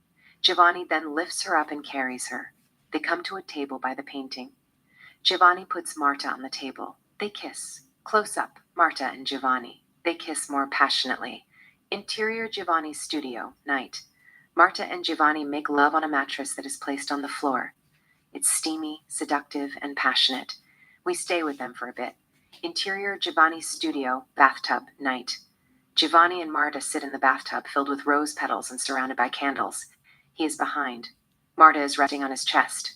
He plants soft kisses on Marta's neck while reciting a poem from memory. Giovanni, they say, love finds a way. It's okay not to be okay. Let the chips fall where they may. We must be brave. Light is particle and wave. The past, the present, the future is illusion that love designed to make us a slave. But what is light without your eyes? What are roses without your lips? You're a ravishing sight. You are the sonnet my soul always wanted to write. You make my heart skip a beat. You are the flame and I the moth drawn to your beautiful heat. You are a vision, a joy to behold. Your gaze, a mirror of untold skies, holds the secrets untold. God is in the details. Your beauty goes beyond mere outward looks, a feeling of pure magic, and happily ever after, beyond the most compelling fairy tales. Marta smiles in beauty, turns her face, and gives Giovanni her lips to kiss. Giovanni and Marta kiss. Close up, Giovanni and Marta. They kiss more passionately. Interior, Miami, Broadway, night. We see Julia in The Last Temptation of Christ, a Broadway production by Robert Knight. On the stage, Julia, wearing a gold outfit, sings REM's Losing My Religion. We see 9 beautiful female dancers who are wearing Catholic school uniform, shirts, and miniskirts like Britney Spears in Hit Me One More Time video, and 9 male dancers who are wearing 3-piece suits, dancing like they are born to dance. It's a well-choreographed performance. At the far end of the stage, about 10 actors, who are wearing hooded gown like secret society, stand with fire torches on the corner. The show is provocative and lascivious. Julia, singing, dances with both male and female dancers. The females strip down their clothes and dance in Victoria's Secret gown like Lady Gaga. They all do various acrobatic dances and hip-hop moves. Down by the stage, they are orchestra with all kinds of musical instruments. Even though it's the temptation of Christ supposedly dating back in the 1st century, it is set in the present, past, and future, created with style. Then an actor named Chris, who is playing Jesus Christ, appears on the stage, escorted by Roman soldiers who are carrying machine guns and fire torches. Chris walks up to Julia singing REM's Losing My Religion as they all continue to dance and sing in glory. Then 10 actors who are wearing hooded gowns like secret society move forward, hand their fire torches to 5 girls and 5 guys, remove their robes, and stand in S&M outfit. They then approach Julia and dance with her in erotica, Into Miami Club, night. We see people dancing as if it were the turn of the century. It is lascivious, steamy, lewd, and libidinous. Close up, Julia. She sits at the bar with a glass of whiskey alone. Julia takes a sip and puts down her glass on the counter. Julia then takes out her cigarette. When she is about to light it, out of nowhere appears Giovanni and lights her cigarette with a lighter. Julia looks at him. takes a drag and exhales the smoke by his face. Giovanni, you are not supposed to smoke in the club. Do you know that? Julia seductively, yes, I know. But what is next? Are they going to tell us, don't have sex on the beach? He smiles softly. Giovanni, they might give us a break on that. Julia, humorously, you never know. It is probation. Sex on the beach can cause global warming. Giovanni, how come? Julia, suppose we have sex in a beach here, Miami. It would start a series of atmospheric events and cause tsunami in Japan. Giovanni, humorously, that is not global warming. It is butterfly effect. Julia, it is the same thing. Giovanni, how is that? Julia, you can't have global warming without butterfly effect. It is cause and effect. The butterfly flaps her wings because she is in heat. She wants to have sex. Thus, the heat triggers tsunami indirectly. Giovanni, that is a different kind of heat. It is sexual. Julia, it is better than pollution. She gives him the cigarette. Giovanni takes the cigarette, has a drag, and crashes the cigarette in a glass. Giovanni gets closer to Julia's lips and breathes the smoke in her mouth. Shotgun. Julia exhales out the smoke through her nostrils with style. She throws her arms around Giovanni's neck. They kiss French. Exterior beach, night. Julia and Giovanni make love in the shore as the waves crash on their bodies. It's seductive, lustful, and passionate. Interior Giovanni apartment, studio day. Lying on the bed in seduction, Julia poses nude for Giovanni, covering her vagina with a tulip. Giovanni paints her on a blotter. Interior, Miami, Broadway night. We are back to Julia and the temptation of Christ at the Broadway. We see Julia singing and dancing the dance of 7 veils for Chris, the actor who is playing Christ, and his 12 disciples who are wearing 3-piece suits at the Easter dinner. Then Christ and the disciples get up and begin to sing and dance with Julia, modern ballet and acrobatic dance. They look amazing. Interior blues bar and club, dancing floor night. Giovanni and Julia dance slow in the middle of the crowd. A young woman named Sophia Spencer sings Dusty Springfield's The Look of Love. Julia, how did you do it? Giovanni, did what? Julia, you made me come in my dream the other day 6 times. He smiles softly. Giovanni, did I? Quick flashback, we see Julia moaning in pleasure and breathing in and out and screaming in her sleep sexually. Julia's dream, we see Julia and Giovanni making erotic love. Julia breathes in and out, gasping in sexual passion. Back to Giovanni and Julia. A medium shot of Julia and Giovanni dancing. She then, Julia, you're not the devil, are you? Giovanni smiles softly. Giovanni, no, I am not. They kiss. Close up, Julia and Giovanni. They kiss more intimately. Exterior, beach, night. Giovanni and Julia continue to make love on the shore. He is between her legs, entering her scrumptiously as waves continue to crash on their bodies. He then takes her leg, puts it on his shoulder, and continues to make love to her, biting her breast and caressing her neck. She breathes deeper, screaming with sexual gratification. Interior, Miami, Broadway, night. Actors who are playing Roman soldiers lash Chris, the actor, playing the fictional Jesus Christ while dancing and singing. Julia comes to comfort Christ while singing. But the Roman soldiers come between her and Jesus. The soldiers dance with Julia as they continue to hit fictional Christ and puts crown of thorns around his head. Flashback. The actual Passion of Christ. Quick montage. We see the Passion of Christ. The Romans lashing him, putting crown of thorns around his head, hammering nails deep into his wrists, etc. Exterior beach, night. Back to Giovanni and Julia. They continue to make love in the beach as waves crash on their bodies. Then, with amazing camera work, we find Giovanni and Julia in the church having mystical sex. Interior church, night. Giovanni and Julia continue to make love in the middle of hundreds of candles in front of the sculpture Christ. It's a passionate sexual intercourse. The stigmata of Christ form on their bodies, being whipped from behind by an unseen force. 2 deep wounds that go all the way through their wrists, etc. Flashback. Exterior the Passion of Christ, 1st century, day. Julia, who is now the reincarnation of Seraphina, gives Christ her veil, so he can wipe his forehead as he carried his cross to Golgotha. Flashback. Interior Giovanni's apartment, studio day. Julia continues to pose nude for Giovanni, covering her vagina with a tulip. Giovanni continues to paint her. Note, we'll continue to see Giovanni and Julia having a mystical, passionate, steamy sex painting Broadway show, The Last Temptation of Christ, and The Passion of Christ in mishmash takes, montage within montage. Flashback. Interior bedroom, 1st century, night. Jesus Christ makes love to Seraphina. The stigmata of Christ begin to form on Seraphina's body as she moans in carnal pleasure. Int. Church, night. Giovanni and Julia continue to make love as the stigmata of Christ continue to form on their bodies, being whipped from behind by an unseen force, crown of thorns around their heads, and the appearance of deep wounds in their feet, the same 5 wounds that Jesus Christ received during the crucifixion. Interior Miami, Broadway, night. 10 muscular guys come to the stage carrying a cross with Christ. Chris, who is lying on the cross tied vertical, escorted by Roman soldiers, Jewish spiritual leaders, and secret societies who are carrying fire torches. The 12 disciples are with Julia, who continues to sing and dance with astonishing energy. Flashback. Exterior, the Passion of Christ, 1st century day. Rose petals are falling from the sky. We see Jesus on the cross. The people watch Christ. Some are sad, others are unmoved. Seraphina, the girl who looks like Julia, cries with heartache.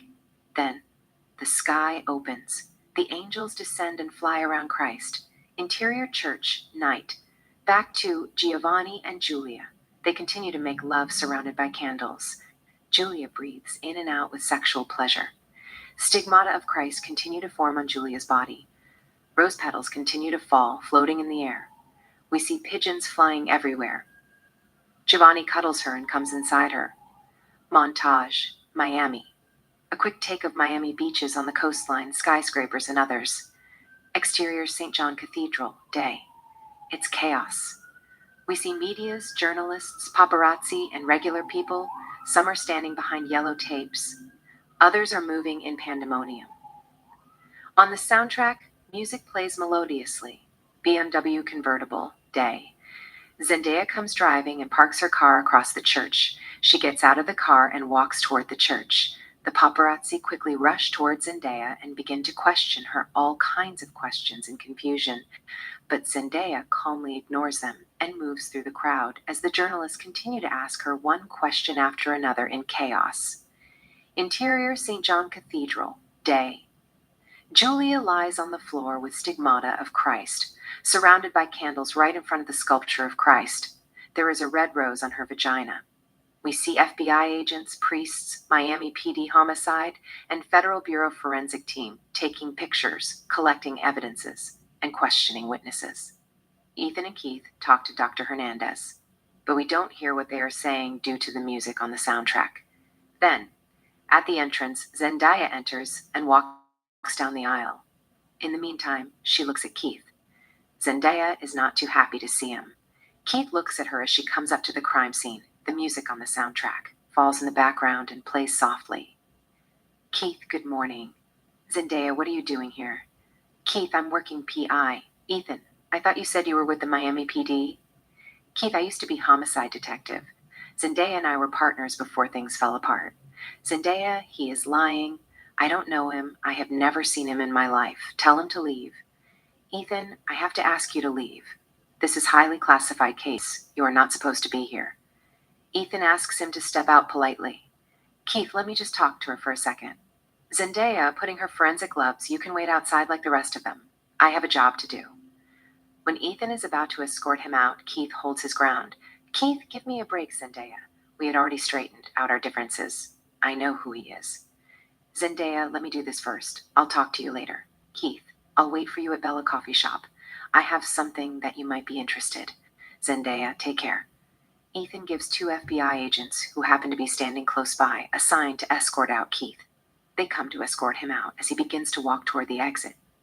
Close up, Zendaya and Ethan. Zendaya, what happened? Ethan, the head priest found her body around 7 a.m. in the morning and called Miami PD. They questioned a couple of deacons and clergymen, but they all said they didn't see anything. Zendaya, to Dr. Hernandez, how did she die?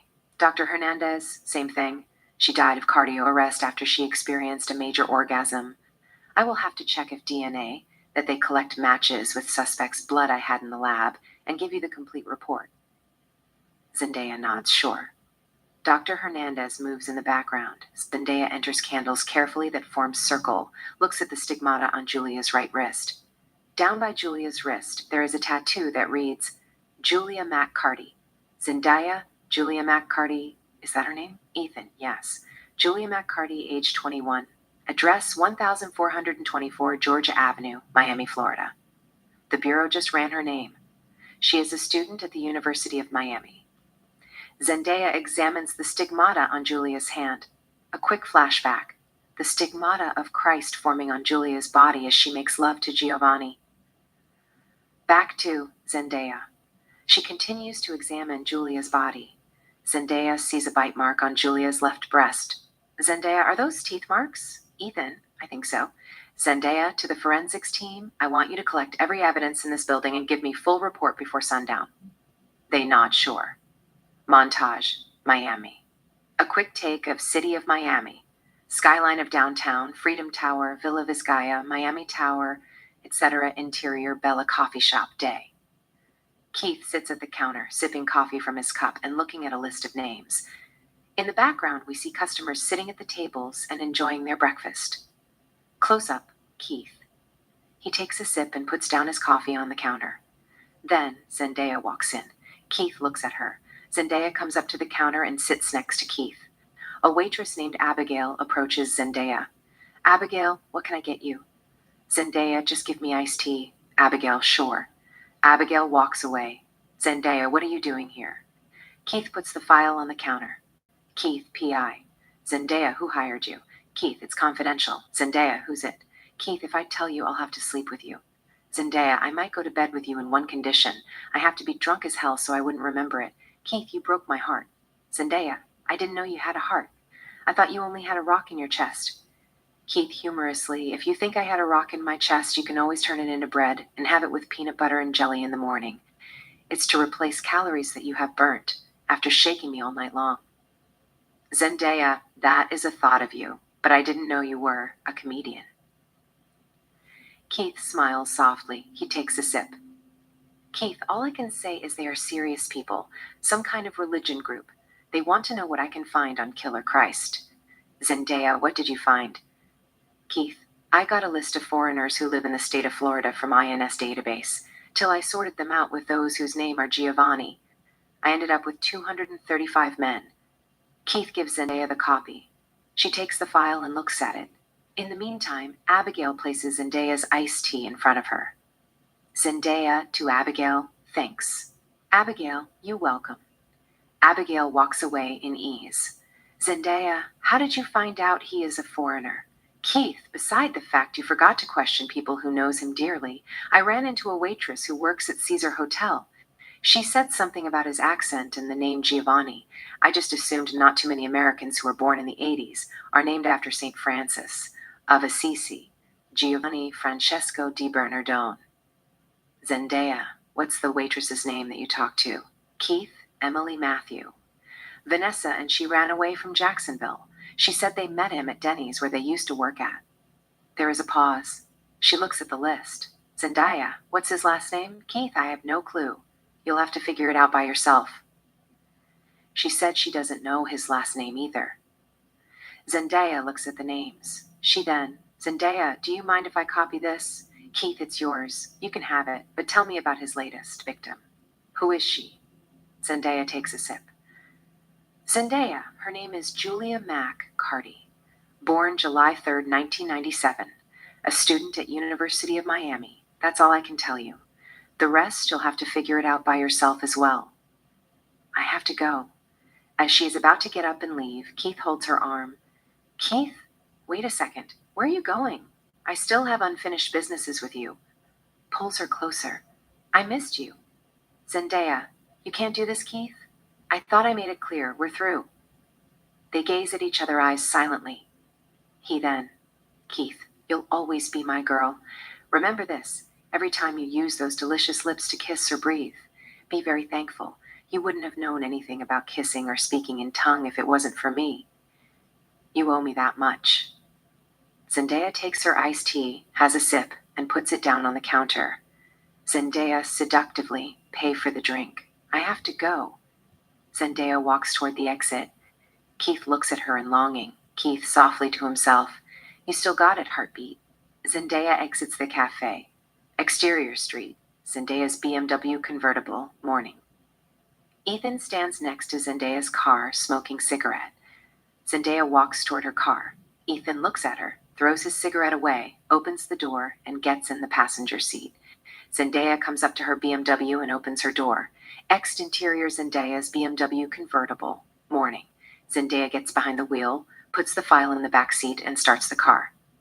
Zendaya and Ethan drive away. Interior Zendaya's BMW convertible, moving, day. Close up, Ethan and Zendaya. Ethan, how did it go? Zendaya, it went well. There is a silent moment. Street, traffic light turns red. Exterior Zendaya's BMW convertible, moving, day. Zendaya and Ethan come, driving and stop at the light. Interior Zendaya's BMW convertible, day. Close up, Zendaya and Ethan. Zendaya, go to Caesar Hotel and ask a waitress named Emily Matthew what she knows about Vanessa or a man named Giovanni. I'll go talk to Julia's roommate. Ethan nods okay. The light turns to green. Zendaya steps on the gas and resumes driving. A medium shot of Zendaya's car with Ethan and Zendaya as they drive down on the street of Miami. We then take it with overhead shot, looking down the city of Miami. Skyscrapers, beaches, and others. Interior Marta and Julia's apartment, day. Kitchen. Zendaya questions Marta, who is in the kitchen making pancakes. Zendaya, where were you last night? Marta, I was with this artist that I met at a gallery. Zendaya, what is his name? Marta Giovanni. Zendaya, do you know his last name? Marta Clement. Is he in some kind of trouble? Zendaya, no, he is not. There is a silent moment. Zendaya turns her eyes and looks at a photo of Marta and Julia on the refrigerator. She then, Zendaya, what time did you leave his apartment? Marta, around 10 p.m. Zendaya, when was the last time you saw your roommate Julia McCarty? Marta, yesterday, around 10 a.m. in the morning. Why did you ask? Is she okay? Zendaya, she is dead. They found her body this morning with stigmata of Christ. Marta drops the plate that she was holding. The plate breaks into pieces. Zendaya, you are all right? Marta goes down to pick the broken pieces. Zendaya tries to help her. Marta, it's okay. I got it.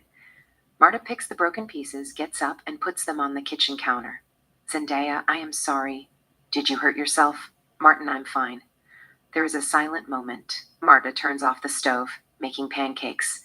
She then opens the drawer, takes out a cigarette and a lighter, lights the cigarette, takes a drag, and breathes out the smoke.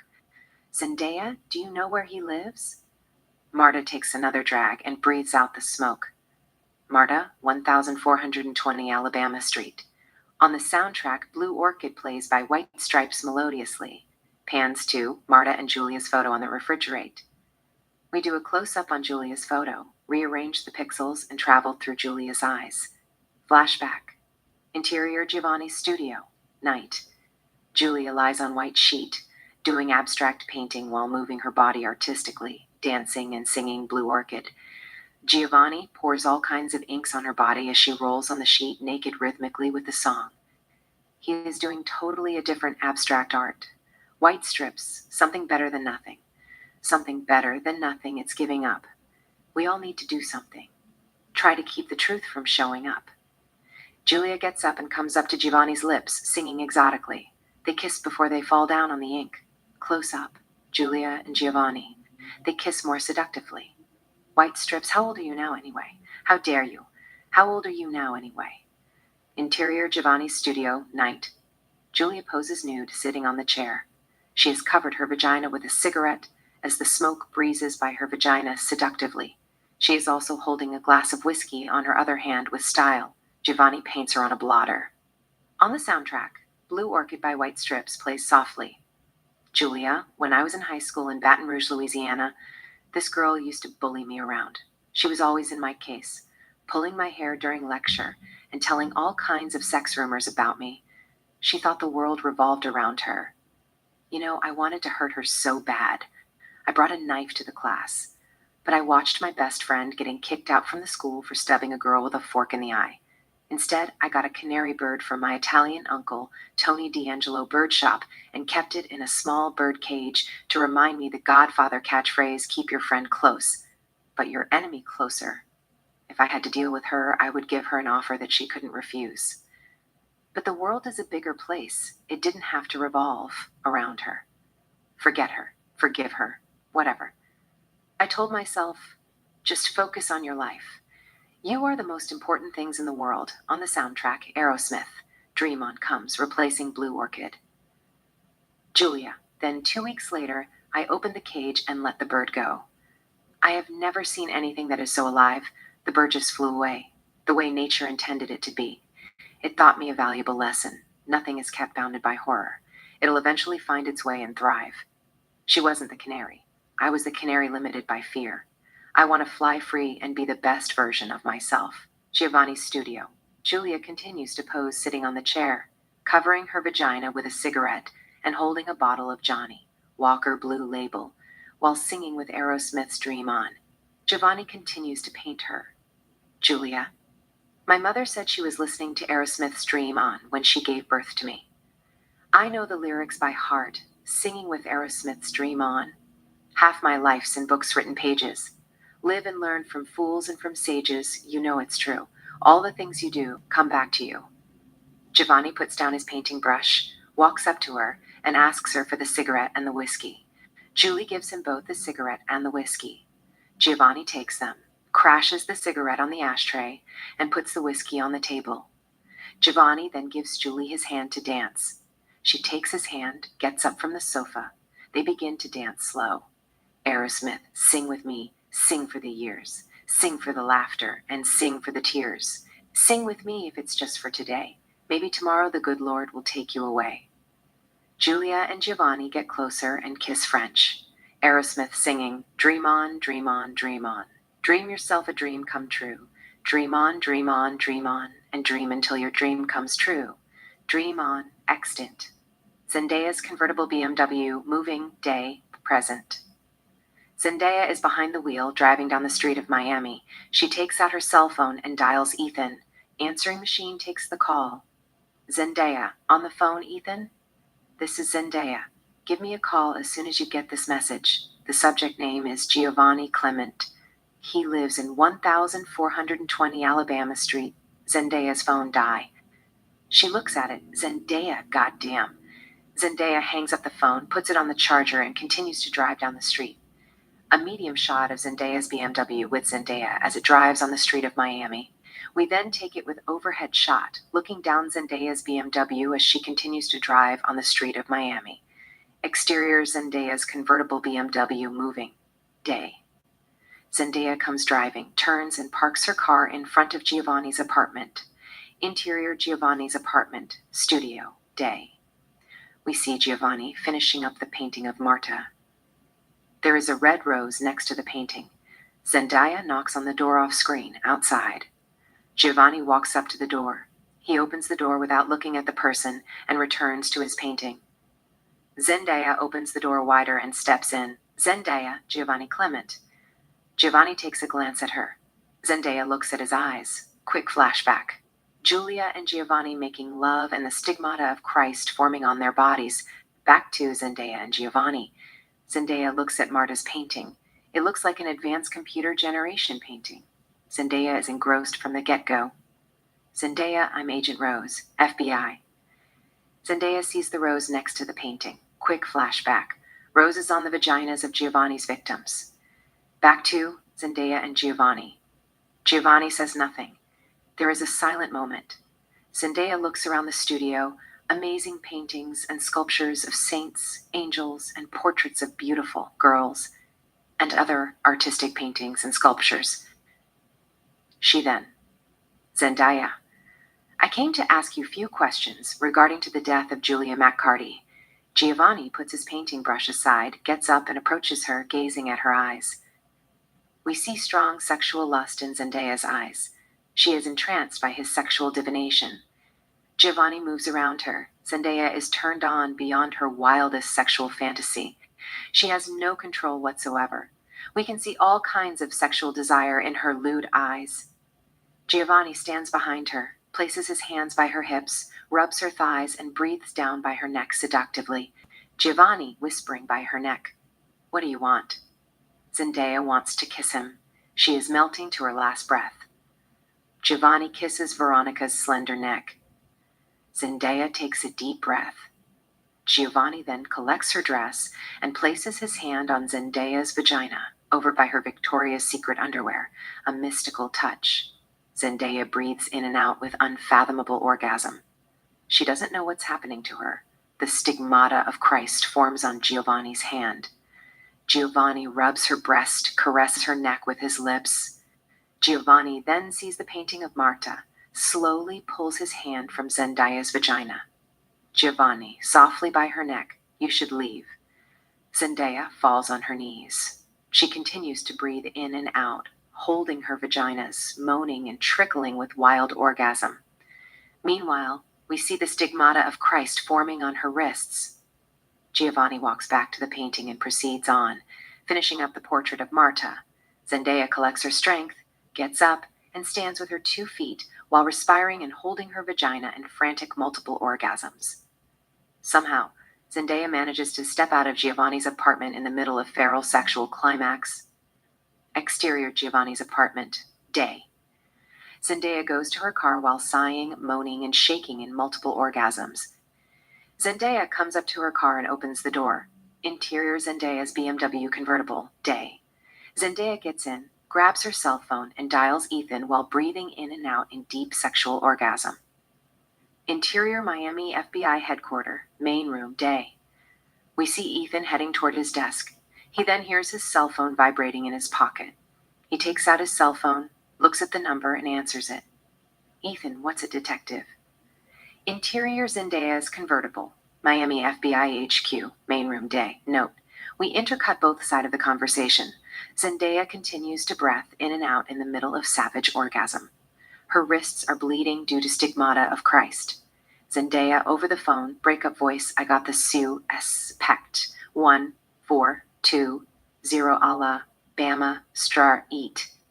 I need ba, CK, up." Zendaya screams in sexual passion and drops her cell phone. Ethan, on the phone, "Zendaya, Zendaya, Zendaya, are you all right?" Zendaya, Miami FBI headquarters. Ethan hears Zendaya screaming and breathing in and out as her heart is about to stop.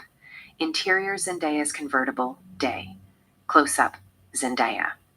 She holds her vagina in a major sexual climax, closes her eyes, and screams in sexual climax before she faints. Montage. We then see the Passion of Christ, the victims of Giovanni that died of sexual climax.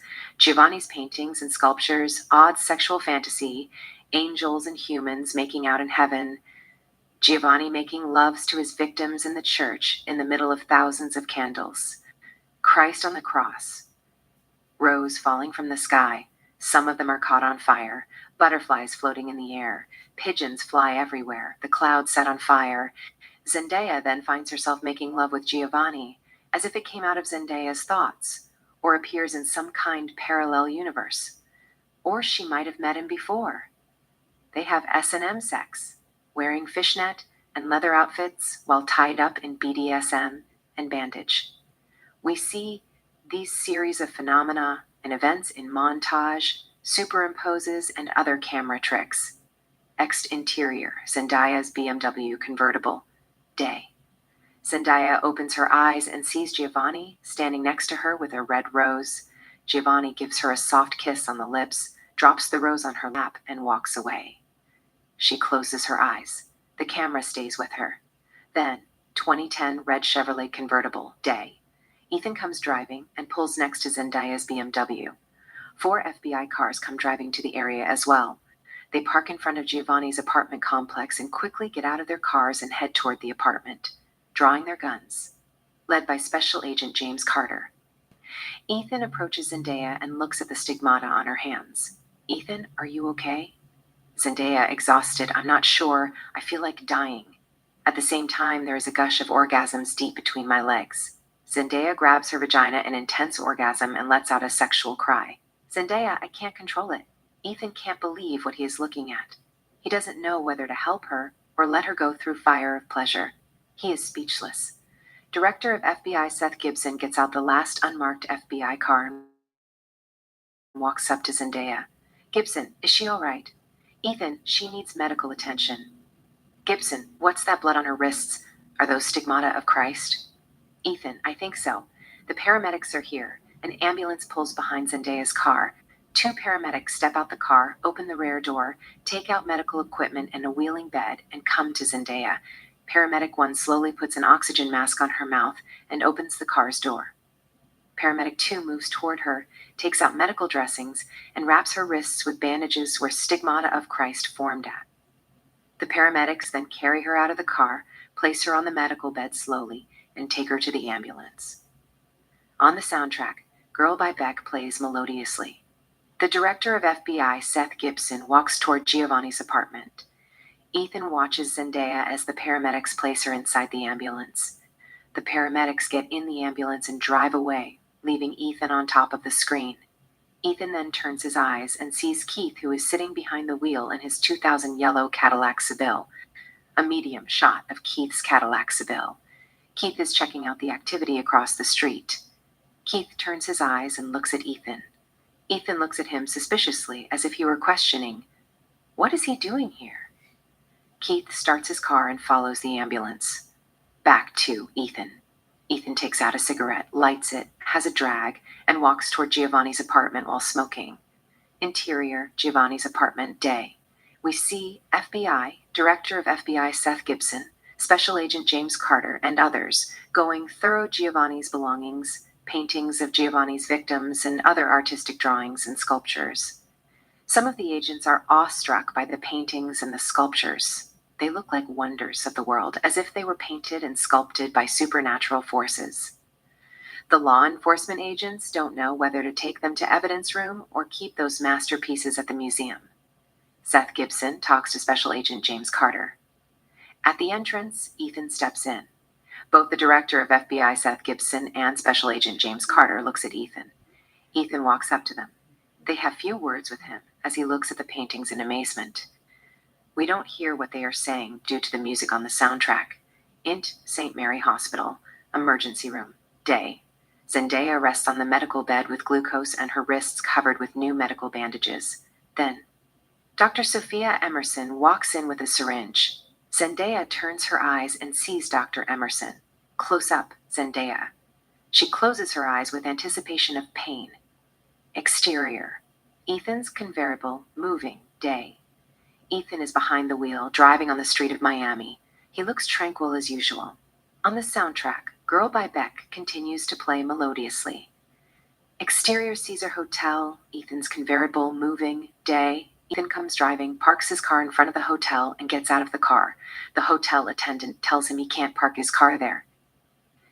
Ethan shows him his badge and walks toward the entrance. Interior Caesar Hotel, lobby, day. Ethan enters, walks across the lobby, and comes up to the clerk named Katie at the circulation desk. He asks her a question without a sound. Katie points at the restaurant across the lobby. Ethan thanks her and walks toward the restaurant. Exterior Caesar Hotel, restaurant and bar, day. Ethan enters, comes up to the bar, and asks the bartender for Emily. The bartender points at Emily, who is taking order from two sweethearts. Emily writes down their orders, grabs the menus, tells them she'll be with them in a minute, and walks toward the kitchen. But before she goes to the kitchen, Ethan stops her in the middle. Ethan shows Emily his badge and tells her that he wants to ask her a few questions regarding to Vanessa and the suspect, Giovanni. Emily tells Ethan to give her a minute. She needs to give the cooks the order. Ethan nods. Go ahead. She walks toward the kitchen. Ethan returns to the bar and asks the bartender for a glass of whiskey, Chivas Regal. The bartender grabs a bottle of Chivas Regal, pours it in a glass, and places the drink in front of Ethan. Ethan takes the drink, has a sip, puts it down on the counter, and waits for Emily as we continue to hear Girl by Beck on the soundtrack. Exterior Caesar Hotel, restaurant and bar, day. Sitting at the bar, Ethan asks Emily a few questions regarding to Vanessa and the suspect. Emily says something and shows Ethan the stigmata of Christ that have formed on her wrists, which had healed. Quick flashback. We see Emily and Giovanni making love, and the formation of stigmata on Emily's body, being whipped from behind by an unseen force, two deep wounds that go all the way through her wrists, etc., back to Emily and Ethan. Emily tells Ethan everything he wants to hear. Ethan then shows her the sketch of Giovanni. She nods her head. That's him. Ethan thanks her, gets up, and pays for the drinks. He tells her bye. Emily says bye. Ethan walks toward the exit, at the direction of the camera. Extant. Ethan's convertible, moving, day. Ethan drives on the street of Miami. He then sees a flower shop, turns the wheel, and parks his car in front of the store. Ethan steps out of the car and walks toward the store. Interior flower store, day. Ethan enters and comes up to a clerk named Michelle. He shows her the sketch of Giovanni if she knows him. Michelle nods her head yes and tells him what she knows without a sound. Interior St. Mary Hospital, day. Zendaya sits on the bed looking at Giovanni's files. Then, at the entrance, Ethan walks in with a bouquet of flowers. Zendaya looks at him. The music lies on the background and plays softly. Ethan, hi. Zendaya, hi. Ethan puts the bouquet on the table, takes a single flower, Gerbera, and comes up to Zendaya. Zendaya and Ethan exchange soft kisses. Ethan gives her the flower. Zendaya takes the flower and puts it aside. Ethan, how are you? Zendaya, I am fine. Ethan, I talked to Emily. She said she slept with the suspect after he did her portrait. She showed me stigmata marks on her wrists and feet. Zendaya, when did that happen? Ethan, about a year ago. She said that she was lucky to be alive. Her heart stopped in the middle of dreadful orgasms. The next thing she knew, she was in hospital. The doctors thought it was some kind of sick game that she got herself into and released her after 15 days of care. Zendaya, why didn't she report this to the police? Ethan, she said she was in love with him and didn't want anyone to harm him. Zendaya gets up from the bed in her patient outfit. Zendaya, we have to leave now. He's going after Marta. I saw her painting in his apartment. Ethan, relax. I'll take care of it. Zendaya, looking for her clothes. No, we must leave now. Where's my cloth? Looks around more. I think I must have left it at the emergency room. Ethan holds her arm. Ethan, take it easy. I'll get it. Ethan looks at her soul straight through her eyes. Zendaya looks at him as well. There is a silent moment. Ethan, forget about him for 1 second. Ethan kisses her. Zendaya wraps her arms around him. They kiss more intimately. Exterior Miami Beach, day. We see Giovanni sitting in the beach. He is holding a bottle of wine and a red rose. Giovanni drinks out of the bottle. He then pulls a petal from the rose and tries to throw it at the ocean, but the wind blows it away. It falls on the sand by the shoreline. A big wave crashes against the sand, grabs the petal, and takes it to the ocean. Flashback. Interior Miami restaurant, night. It's a romantic restaurant. Marta and Giovanni sit at the table with glasses of wine. Marta is talking. Giovanni listens to what she has to say while making a ring with palm leaves. Sitting behind the piano, Mark sings Sam Cooke's You Send Me. Close up, Marta and Giovanni. Marta, they said the universes began 14 billion of years ago in a Big Bang. What they don't usually tell you is the universe has always been existed. The Big Bang is just a glimpse in the matrix. There is solar system with Mercury, Venus, Earth, Mars, and others. And our solar system is a tiny part of a huge galaxy that has billions of stars. Our galaxy is one of Thriller's galaxy that constitute the universe. The way I see it, our universe is part of zillion universes, which make up Zion. And they are Googleplex Zions that make up an entity called Utopia, and so on. They are infinite wonders in these endless phenomena. Matter and antimatter, universes and anti-universes. It's eternal, as far as your imagination takes you and beyond. If we travel in one of those Atlantis, we might find people who can naturally teleport or walk on the water like Jesus Christ. He smiles softly. Giovanni, I hear you. Marta, meanwhile, why do we have to travel to the future or the past? The future is happening in front of our face, so does the past. Exactly 50 years ago, my grandfather proposed to my grandmother at this very restaurant. According to quantum mechanics, they are sitting at this very same table as we are now, and drinking wines. My theory is it's not building time-traveling machine that will solve the mystery of the universe. or bring order to the chaos, but accessing our extrasensory perception and communicating with our past, present, and future that is going to make a difference. Giovanni doesn't say anything. He puts the unfinished palm leaves ring on the table and gazes at her eyes as if she were the only person that has ever existed in the vase universes. There is a silent moment. Then, Marta, why are you looking at me like that? Giovanni, I think I have just accessed my extrasensory perception. I saw you sitting silently in front of the magic mirror that the queen once asked magic mirror on the wall. Who is the fairest of them all? And at the same time, strolling in the Garden of Eden. Not only are you the fairest of them all, but you are also the most gorgeous girl that love made out of pure light. Marta smiles in beauty. She gets up, comes around the table, sits on his lap, and puts her arms around his neck. Marta, playing along, I just accessed my extrasensory perception as well. You are a god, the lover, the Messiah, and the Holy Ghost. Giovanni smiles softly. She kisses him. They kiss more intimately. She parts her lips, talking between soft kisses. Marta, nobody has ever made me feel the way you do. Sometimes I look at your eyes and have orgasm. I don't know how to explain. It's phenomenon. Marta gives Giovanni a soft kiss. He kisses her as well. Marta, I think you were Pyramus. I was Thisbe in the previous life. Fate brought us back for a happy ending. Giovanni knows who are Pyramus and Thisbe, but doesn't want to take his eyes off her. Giovanni, what is Pyramus and Thisbe's story? Marta, the story goes like this. Pyramus was the most handsome man. Thisbe was the fairest maiden in Babylonia. They both lived in the same neighborhood and fell in love with each other as they grew up together. But their parents forbid them from marrying each other. And one night, just before the sunrise, they decided to sneak out of their homes while everyone is asleep and meet under a mulberry tree in the nearby fields. Thisbe came first and waited for Pyramus, but she saw a lion approaching a river close by to quench its thirst. Its jaws were covered with blood. She panicked and ran to hide behind the rocks, yet dropped her veil. The lion came and picked up the veil in his bloody jaws. At that instant, Pyramus appeared at the mulberry tree and saw Thisbe's veil in the jaw of the beast. He lost it. He took out his sword and pierced his chest. Unbeknownst to what just happened, Thisbe came out the hide and saw what her lover did to himself. She took the sword and killed herself. Giovanni, that's sad. They exchanged soft kisses. Marta, that's where Shakespeare got his Romeo and Juliet idea. Giovanni, I didn't know that.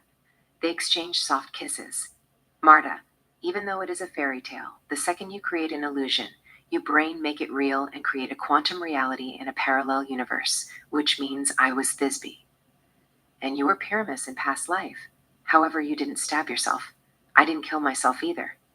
We made love day and night and lived happily ever after. He smiles softly. They exchanged soft kisses. Giovanni, that make a lot of sense. But before we were Pyramus and Thisbe or Romeo and Juliet, you were Madeline. I was Sebastian. Fate brought us back for another eternal kiss. They exchanged soft kisses. Giovanni, who were Madeline and Sebastian. Giovanni, he was a king, ruled the great Cytopia that covered an area of 10 million square miles on a planet that looked like Earth. She was the most beautiful girl in all universes. But before Sebastian was a king, he was a handsome prince. One day he was visiting a young queen named Lillian, who ruled Lydia to help him unite the 14 kingdoms that his father, King Sean, once ruled. But upon his father's death, the 14 kingdoms established their own kings and denounced his father's throne. Exterior beach, flashback, night. We see clear sky, bright moon, sparkling stars, and ocean waves. Marta and Giovanni sleep in a sleeping bag nearby a fire. Giovanni continues to tell her the story. Marta listens to the story with interest. Note, if it's possible, we'll see the story. Giovanni as Sebastian and Marta as Madeline in virtual reality. Superimpose projection on the skies through Giovanni's paintings and other camera tricks. Giovanni, while returning to Siena where his kingdom resided, Sebastian and his servants decided to take a break at the Serena River oasis and spent the night at the nearby village. The next day, as he was about to return to his castle in Siena, Sebastian saw Madeline fetching water at the oasis. He was mesmerized by her beauty. His heart stopped beating from there to forever seemingly, but get weak.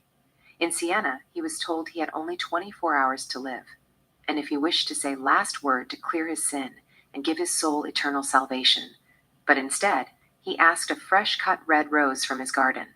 He kissed the rose and requested the rose to be sent to Madeline and wished her true love, passion, and happiness for eternity. A good witch, his spiritual advisor, saw this and begged the gods to spare his life after she performed a magic. The gods then turned the rose into eternal rose. They told the witch that Sebastian must take a petal each day, dip it in a chalice of red wine, and drink the wine. However, before anything, Madeline must kiss the rose and return it, and if he ever sees her again, his heart would stop and die at her sight. The witch then gave the eternal rose to one of his honest servants and sent him to Madeline. The servant got on his dragon, came to Madeline, and told her that Sebastian was dying, how he had seen her beauty, and how his heart stopped from beating. Madeline was heartbroken upon hearing the story. She kissed the rose and gave the rose back to the servant. The servant returned to the palace with the rose. The witch told Sebastian what the gods had said, and how he was forbidden from seeing her, or his heart would stop and die at her sight. Even though Sebastian was heartsick from the thought of not ever seeing Madeline again, he took a petal from the eternal rose, mixed it with red wine, drank the wine, and placed the petal on the Serena River that cut through his palace. The petal floated on the river and came to Madeline as she fetched water at the oasis. Madeline began to collect them and then made roses.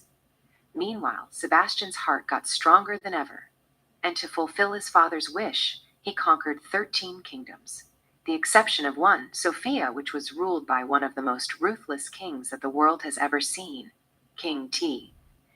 He had vowed not only to rule the great Cytopia, but he also wanted to conquer the world. Sebastian then heard that T has taken Madeline as his wife. Sebastian assembled his army, defeated King Ty's evil armies. He then came to King T's palace and killed King T.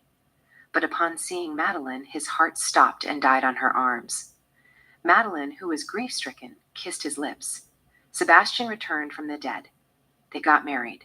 They kiss, make love, and lived happily ever after as king and queen of the great Cytopia. Marta, that's a beautiful story. They kiss French. Giovanni, do you want to get married? Marta, do you? Giovanni, under his breath, yes, I do. Out of nowhere, Giovanni produces palm leaves ring that he was working on earlier and places it on her finger. Close up, Marta, Giovanni. They kiss French. Back to Giovanni in the beach, present. Giovanni remains seated, gazing at the ocean. Then, our camera zooms into his eyes and travels through his irises. Extant. Marta's house, living room, sunset. It's luxurious multi-million-dollar villa. Marta comes up to the main door and opens the door, revealing Giovanni, who is standing outside with a fresh-cut red rose. Marta steps out and hits him repeatedly while crying. Marta crying, why did you do it? She's my friend. Why? I trusted you. Why? Giovanni lets her hit him a couple of times. He then tries to hold her. Marta continues to hit him, then throws her arms around him. They hug. Marta cries on Giovanni's shoulder, turns her eyes, and looks at his eyes. Giovanni kisses her lips. She kisses him. They kiss more intimately.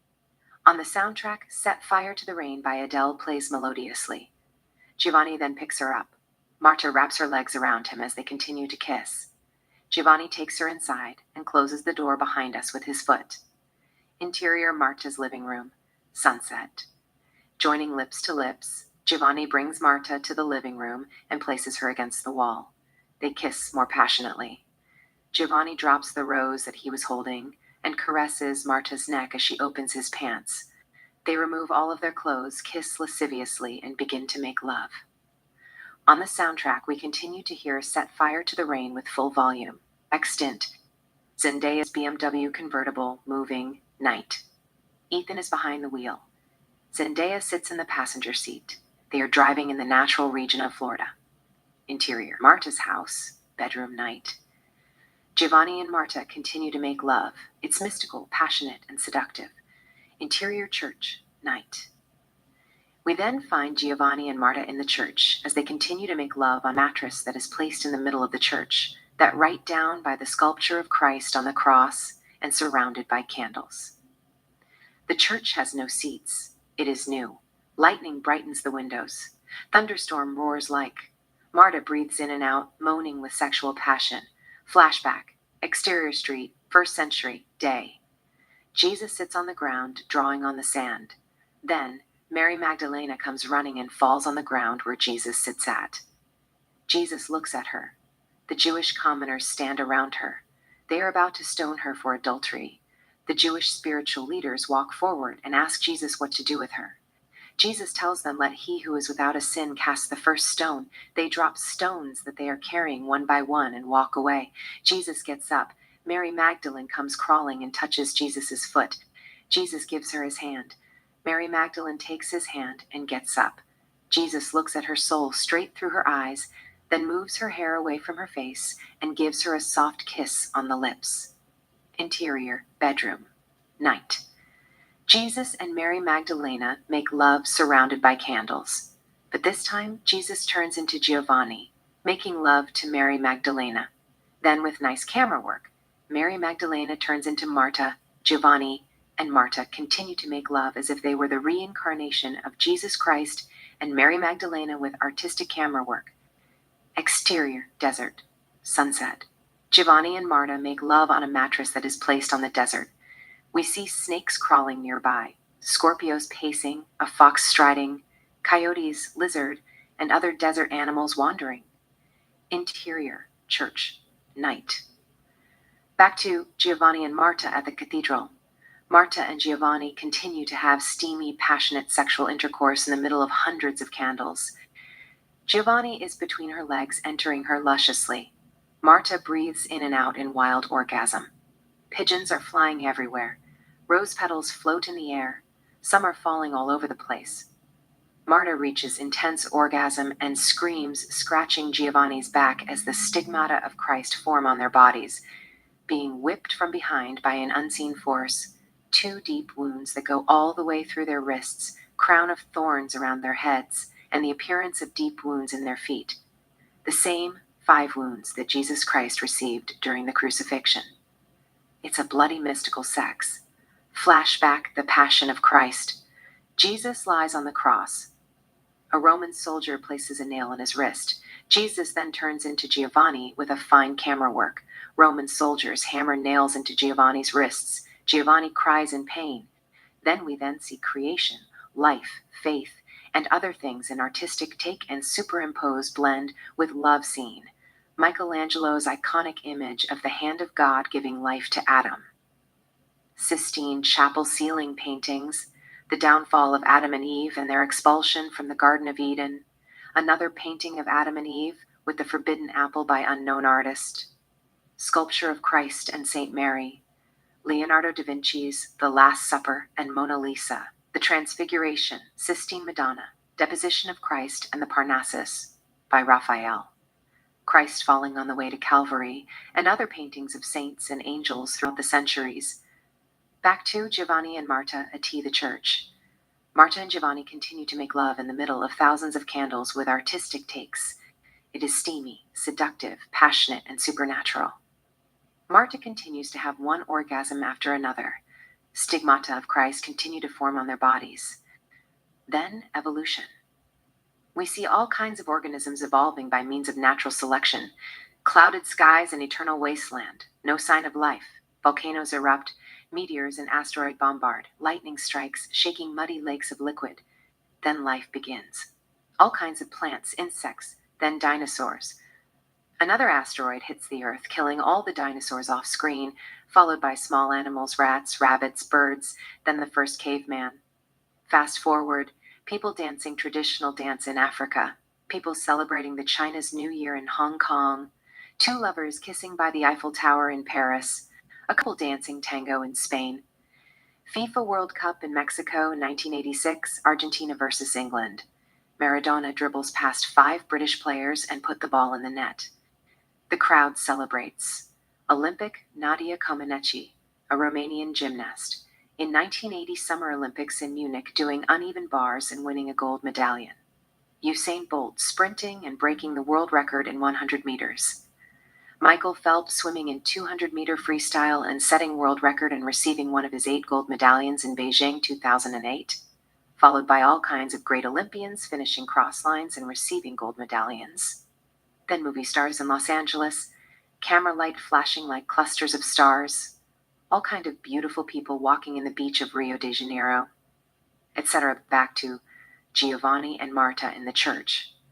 Marta and Giovanni continue to make love while the stigmata of Christ forming on their bodies. The bed sets on fire as Giovanni continues to enter Marta enthrallingly. It's one of the most spellbinding love scenes in the history of cinema. Then, note, we will see the following, with superimpose, montages, and artistic takes, blend with the love scene. We see the wonders of the worlds, Great Pyramid of Giza, Taj Mahal, Colosseum, Chichen Itza, the Great Wall of China, Petra, Machu Picchu, Golden Gate Bridge, Victoria Falls, Grand Canyon, New York City Empire State Building, Old City of Jerusalem, the Aurora Borealis, Northern Lights, and others. Followed by, we take journey through space, past the solar system, past all bright stars in the natural object, past the galaxies and cosmos, and comes to a planet that looks like Earth and find Giovanni and Marta as they continue to make bloody, seductive, spiritual, passionate love in the church in the middle of thousands of candles. We see the sculpture of Christ, saints and angels floating in the air. Then Marta and Giovanni ascend in the air as they continue to make love, the stigmata of Christ forming on their bodies. Giovanni and Marta in the church.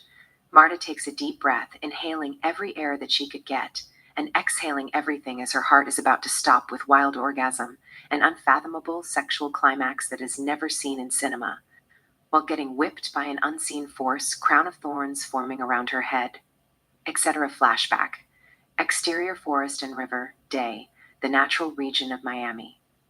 Marta sits on a stone that resides in the stream. She is wearing a red fishnet Victoria's Secret nightgown that reveals her well-formed breasts, belly, and vagina. But she has covered her vagina with a red rose. Giovanni, standing on a dry land, paints Marta on a Bolton. In the meantime, we see rose petal falling from the sky and floating in the air. Then, flashback, the Passion of Giovanni. We see Giovanni on the cross, on the place of Christ. Back to Giovanni and Marta in the church. Giovanni cuddles Marta and comes inside her. Flashback. The Passion of Giovanni on the cross. Day. Giovanni shouts in passion. The skies cover with fire. Then the skies open like daylight. With artistic camera work, we see angels and humans making love inside the cloud. Some kinds of sex extravaganza, but it's sensual and artistic. Back to Giovanni and Marta in the church. Giovanni spins and lies next to Marta with the stigmata of Christ on his hands, head, back, feet, and chest in passion. As the sculpture of Christ's eyes, wrists, chest, and feet bleed, the church roof turns into clouds, mixes with the sky, and catches on fire. The sky opens, angels and saints descend and float around Giovanni and Marta as rose petals continue to fall. Pigeons fly everywhere, and butterflies flapping in the air. Marta continues to breathe in and out with uncontrollable sexual climax. Her heart is about to stop in pleasure. Giovanni cuddles her and kisses her neck passionately. She cuddles him, crying in multiple orgasms. Then, with amazing camera work, we find Giovanni and Marta back at Marta's house. Interior, Marta's house, bedroom night. Giovanni and Marta cuddle in the middle of hundreds of candles, rose petals floating in the air. Close up, Marta. She continues to gasp and struggle for air with supernatural orgasm and deep sexual climax. Exterior, Marta's house, night. An established shot of Marta's house. A water fountain, amazing garden, a swimming pool, and a tennis court. Zendaya's BMW convertible, night. Ethan and Zendaya come driving and park the car in front of the house. Ethan takes out his gun. Ethan, wait in the car. I'll go check. Zendaya nods. Sure. Ethan gets out of the car and walks toward the house. Zendaya, who is still exhausted from the Giovanni's experience, watches Ethan. Ethan comes up to the front door and checks the door. It's locked. Ethan then walks around the house and checks the kitchen's door. It's left unlocked. Ethan slowly opens the door and enters. Interior, Marta's house, kitchen, night. Ethan walks toward the living room, drawing his gun. Living room, night. Ethan steps in. Then out of nowhere appears Giovanni without a single drop of cloth. Giovanni hits Ethan with a metal flower vase, knocking him out of conscious.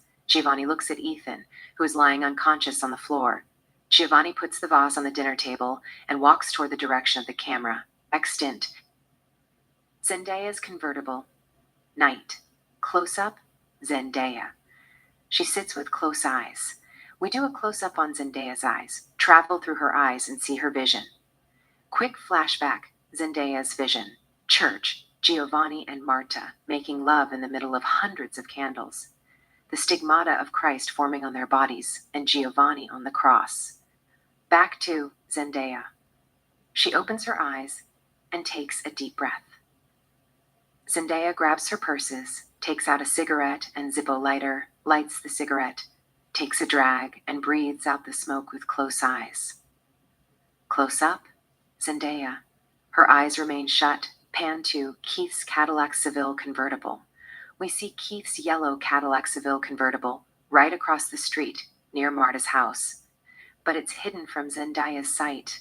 Int Cadillac Seville convertible, night. Close up, Keith. He is smoking cigarette as well. He takes a drag and exhales the smoke at the camera. Keith looks at Zendaya. He throws his cigarette away, takes out his cell phone, and makes a phone call. Interior Opus Dei Headquarter, Archbishop Antonio's office, Cadillac Seville night. Archbishop Antonio sits behind his desk, writing a report. The phone rings. Archbishop Antonio puts down his pen and answers the phone. Note, we see both sides of the conversation. Keith, on the phone. This is Keith. His name is Giovanni Clement.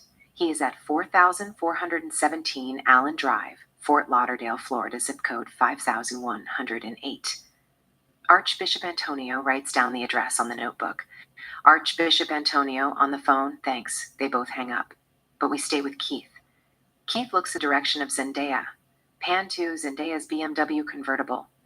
Zendaya opens her eyes, takes out her gun, and dials Miami PD instead of calling FBI. Zendaya on the phone, 47 to 798, Fort Lauderdale, Florida. This is Agent Rose with FBI. I need backup right away. Zendaya hangs up. She gets out of the car and walks toward Marta's house, Interior Opus Dei Headquarter, Archbishop Antonio's office night. Close up, Archbishop Antonio. He dials a number and waits for answer. Then, voice, off screen, hello. Archbishop Antonio on the phone, John Smith. John Smith off screen, speaking. Archbishop Antonio on the phone, this is Dante Alighieri. I want you to write down the following address and do the Lord's will.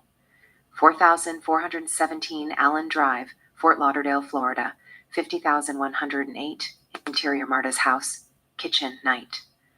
Zendaya enters and walks toward the living room, drawing her gun. Zendaya then sees Ethan on the floor, who is lying unconscious. Living room. Zendaya steps in slowly, looks around, and places her first two fingers on Ethan's neck to check if he is still alive. Ethan must be alive. Zendaya remains calm. Zendaya hears a sound that's coming from upstairs. Zendaya comes up to the staircases and slowly begins to climb the staircase, pointing her gun at the direction of the camera. Zendaya completes climbing the staircase and moves down hallway. Upstairs, main bedroom, Giovanni sits on the floor, holding Marta next to his heart with stigmata of Christ. They are wrapped in two separate blankets. We see candles everywhere. Zendaya looks at Giovanni and Marta. She puts her gun on the floor and takes out her phone. Zendaya, on the phone, 905. There is an agent down and a patient with possible cardio arrest. Send paramedics right away. Meanwhile, we hear police sirens blaring from a fair distance. Then blue and red lights blink on the window. Law enforcement cars are arriving. Zendaya puts her phone down next to her gun, walks toward Giovanni and Marta, main bedroom. Zendaya comes up to Giovanni and Marta. Zendaya, is she alive? Giovanni doesn't respond. Zendaya checks Marta's pulses on her neck and sits in front of Giovanni with one knee on the floor, gazing at his eyes intimately. Giovanni looks at her, then turns his eyes toward Marta, who is resting next to his heart without a sign of life, and kisses her on the temple. Exterior Marta's house, later.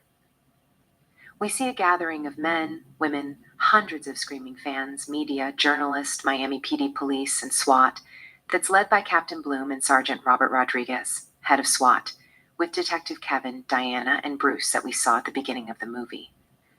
Then, Federal Bureau investigation agents and Special Agent James Carter come driving in 4 FBI cars and stop in front of the house. Special Agent James Carter steps out from the first FBI car, walks up to Captain Bloom and Sergeant Rodriguez. James Carter to Captain Bloom, I'm Special Agent James Carter, FBI. Captain Bloom, Miami PD. We have met. They shake hands. Captain Bloom, referring to Sergeant Rodriguez, this is Sergeant Second Grade, Robert Rodriguez, the head of SWAT. James Carter, hi. James Carter gives Robert his hand to shake. Sergeant Rodriguez, hi. Special Agent James Carter and Sergeant Rodriguez shake hands. Carter to Captain Bloom, is she okay? Captain Bloom, we don't know yet. SWAT is ready. Interior, Marta's house, bedroom night. Zendaya sits next to Giovanni on the floor, who is holding Marta close to his heart. There is a silent moment. Giovanni caresses Marta's hair and kisses her on the temple. Zendaya looks at the stigmata on his hands. She slowly removes her medical bandage from her right hand, gets up, and grabs a tiny towel that happens to be on the mirror table. Zendaya, let me put this on your wrist. Zendaya takes his left hand, wraps the bandage around his wrist with the towel, and sits next to him. There is a silent moment. She then, Zendaya, you can come out with me under my custody. Everything will be all right. Giovanni says nothing. Zendaya gives Giovanni her hand to hold. Giovanni takes her hand. He closes his eyes. Tears escape from his eyes and fall down by his cheeks. It seems he doesn't have control over his vitality. Exterior Marta's house, front porch night. A team of SWAT stands at the door with Lieutenant Second Grade Ted Levi, who is second in command after Sergeant Rodriguez. Ted is waiting for a go-ahead call. Sergeant Rodriguez gives the go-ahead call over his radio. Ted and SWAT team break the door and rush into the house, drawing their guns. Interior Marta's house, living room and night. They quickly swarm the living room. Ted sees Ethan, who is in the process of getting up. Ted gives a SWAT police officer 3rd grade Charlie Parker order to help Ethan and moves toward upstairs, leading a group of SWATs as Charlie helps Ethan. Marta's house, bedroom. Zendaya looks at Giovanni and Marta. Then, Ted comes drawing his gun, followed by the rest of SWAT team. Zendaya sees them and holds Giovanni's hand cuffed to her wrist. Zendaya, flashing her badge, it's okay. I'm Agent Rose, FBI. I got everything under control. Get the paramedics as fast as possible. They need medical attention. Ted looks at her with a little bit confusion. Zendaya, now. Ted tells his men to put their guns away and stand back. Ted over his radio to Captain Bloom 947 police code. Agent Rose said she got everything under control. But we need paramedics right away. Over. Exterior Marta's house. Captain Bloom night. A medium shot of Captain Bloom talking over the radio. Captain Bloom over the radio 947. Don't go nowhere. He is still dangerous. Stand by the subject. The paramedics are in their way. Captain Bloom hangs up the radio and catches Carter's eyes. James Carter, how's she? Captain Bloom, she said she got everything under control. I'm going in. Interior Marta's house, bedroom night. Giovanni caresses Marta's hair. Zendaya looks at them.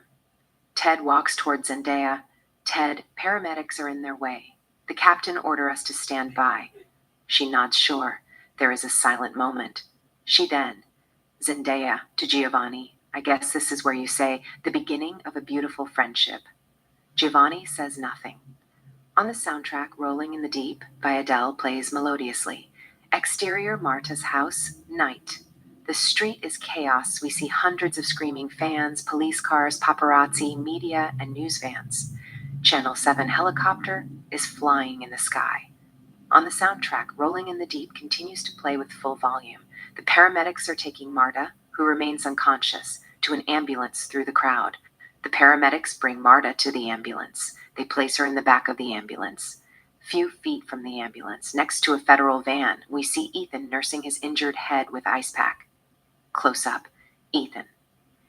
Ethan puts the ice pack aside, turns his eyes, and looks at Keith, who is standing next to his yellow Cadillac, Seville convertible, and smoking cigarette. Close up, Keith. Keith gives Ethan a smirk and turns his eyes away. Pan to a full-tainted black Mercedes SUV van. Interior black Mercedes SUV van, night.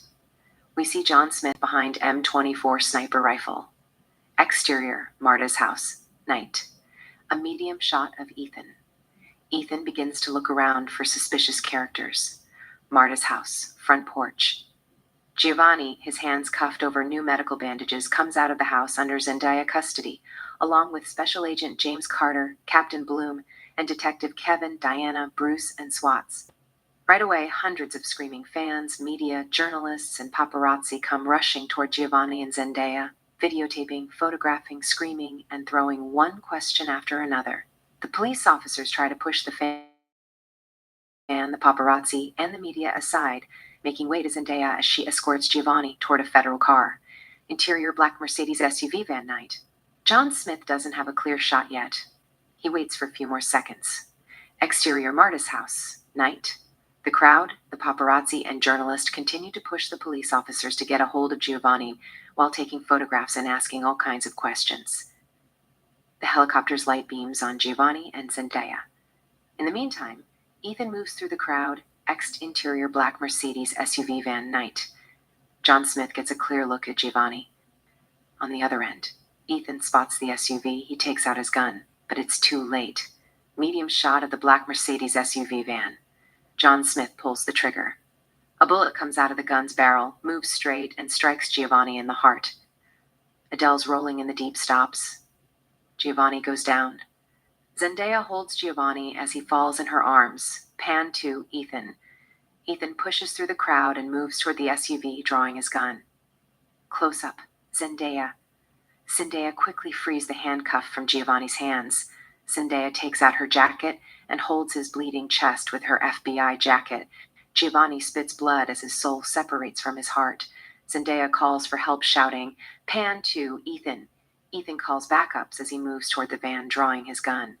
Meanwhile, two Miami PD officers see Ethan with the gun.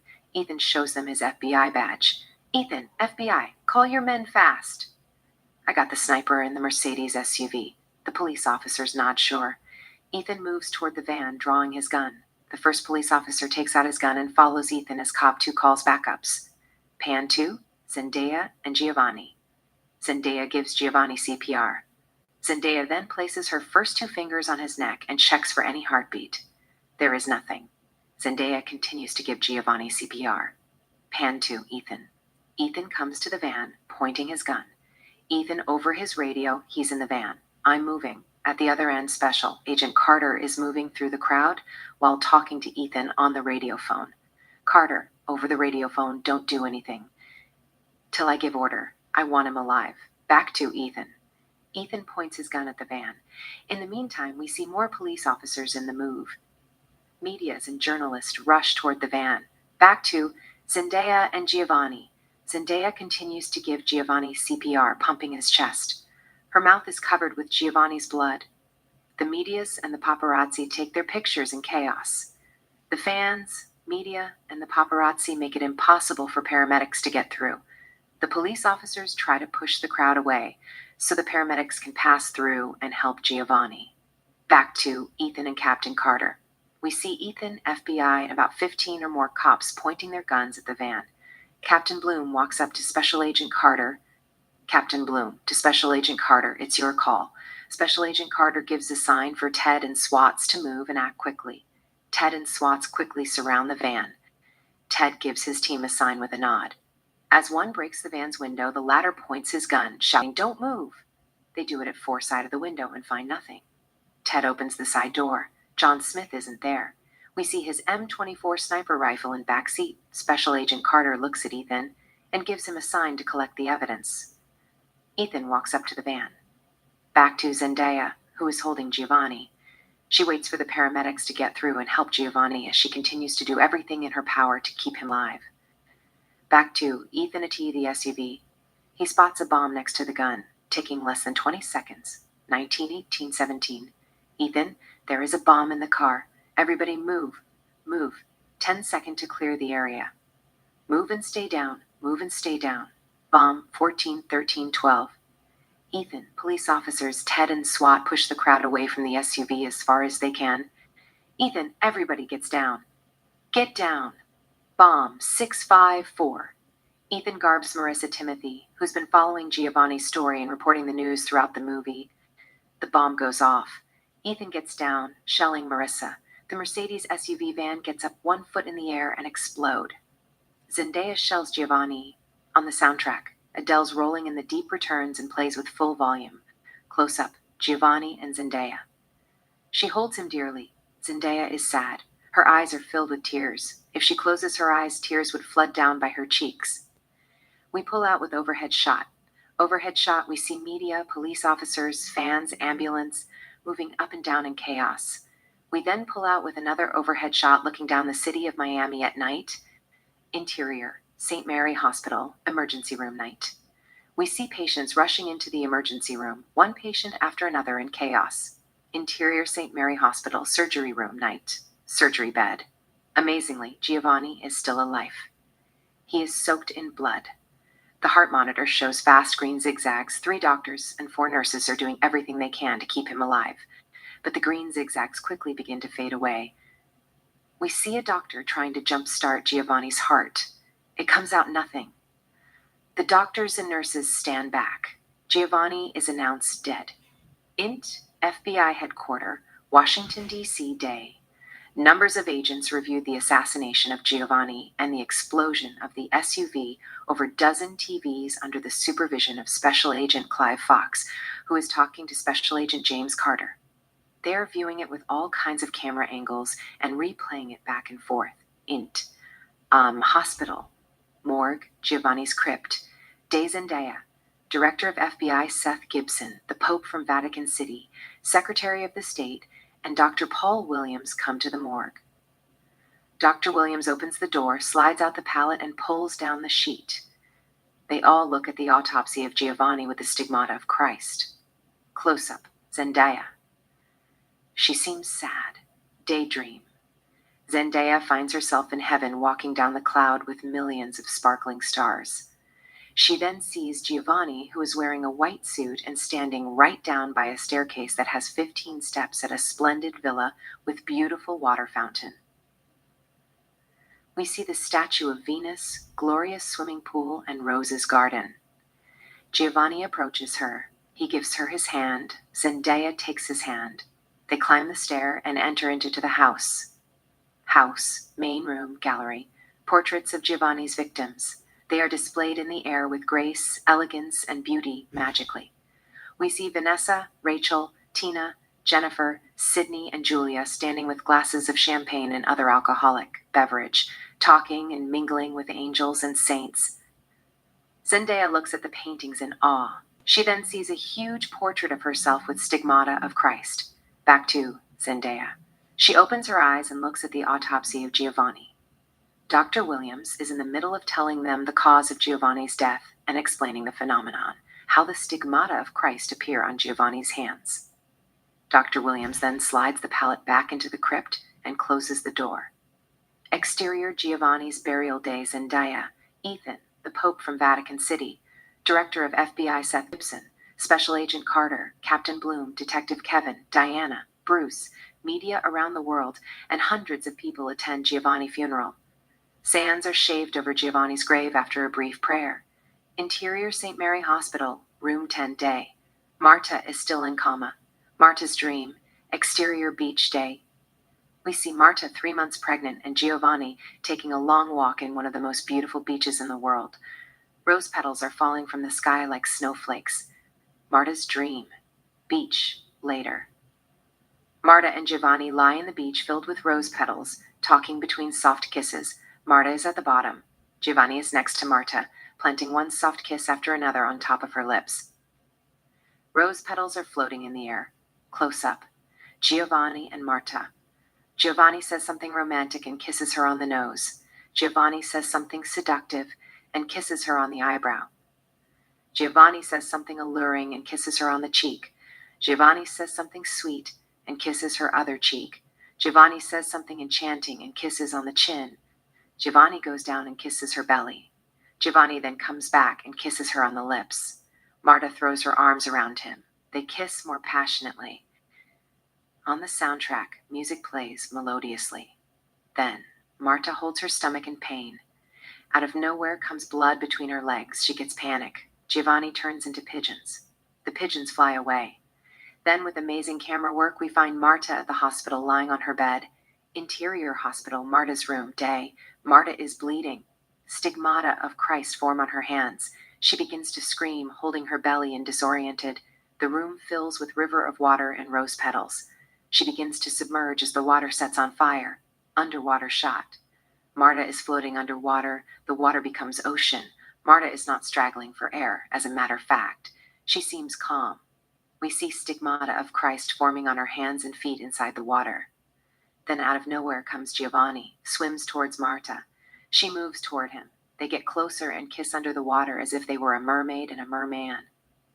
Marta and Giovanni then ascend.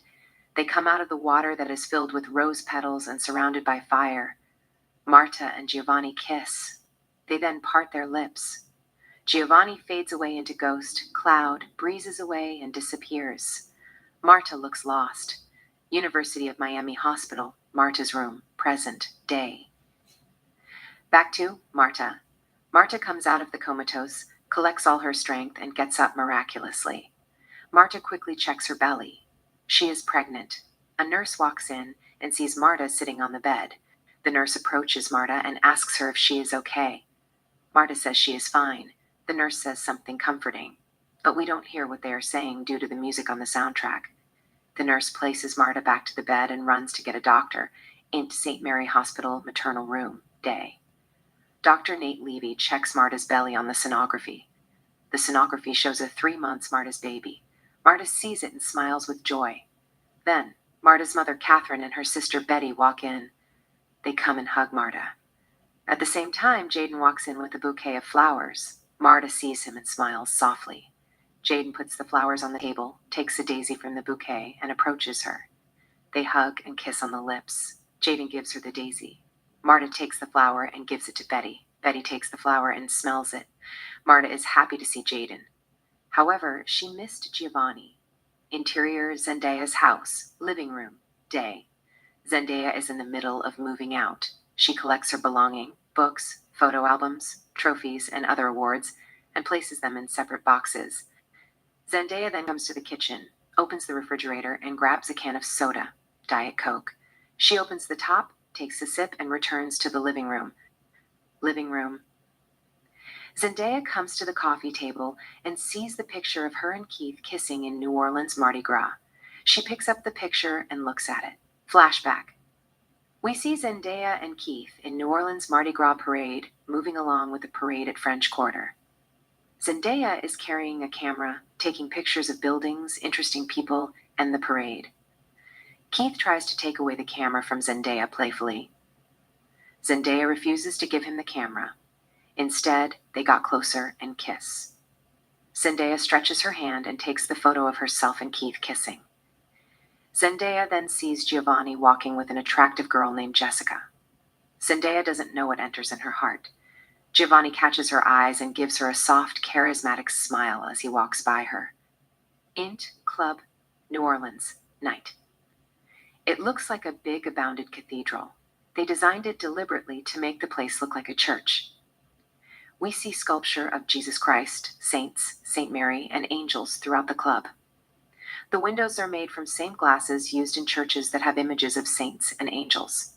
All kinds of people, wearing French masks and S&M outfits, party as if it were the birth of sex. Some of them are making love in the club. Others are dancing naked, wearing only bead necklaces. There is no moral code. We see everything that is lecherous, randy, and lascivious to the fullest. Zendaya, who is wearing S&M fishnet, and Keith, who is wearing French mask, dance in the middle of erotic extravaganza. Zendaya is dancing in sensuality. It seems she would melt into motor oil with slightest touch. Zendaya and Keith kiss while dancing. Zendaya then sees Giovanni nearby. He is dancing with Jessica, who is wearing nothing but bead necklaces and Victoria's Secret underwear, hanging her 2 beautiful breasts on her chest. She is all over Giovanni, dancing erotically, yet Giovanni is checking out Zendaya, who doesn't know what's happening to her heart.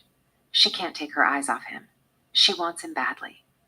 She's a little bit frustrated, can't control her sexual hormones. She dances a little bit, excuses Keith, and walks to the ladies' room. Interior, ladies' room, night. Zendaya stands in front of the mirror, gazing at her image. It is a big, high-class restroom kept neatly. It has a sofa, candles, and all. It looks like a beauty salon. There are girls who are applying makeups. Some of them are doing cocaine, some are kissing lesbians.